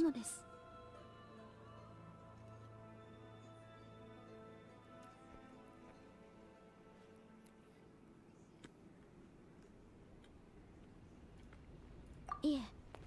たとえ体を動かさなくてもエラーは止まりません。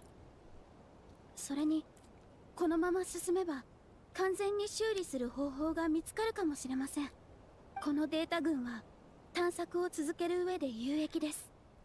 通行方法を検索中。GFL2 got heavily review bombed on Steam. Well, yeah. 中央エリアに Not 行くことがで surprising. きます。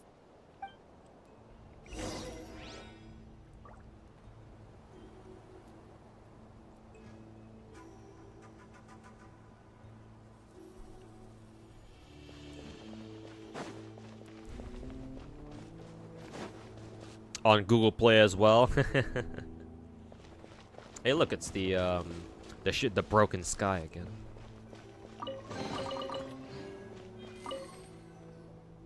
You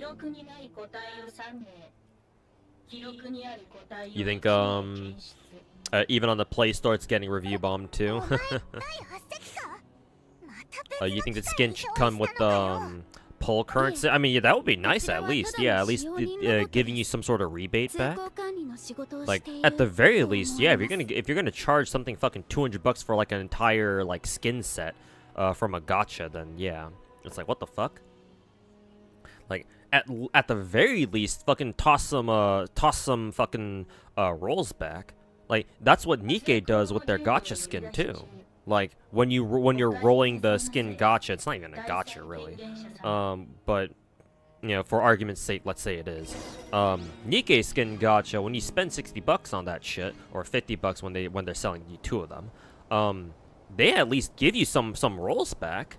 I think one full limited multi and one fucking normal multi, I think.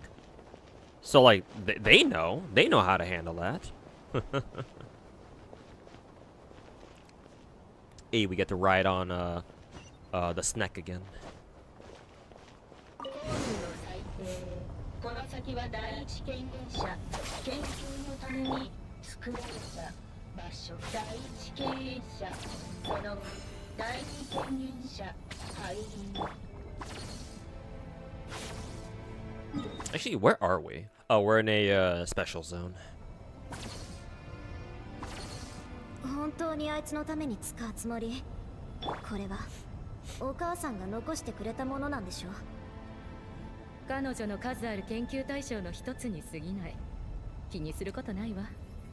BD2's prestige skin costs you about like around like 25 to 30. Hard to say because you don't pay in US dollars. Okay, I see. But yeah, and I'm sure that's a much better deal than whatever the fuck GFL2's trying to charge.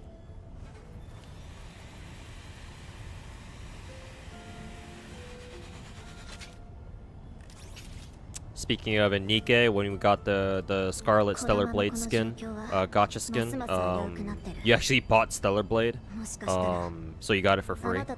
You rolled the tickets they were giving away for free, and you got the free temple from it, so that was pretty dope. Hey, infinite money glitch. Not really, but still.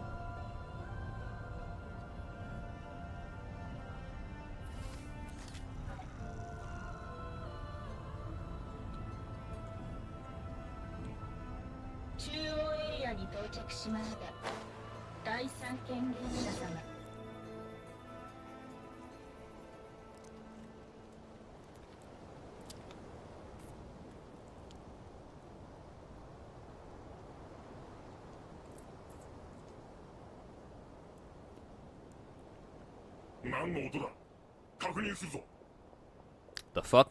What are Fatui doing here?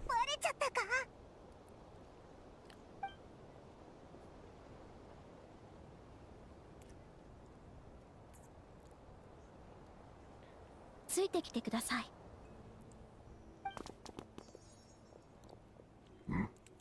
誰もいねえぞ。またあのロボットたちの独り言か。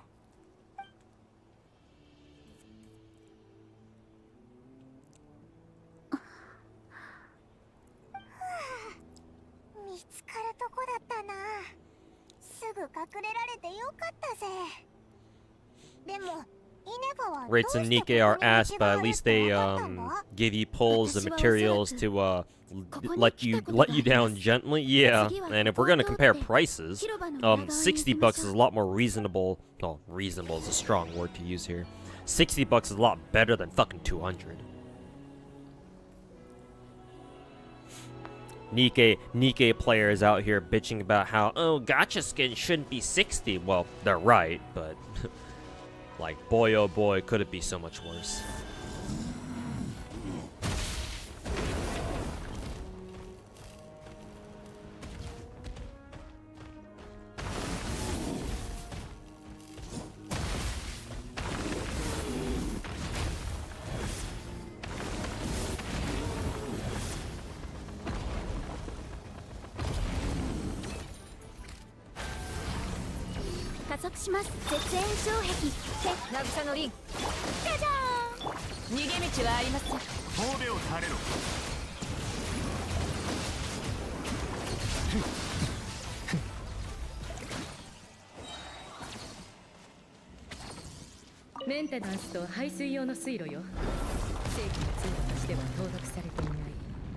What do you do for work? How do you afford all this? Ow.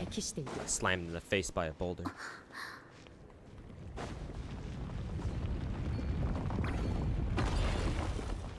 Oh, right. They want me to take the dinosaur and fucking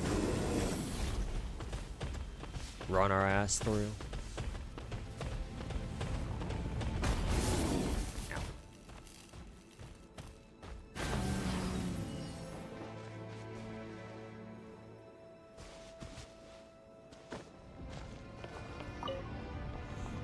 What do you do for work? How do you afford all this? Currently, technically, I'm unemployed. I've been unemployed for the past 2 years. I've had on and off jobs since then, but nothing permanent. before I got laid off from my last job, I used to just work a boring ass office job. Just a 9 to 5 office job. It did pay a bit better than normal. So. なのに、なんで俺たちを襲ったんだ。え？もしかして、お前がナドくらいで見たナタの装置も、あいつらが用意したものなのか？ But yeah, I used to spend a lot on gacha games. But for the past 2 years, I've really had to cut down on how much I've been spending. Once I get a stable job and once I take care of other IRL stuff and other debts that I got going on, I'll be back to spending money on gacha again. But might not be for a while.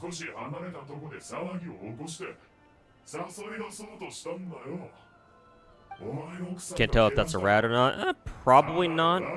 That's not rat behavior, or I don't see that as rat behavior. To me, that's for now anyway. It just comes off as just genuine curiosity. Because if it were a rat, then they wouldn't bother asking me, oh, how do you afford all this, bro? They would just go straight for the throat and just whip out the fucking, you know, god of beggar or god of unemployment bullshit. So for now, I'm gonna assume he's not a rat. You excited for Toho 20? I didn't even know there was another Toho game coming out. Honestly, I'm gonna be honest with you. I haven't been following Toho news for God knows how long. Hopefully, Toho 20's got, some characters that, I like. Am I fully free to play in any of my games? Technically, yes. Magia Exedra, I've never spent any money. Wow, that NPC had some animations there. What the fuck? I don't think I've ever seen an NPC animate like that before. What the hell? What is it? Magia Exedra, Uma Musume, I haven't spent a single fucking cent on, even despite Kira-san Black. So those two. I think for all my other gacha games, I've at least spent a little bit, either for like a monthly pass or a battle pass or something. Oh, Lakari, looks like Lakari's doing another Epic 7 sponsor stream. Oh, he's probably just watching a preview stream or something. Genshin Kyo Impact, bro. Don't remind me, man. It would be fucking so sick if Toho Project did like a if Zun gave permission to like a Chinese studio somewhere to like make like a Genshin clone out of Toho characters, bro. Imagine how fucking sick that would be. 第11隻を捕獲しろ。あの面倒な変数を避けて彼女と二人きりになることくらい。お前ほどの演技力があればどうってことないだろう。見張ってるからな。逃げようなんて考えるんじゃねえぞ。Nika is at least overall free-to-play friendly. Kind of. Sort of. 俺にはできない。何度も助けてくれた恩人を裏切って娘の前で平然と振る舞うなんて俺にはできない。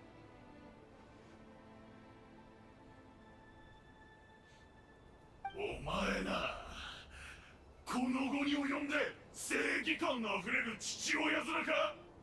どうやらナシャタウンでの生活がよっぽど快適だったらしい。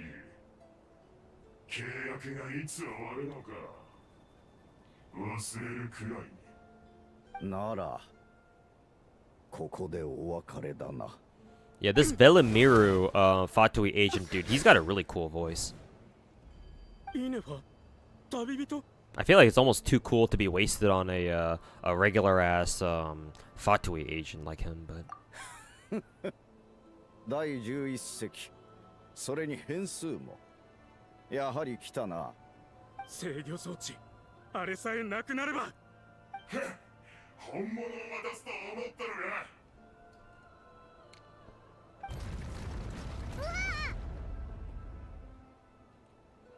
それはこの檻の位置を把握するための信号装置でしかない。お前たちのことはこの遺跡に潜入した時から監視していたんだよ。よくやったなタクシー。これでお前の任務も終了だ。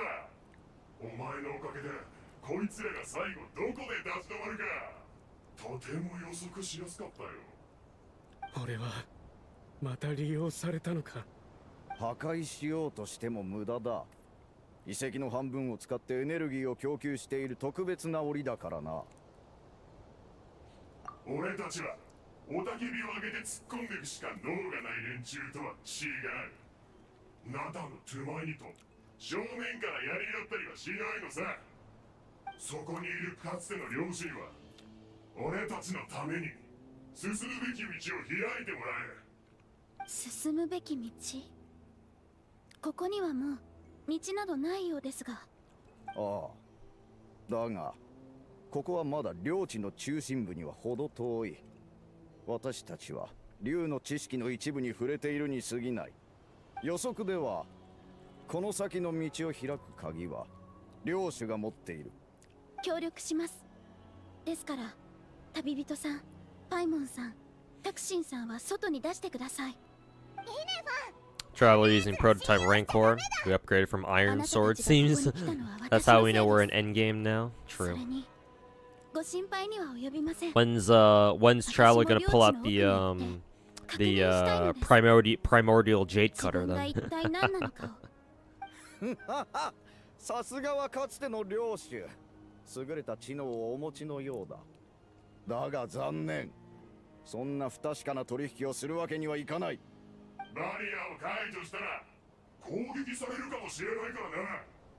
とりあえず今はこの中で3日3晩腹を空かせてな。ロボットでもエネルギーがなきゃ動けないだろうからな。ここに来る途中、こいつらは何か目印を残したかもしれない。人を手配して取り除いておけ。援軍に来られては困る。全部俺のせいだ。アニエッタ、アム。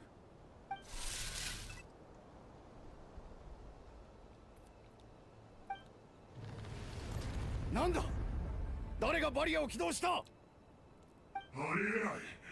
遺跡のエネルギーはこいつらの動きを封じるのに使い果たした。 Between Snowbreak, Wuwa, Genshin, and the others. Gotta be efficient grinding this weekend. Damn it, procrastination. Bro, I still have to do all the fucking, get all the fucking Snowbreak shit done too.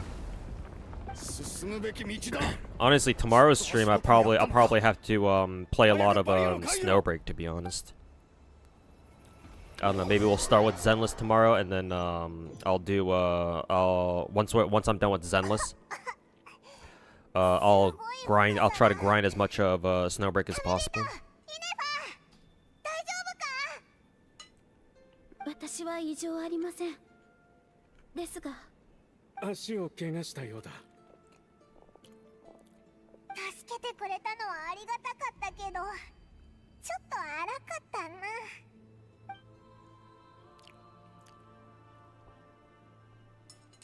あれ、また戻ったぞ。もうその機会に頼る必要はない。今はこうしてあんたたちと話ができる。ファディがあんたたちを閉じ込めるために全エネルギーを使ってくれたおかげだよ。その隙をついて一時的に権限を奪い返すことができた。急いでいたから安全にまで気を配る余裕はなかったけど。Is this the elf priestess that we saw? We got a preview of before, or maybe it's a different person. ファデュイたちが追ってくるかもしれません。問題ない。あ、非元気兵だ。領地の真相はまだ私の支配下にある。この子たちは敵ではない。そこの人間は彼らが安全な場所まで連れて行ってくれる。イネは旅人、気をつけてな。第11隻。 Wait, didn't you say his leg was broken? How the hell was he walking? 思い出せた？いいえ。ですが、私はここで生まれたようです。どういうことでしょうか。ここはあなたの領地のはずなのに。あんたはここで生まれたんじゃない。ここで生まれ変わったんだ。第11隻。人間よ。第11隻を呪ったのは誰か。以前そう尋ねていたね。その答えは彼女自身だよ。私自身。あの長きにわたる戦争は私たちの敗北で終わった。あんたは戦争を生き残ったが、自分の帰る場所を失った。竜として守り続けた誇りも、領主として授かった土地も。They could have mistranslated it as broken leg when he probably just said like injured leg, maybe. Yeah, injured leg would make more sense because at least, you know, maybe he'd still be able to walk, but broken leg, yeah, you're not walking on that shit. At least not easily. あんたの意識は二つに分裂した。人類への復讐を望む領主と新たな帰る場所を求める矛盾に。意識を狂気に蝕まれた領主が力と記憶を失って異なる人格に分裂した。その可能性は十分あり得る。落ちぶれるくらいならしよう。Technically, it depends on where he broke it. Yeah, I guess that's true. Yeah, maybe you can break your leg in a way where you can still walk. It would probably be very painful, but maybe it's still possible. 帰る場所を永遠に失う呪いをかけたんだよ。そして矛盾は苦痛の中で、かつての敵であるリアンカとイキに助けを求めた。そしてあんたはここを訪れ、自分の You've seen people move on broken legs before? Okay. Yeah. But yeah, I would imagine it's very painful for them though. Oh, the priestess is just this Lianka girl? もちろんあなたを信じるわ。つまり私こそが矛盾なら領主は領主の意識は私たちによって切り離され、厳重に封印された。その意識もとうの昔、1000年も前に消滅したよ。完全にね。領主は本当にもう存在しないのですか？彼女が残した呪いは別だ。今でも消えることなく、あんたに影響を及ぼし続けている。つまりあれが領主の残した呪い。切り離された、消滅した？じゃあそいつとイネバはもともと同じ人、いや同じ竜ってことか？とても信じられないぞ。至高なる領主の本質は非現技術で構築された意識。What the fuck even are dragons in Genshin lore anyway? What? Inepa's supposed to be a dragon now? The fuck? Robot dragon? Robot clanker?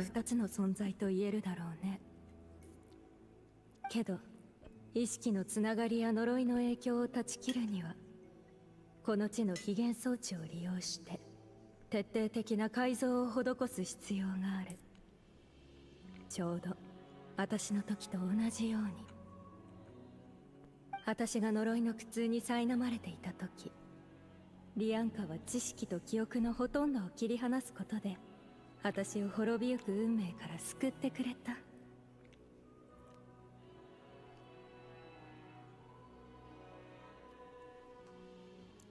彼女の心はまだ完全ではない。改造が完了する前に息が不幸に見舞われ、火翼の集いもますます追い込まれていった。落ち感に気づかれないよう、リアンカはこの遺跡を封印し、急いであんたをナタから送り出した。それが今日に。Maybe a dragon kind, like the ones from Enka, or like even the dragon kind here in Natland too. I imagine that's exactly what she is. One of the 必要なものを用意し Natlin 星 Dragonkind 彼方の people. 陥落そしてあんたの帰還を待ち続けた。オチカの時代からってどんだけ前の話だ。2000年以上もずっとここで私を待っていたのですか。あのファデュイという人間たちが先にやってきたのは予想外だった。奴らは私の権能を奪って領地を荒らし、装置を制御不能にした。幸いリアンカはあんたのコアに一部の権限を残している。それを使えば領地内の非現装置を操作してあんたの改造を完了させることができる。そしてあんたが完全な状態に戻ると同時に私はファデュイの影響を取り除いて地上への道を再び開く。 Technically, there are real dragons, and then they created AI dragons based on real dragons. That's definitely a way to put it. そこで待っている。That's how it was in Genshin. Aha is one such AI dragon. Clearly, whoever made him had a shtick for 8-bit pixels and shit. つまりこういうことだな。悪いロボットがいたけど Need to watch Genshin more video, it seems. I'm sure Inefa's main quest here will add a bit of lore. I'm sure the Genshin lore experts are gonna have to update their videos now that we have Inefa's story chapter. 自分の記憶を何度も消すしかなかったんだな。ひひ、おいらだって成長してるんだぜ。っておい、今の本当に褒めてたか？呪い、矛盾、推測と一致しますし、今までの異常もこれで説明がつきます。 They already did. Yeah, it's already been like what 2 weeks, so they're pretty quick on 上 that. 層部の出口はファデュイが権限を握っています。あなたたちを地上に返すにはまず彼らの影響を取り除かないといけません。それに私も知りたいのです。完全な状態に戻った時、自分自身が帰る場所をどう定義するのか。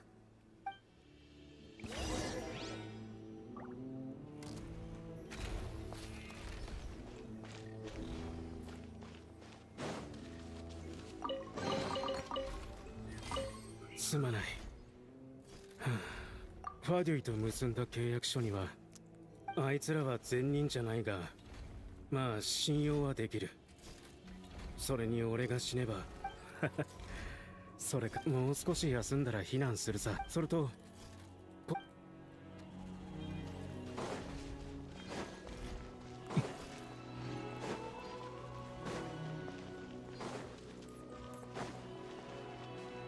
Terrorist mom. That's a hell of a way to put it. Eh. 塵となってください。裁きの雷。待ちなさい。遠くを高い。静粛に。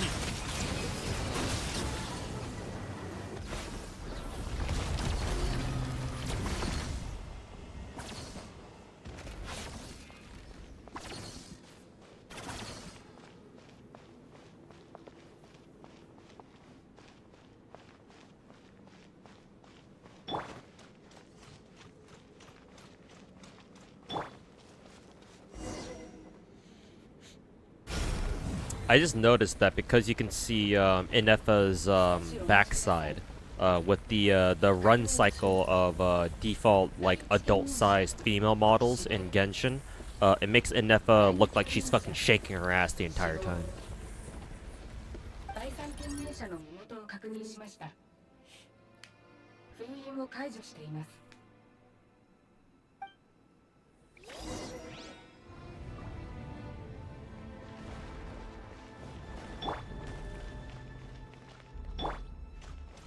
Like, no, really, just watch Inefa's run cycle here.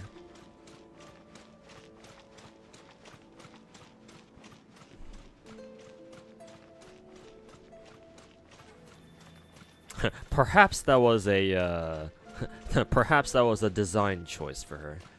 I mean, I believe every single female adult model in Genshin has that, right? At least I'm pretty sure. 初行の鏡。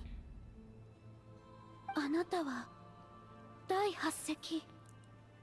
家食と野蛮の Also, why does she look like a fucking that weekly boss? Is she here to fucking try to kill us or something? 大丈夫です。もう正常に戻りました。またあの呪いの影響か Enough it doesn't have jiggle physics because she's a robot. Nice. 一人で2000年も耐えてきたとは。一人ではありません。ずっと付き添ってくれる存在がいました。その苦難もじきに終わる。さあ、第11隻。私の前に来い。あんたを呪いから解放してやる。We're gonna have to update her hardware. ゴールに近づいたら、かえって思考がまとまらなくなりました。かつての第11隻は、And yet Kuro gave some character wearing fucking breastplates jiggle physics? もし Yeah. 私が全てを思い出したら、同じ状況に陥るでしょうか。思考モジュールによる推測。I mean, they managed to go from they managed to go from Huanglong to fucking Rina Sita, so I don't exactly put it past them, you know. ええ。ですが、全てを思い出した私が悪いロボットになってしまっていたら、どうか私が帰るのを阻止してください。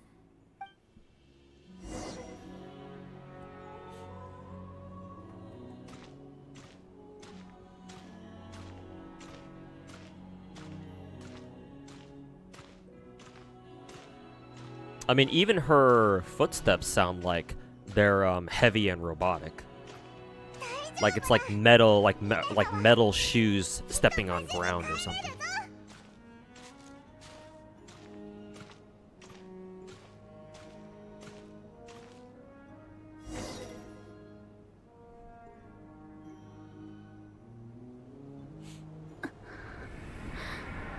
あれがあんたの受けた呪いか。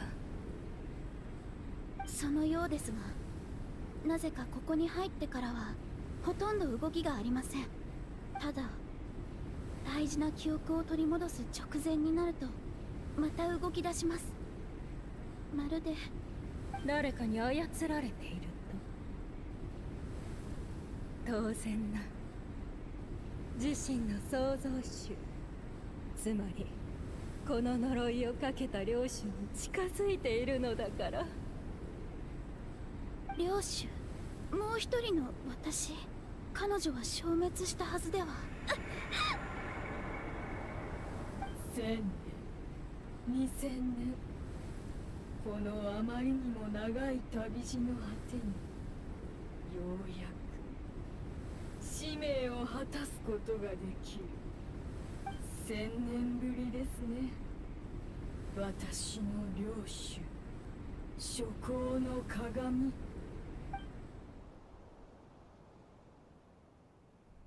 イネファは大丈夫なのか？全然反応がないぞ。ほう、ここが遺跡の最深部。あ、ファデュイ、追ってきてたのか。どうするんだ、イネファ。その必要はない。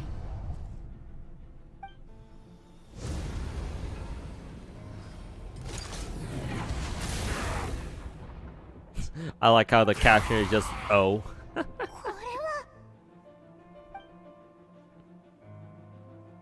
Or are they just straight up dead?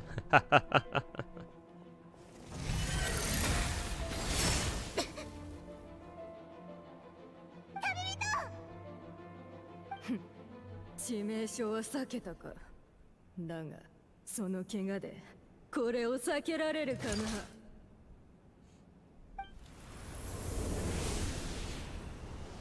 Is this the first time that Genshin has had a scene where people just straight up get fucking killed? Hey, look, rare footage of Animo Traveler.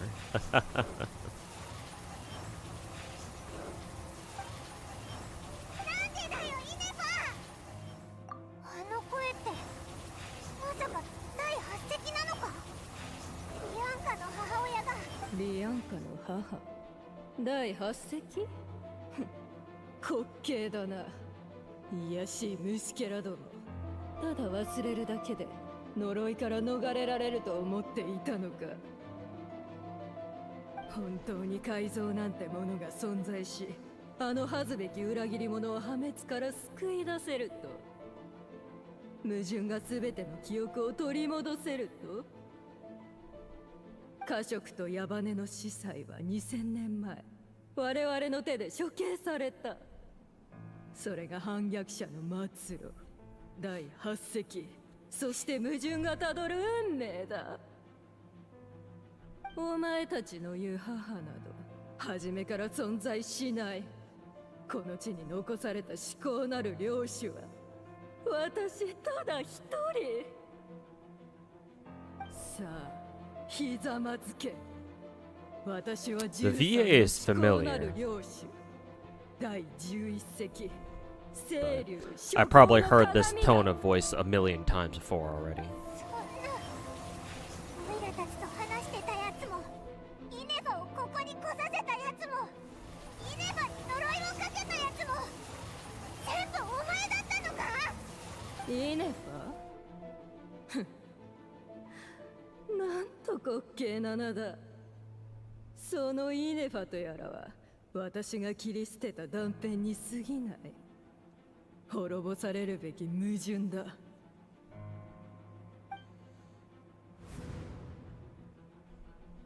つまり領主としての過去から抜け出し、全て最初からやり直したいというわけね。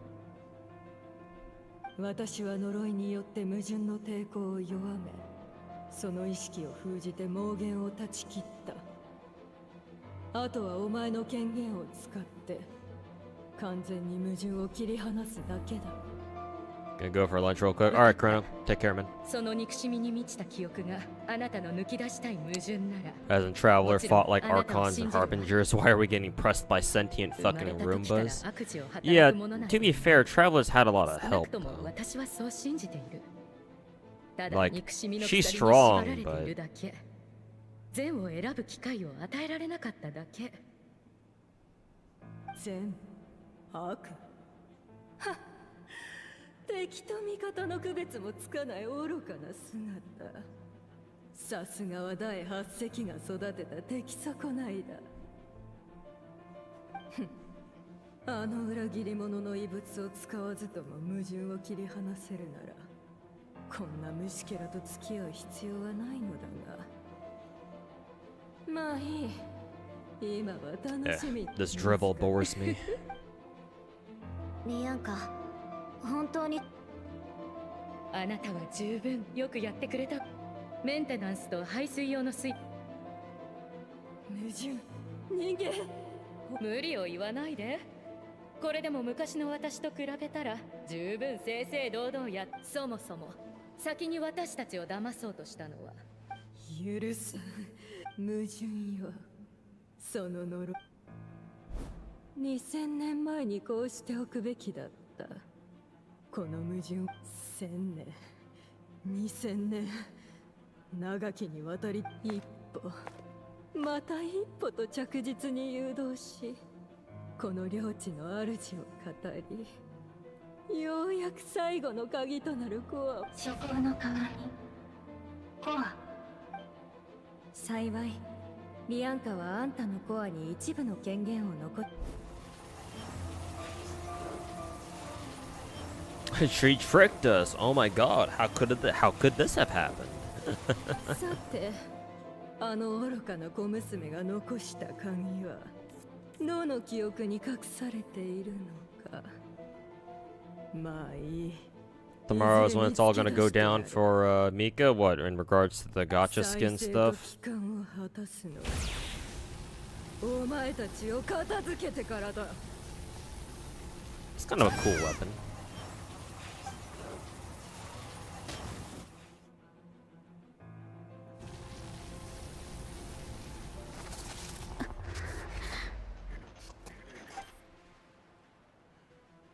What are you doing, Lumen? Toss the fucking emergency rations at Inefa.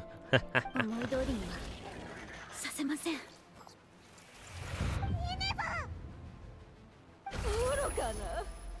前の抵抗など数秒あれば抑え込める。数秒。 Just got hit hard by how awful FGO rates are. Rolled on like 15 different accounts with like around 1900 sync ports each. Only on one account were able to get MP5 Olga. Yep. I'm pretty sure my average for MP5 servants in FGO was like what? Fucking 1900, 2000 maybe? So yeah, that sounds about right.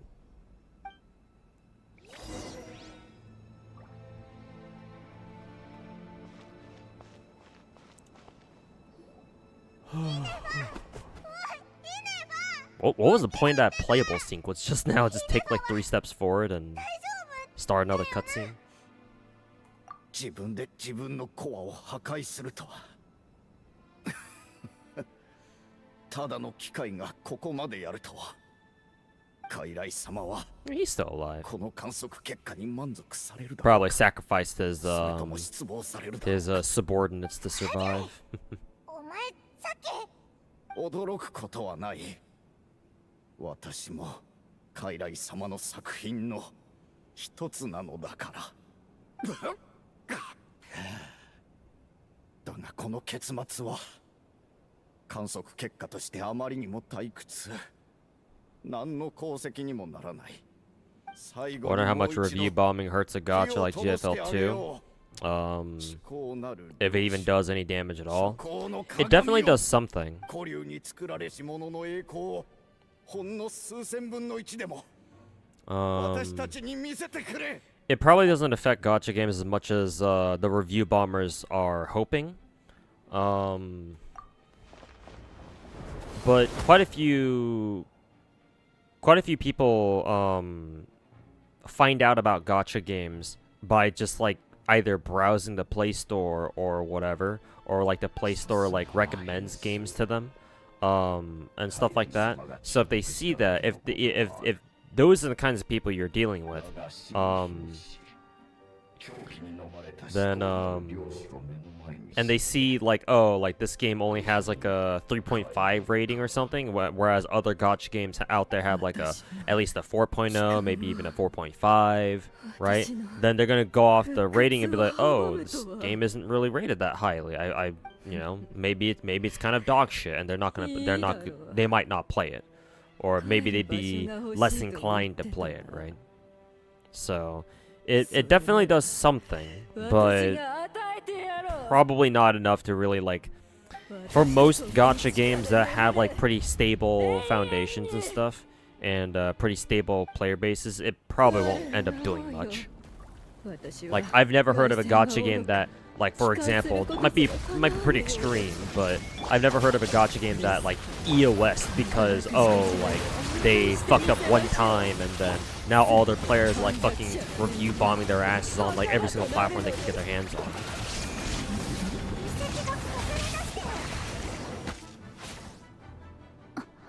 Is Anefa the nutcracker? I mean, maybe. She certainly cracked one of her own nut.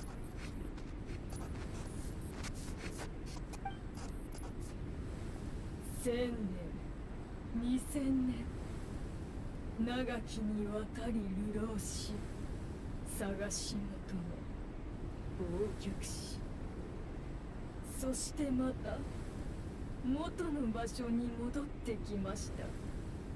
破滅こそ。 I just realized Inefa doesn't have those things on her back. Like, she doesn't have her capelet anymore. Does she just have a bare back?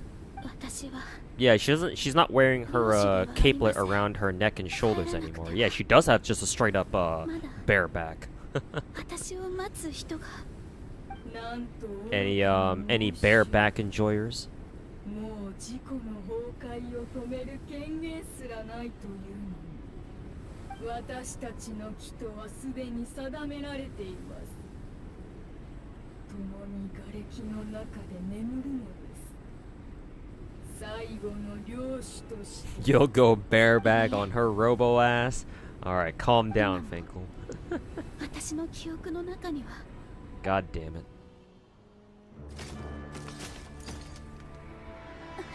Cutscene.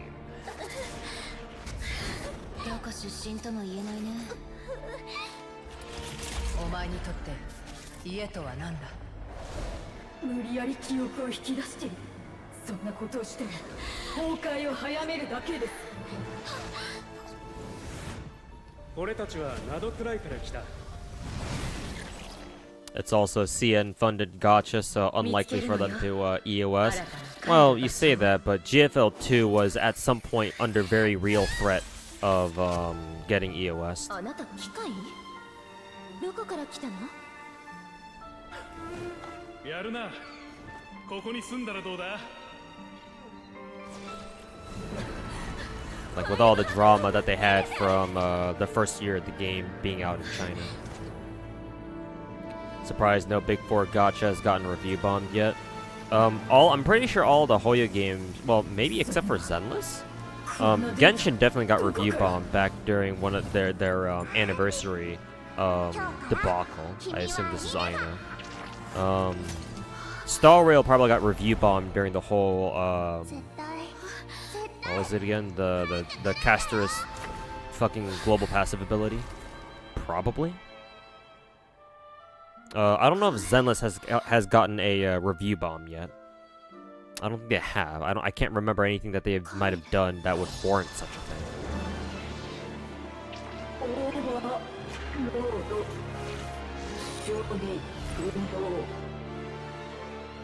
この宝石がある限り、息が改造してくれた All Hoyo games have been review bombed, so it just so happens that they're rich enough to let that enough to ignore them. I don't think they ignored them per se, but yeah, you are right about the whole like too big to fail kind of thing. So yeah, people eventually will just forget about it and go back to doing whatever the fuck they were doing. 大したものじゃないわ。母が言うにはエネルギーを秘めた空の器。でもあなたの呪いが解けたら。 Suomi was the savior of CNGFL2. ちょっとね、面白いことを思いついたわ。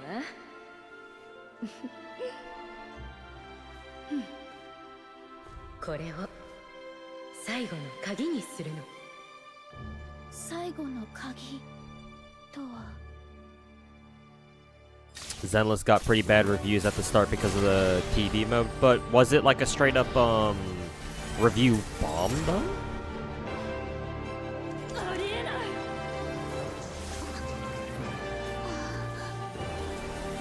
Somewhere in Inazuma, Raiden is sneezing.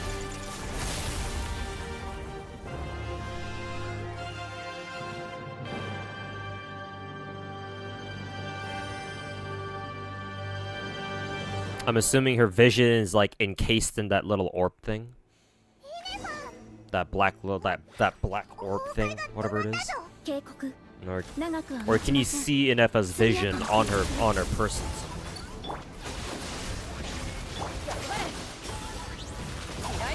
このコアがメンソで動くのメンソで制御することもできるカショとネバネの司祭が残した知識を見る限りこれが一番適しているはずスキドアだとこの我らを裏切った見柱の神々あの三奪者どもが作ったもの感情とともにかけられた枷を断ち切りあなたが背負うのありさようなら最後の領主永遠に Raiden's got a thing for robots apparently. Or, you know, puppet type characters. 推奨外に出てから話しましょう次回プログラムが深層構造を破壊しました一時的に崩壊は止まりましたが計算中あと30分 No, 30 seconds.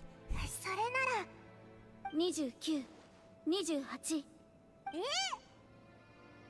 おいみんな大丈夫か非元気兵が急に動かなくなったぞそれに地震予測では下層部崩壊まで残り20秒え帰る場所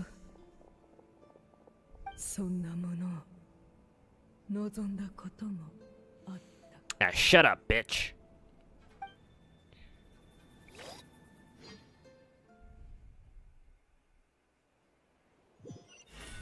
Have you done any Momo Smith streams recently? No.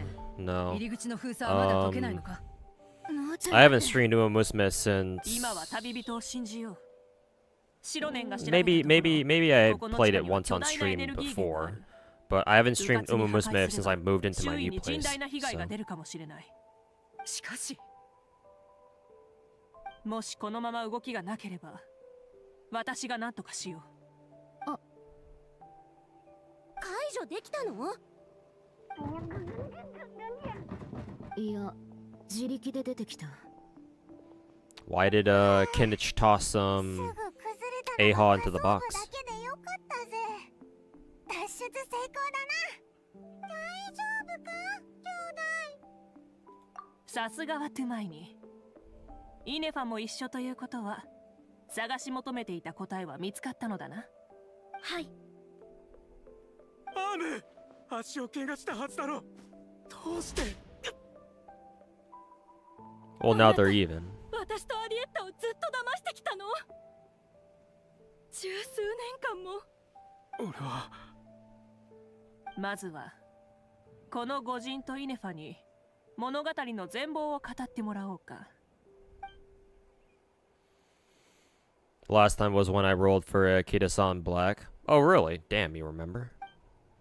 至高なる領主、諸行の鏡、家族と矢羽の司祭。アハウはかなり多くのことを忘れてるようだな。Malika was just sitting out here. Lady Gacha OP asked in there. She might have heard about the situation a little too late. などくらいをさまよい続けていたのか。幾度となく求め、幾度となく忘れながら。2000年も記憶データを積み重ねてきたからこそ、呪いの限界を超えることができたんだろうね。私もイキさんもリアンカさんも成功させる自信はありませんでした。ですがそれでも彼女たちは私のため力を尽くしてくれたのです。過去のことを思い出した今、お前は自分の帰る場所をどう定義する？私の誕生と最短はナタの人々、そしてナタでの出来事が関係しています。ですがもう2000年も前のことです。諸行の鏡のように過去に執着していては彼女たちの思いが無駄になります。存在しないものを帰る場所と定義するべきではありません。ですから私は彼女たちが望んだ通り自分の選んだ道を進みます。私を待つ人がいる場所に帰ります。そうか、いいことだ。Is she talking about Adieta or whatever that girl's name was? 見つかったわけ？あ、完全に忘れてたぞ。申し訳ありません。短時間に多くの記憶データを取り戻したため処理しきれませんでした。暗号筒は外での清掃中になくさないよう火翼の集いに置いてあります。確認しに行きましょう。すまない。俺はずっと嘘をついていた。もうリーゆえにもナドクライにも戻れない。北国銀行はナドクライの特務隊は俺を許さないだろう。Oh, Brichnicki. お前はアディエッタを連れて。I remember that unit from Age of Empires 3. 私たちをずっと騙しておいてこのままいなくなるつもり？家に帰ってアディエッタに謝って。どうやら少し冷静になる時間が必要みたいだな。ファデュイが心配なら火翼の集いにとどまったらどうだ？かつての敵でもかつての友人でも構わない。火翼の集いは全てを受け入れる。お前たちにはまだ長い未来が待ってる。自分の帰る場所を見つけなさい。私はもう見つけました。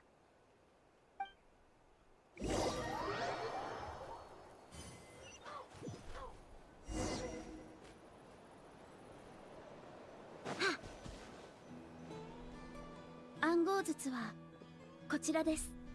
それでパスワード That way it should be should have been built like Mirko from MHA. Buff and thick. Yeah, but you know, Chinese gacha games are allergic to anybody having actual fucking muscles. So. パスワードは思い出せませんでした。なになに And actually, when Zenless puts out Minato, maybe that'll be a different story. But はい、送り主はこのように言っておりました。最高のパスワードはパスワードだとわからないものだと。送り主って一体誰なんだ？ Sounds like Alice, to be 送り honest. 主はこうも言っておりました。サプライズは最後まで取っておこう。はっはっは。なんか随分と記憶力が良くなってるな。なんでクラッカーが？ツッコミが追いつかないぞ。早く手紙を見てみようぜ。栄誉騎士へ。お前の功績については、Varka ジンから time. 何度も聞いている。I'll actually read the. I'll actually take the time to fucking read this shit. To Honorary Knight 2 who, hey there, I'm Varka. If that doesn't ring a bell, I'm Grandmaster of Knights of Favonius. Thanks, Varka. I think we knew already. Heard a lot about you. Gene's always singing your praises for all good you've done for Mondstadt. Thank you from the bottom of my heart. It's a real shame that I went away on an expedition. Haven't had the good fortune of crossing paths with you, but it seems that fortune is about to smile on me real soon. You might have heard that we finally settled down and not cry. Well, half settled. Settled down? Well, what does he mean by that? The factions here are quite the tangled mess and a real devil to navigate, but no hardships ever stalled the north wind. Met a few reliable companions, planned to introduce you to them. One of them is a messenger right in front of you, sure to be fast friends. Who, Inetha? As for enemies, well, they're everywhere. We got the Abyss Order and the Fatui, not to mention loyalties at risk of flip-flopping at a moment's notice. Given your experience, you know, I'm sure you know what I'm talking about. Oh yeah, you don't say. Anyway, now that I can see the bottom of my mug, fucking drinking, I'm going to stop here. These words will likely be as dull to read as they were to write. Instead, let's talk more over a glass of wine sometime. See you not cry. Varka, P.S. If you're really heading over, you best lace up your boots. World apart compared to Mondstadt. PPS. We usually say PSS. Maybe it's PPS. I forgot the most important thing. Once you're not cry, look for me at the flagship, it's a tavern, and look out for you. As a Grandmaster should for his honorary. Am I right? Settle down? That's an interesting, interesting choice of words. But yeah, that's definitely Tomoseki, whatever his name is. His Varka's VA, that is. Once you finish the Inetha quest, you can see her pop up in certain quests throughout, or certain parts of Natlan. Oh, cool. Nice. Is Inetha the first character to do that, or has Genshin had other characters who also do the same thing? Because like I know when I'm pretty sure in Zenless random characters have a chance to like show up. Oh no, Genshin no they do. Genshin does have that. I remember because I usually teleport over to Natlan City, or whatever the city's called. What's the city called again? Or the main stadium area, I guess. And I think you can sometimes see Aoife, Iansan, and Kinich just kind of randomly show up in the atrium square next to Catherine's booth or her table or whatever. So okay, never mind. 私はもうしばらくナタに滞在するつもり Yeah, です。 Sugita, yeah. 準備ができましたら一緒に出発しましょう。 Missed opportunity for Inazuma to have a playable sumo wrestler. The thing with that, Madao, is that if they ever put in a character that attacks by using like throws and grapples, how would that work on bosses?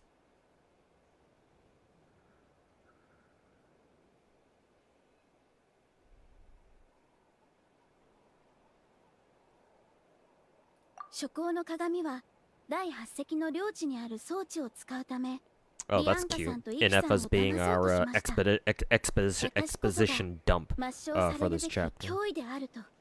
ですが、その企みはすぐに見破られました。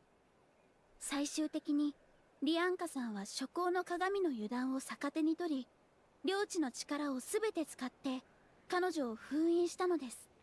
当時彼女は私よりもはるかに強い力を持っていました。そこでリアンカさんは私が彼女の影響を受けないよう封印を固めて私を送り出してくれたのです。これこそリアンカさんが領地を封鎖した真の理 Hey, 由です。 NF, I have a request for you as a true maid of service. Wear this maid outfit. Oh, I thought you were gonna ask her to do something far worse. 友人として見ていたのかもしれませんね。 Surprisingly 私 tame. はもうしばらくナタに滞在するつもりです。準備ができましたら一緒に出発しましょう。 Perhaps we can travel to Nod Cry together. That'll be rather interesting if she's going to be like a major supporting character for Nod Cry. 人間に善意を抱き、それによって処刑と破滅に追いやられてもなお、第8隻は一度として他の竜を裏切ったことはありません。彼女は動揺することも逃げることもありません。 He hasn't gotten to that part yet. Yeah, maybe he's gotta install the Womb Force 9000 on her first, or in her first. リアンカさんが自分の道を貫いたように、第8隻も領主としての誇りを持ち続けたのです。私はもうしばらくナタに滞在するつもりです。準備ができましたら一緒に出発しましょう。人間に善意を抱き、彼女は動揺することも逃げることもありませんでした。リアンカさん、私はもうしばらくナタにこの神の目に似た物体のことでしょうか。イキさんはこれを計画の要として。 Okay, she does wear her vision on her person behind her back. これは元素力よりも原始的な力を宿すことができるようです。かつてナドクライにも似たようなものがあったとされています。ですが、諸行の鏡はなぜ我らを裏切った御柱の神々、あの三奪者どもが作ったものと呼んだのでしょう。どうやら重要な記憶が欠けているようです。私はもうしばらくナタに滞在するつもりです。私はナドクライで2000年間過ごしてきました。ナドクライについて知りたいことがあれば何でも私にお尋ねください。記憶の欠損が検出されました。呪いを断ち切った際にほとんどの記憶を喪失したものと思われます。申し訳ありません。ですが、最も大切な人、最も大切な思い出は二度と忘れません。私はもうしばら Nod く Cry is a completely new region like Sumeru, Fontaine, Natlan, etc., but without an Archon. Yeah, probably.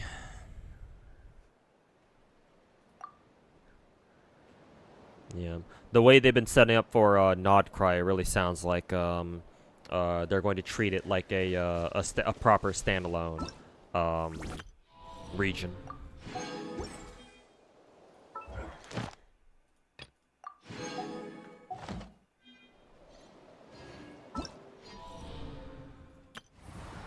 Okay.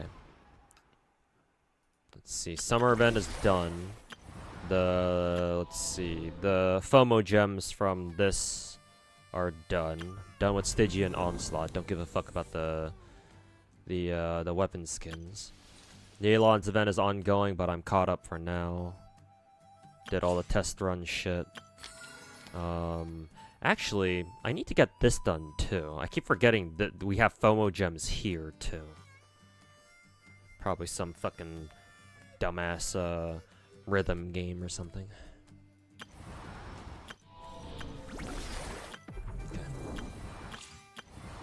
And then I have 100 more FOMO gems left once we reach 80% exploration. Shouldn't be too hard to get that though.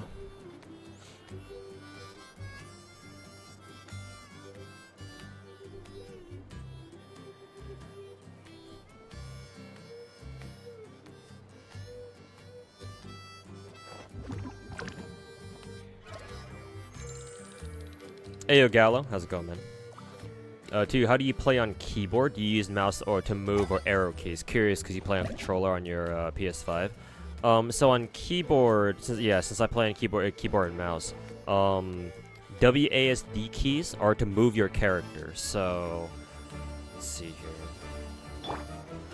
My character is almost fucking dead, so let me heal them up first real quick.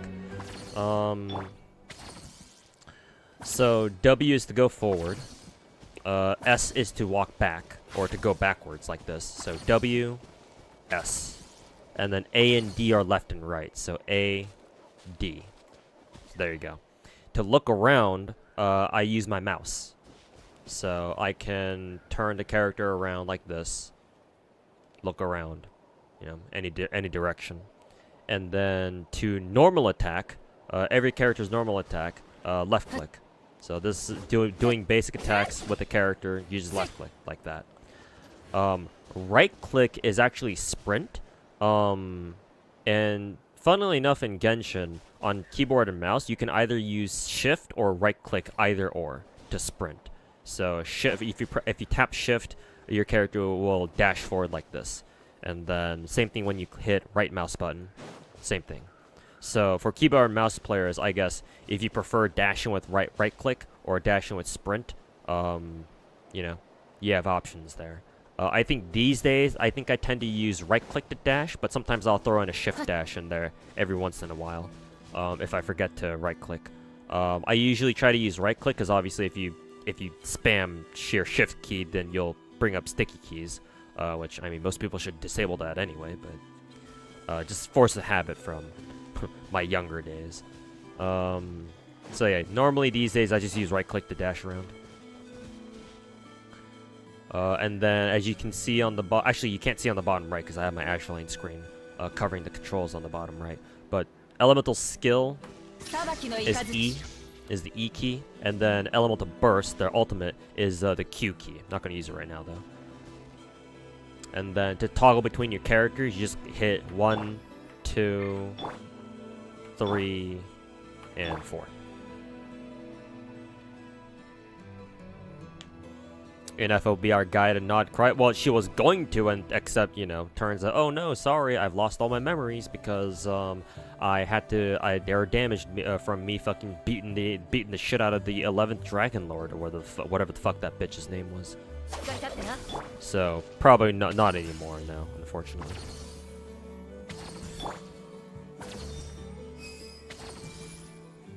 Thanks for you. So yeah, no problem.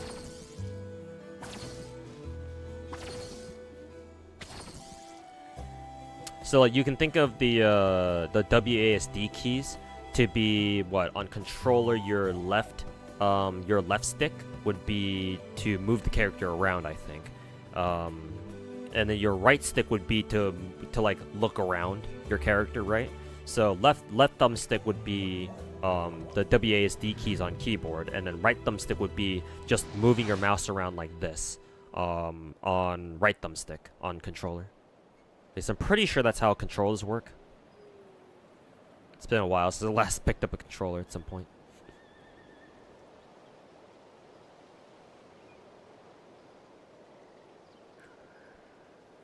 Have you ever played a gacha with a controller? No, never. 水の味は実に幽怨な趣を持つ。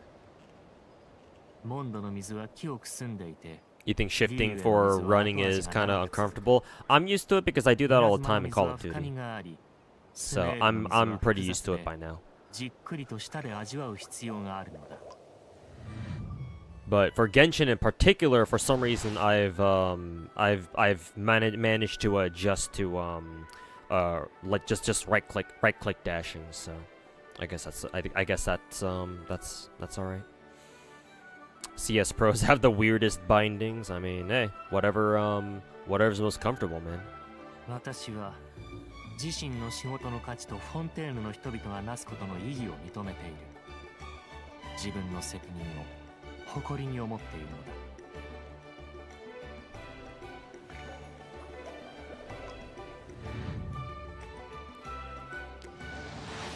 Leaks indicate that Seed will be part 1 of the upcoming banner. Well, if she was dripped first, yeah, she was dripped first, so yeah, naturally. because I specifically remember Orpheus was dripped after Seed. So. What gacha game am I looking forward to the most? Enfield. For sure, Enfield. Followed by NTE.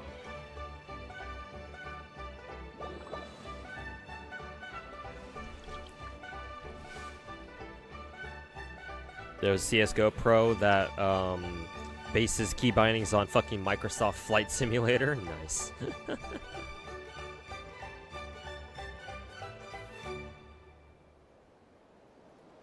Okay.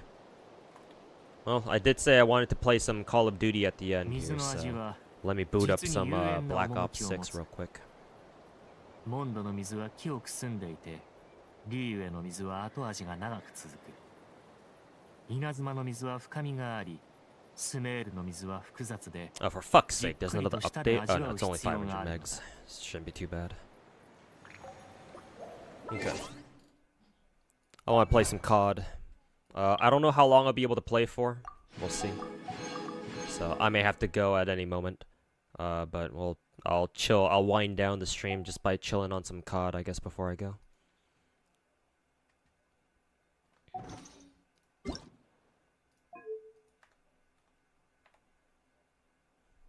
Hey, look, chat. I almost have enough for another multi.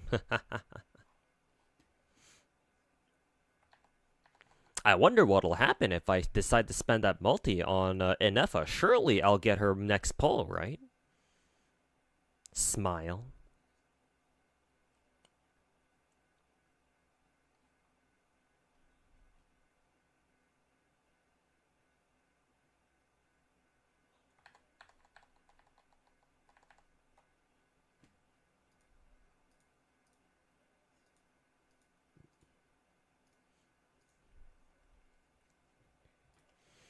Okay, booting up Blop 6.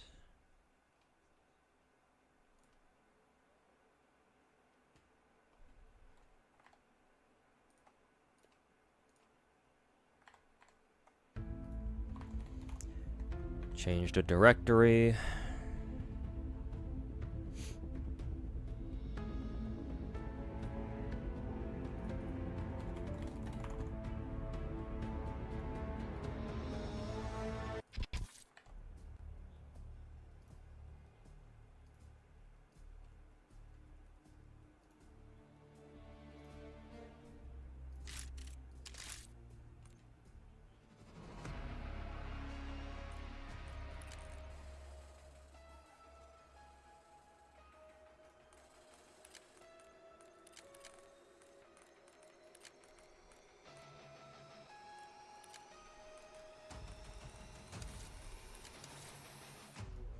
Okay, we'll chill out on some COD.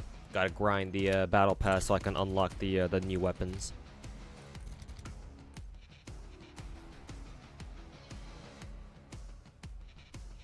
Hey, Kenny, how's it going, man? Good to have you back. Hopefully work was alright today. You always use shift, you never use right click, probably because like me, yeah, your muscle memory comes from first-person shooters. Yeah, same here. Strangely, though, I was able to adapt to right-click dashing in Genshin, though. I say that, but I probably still use shift a whole bunch, too. Now that I think about it. Oh, lovely. Stakeout domination. This'll be fun.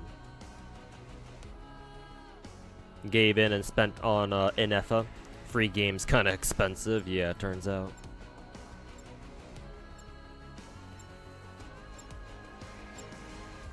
Yeah, I have zero interest in these kinds of games anymore. I still do. I'm nowhere near as competitive as I was back when I was younger, but I still get the itch to shoot people in the face every now and then. So. Go, go, go! Cover me while Securing C.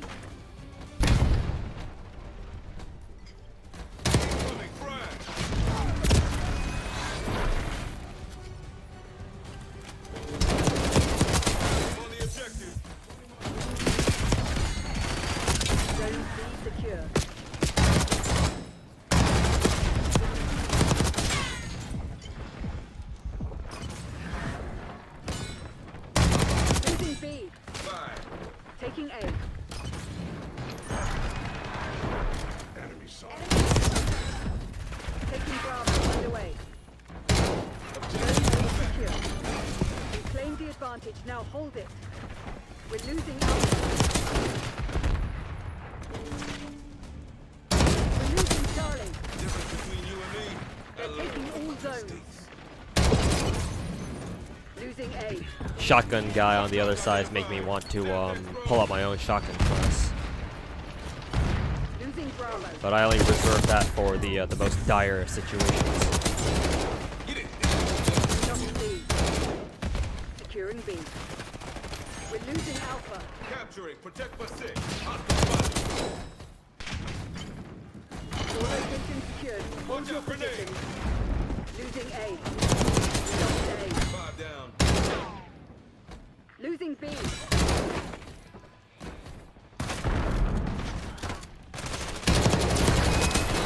Bravo lost. Zone Alpha. Locking down. Maybe you'll try out the new battlefield. Yeah, apparently the new battlefield is pretty good. Losing Alpha. People are enjoying it way more than 2042. That's Alpha. Taking B. Securing zone. Bravo zone secure. Molly spam. You know the drill already. I'm taking this one.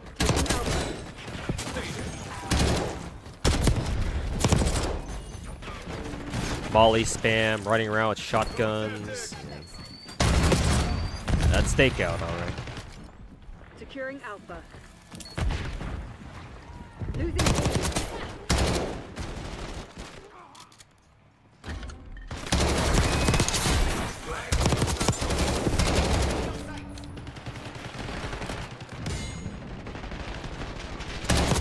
Taking Alpha. Someone's got to start the party. Losing Bravo. I forgot that they spawn behind you in the bathroom.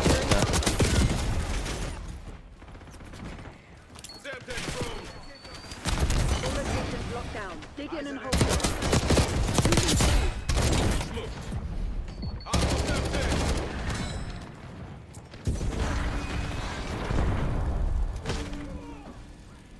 Losing A.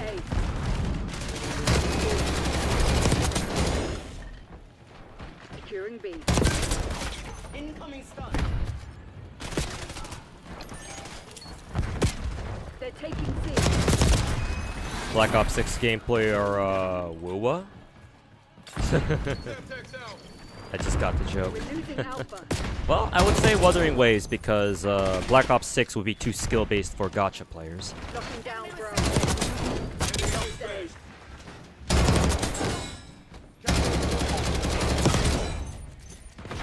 Securing Zone A.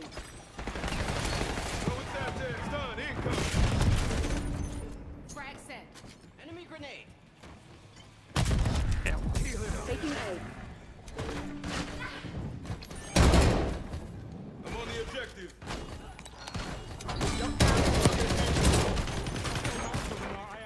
Enemy must be eliminated. Losing A. Taking B. We're losing Alpha.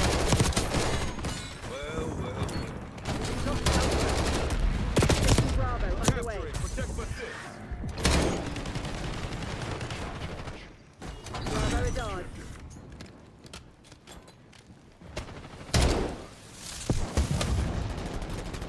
Taking Alpha.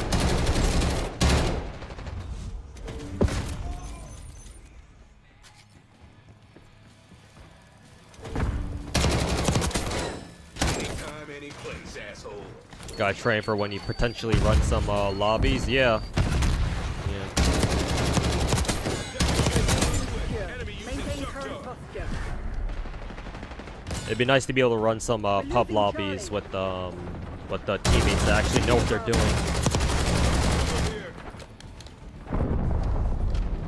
Sometimes I can get sick and tired of constantly playing with teammates that are fucking dog shit.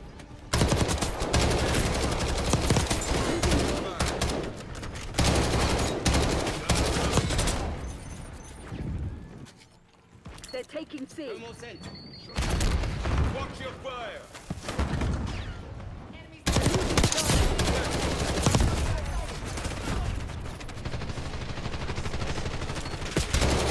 They're taking C.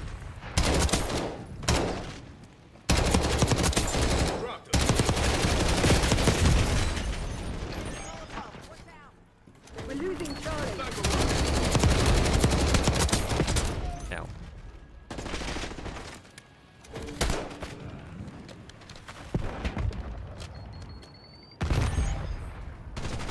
Give me 1 second, guys. Taking C.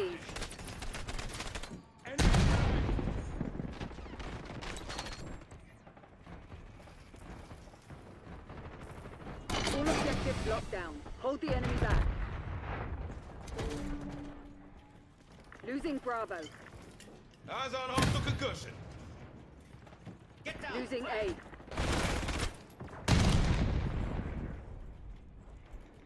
Bravo lost.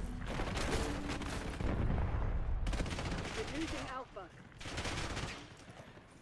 Alright, I'm back. Oh, that's French.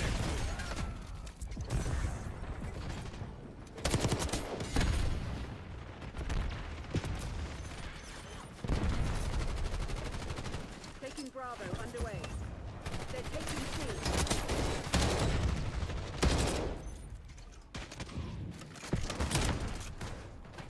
Losing A. We're losing Charlie.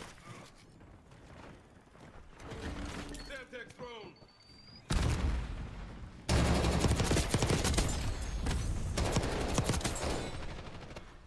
Thank God for steadying laser.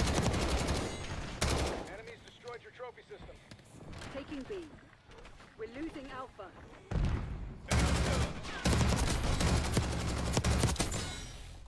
Losing A.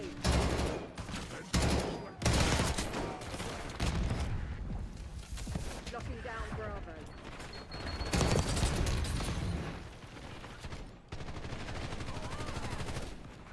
Taking Bravo underway. Location secure. Maintain current posture.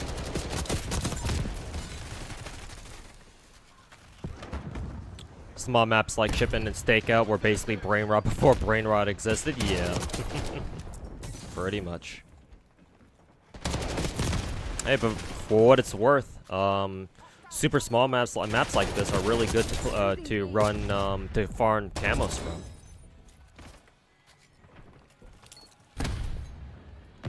Like, whenever you want to grind headshots for gun camos, it's like, well, look no further. Losing Alpha. Locking down Bravo.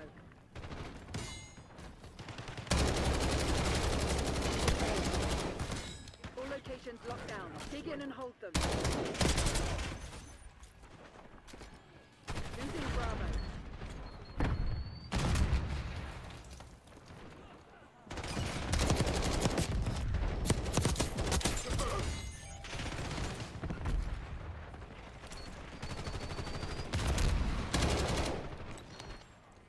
Losing B.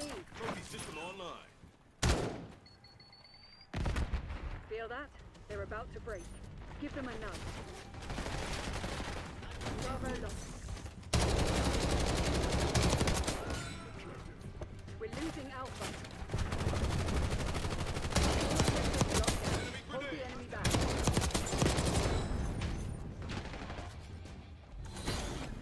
Okay, chat. I gotta get going. Sorry, I can only play one game, but unfortunately I have to leave now.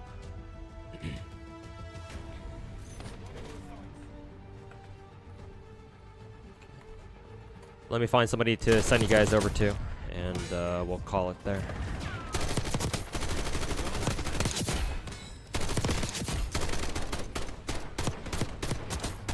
Let's see. Oh, Mr. Pokey's streaming. This is kind of an early time for him to be streaming, but oh, looks like he's looks like he's doing a an Epic 7 sponsor, so I guess that makes sense. I'll send you guys over to Mr. Pokey actually. I don't think I've ever raided Mr. Pokey before because I think it's normally because he never really streams at this time, but looks like he had to start streaming early for the sponsor. Okay, Leave the lobby. Yeah, thanks everybody for watching. I will send you guys over to Mr. Pokey and tell him I said what's up and all that. Just grab some lunch. Yeah, sorry, Haviland. I thought I wanted to play some more, but I gotta get going now, so I could only get like one game in. I'll probably play some more off stream, but yeah, sorry about that. Maybe maybe in a future stream I'll be able to play some more COD.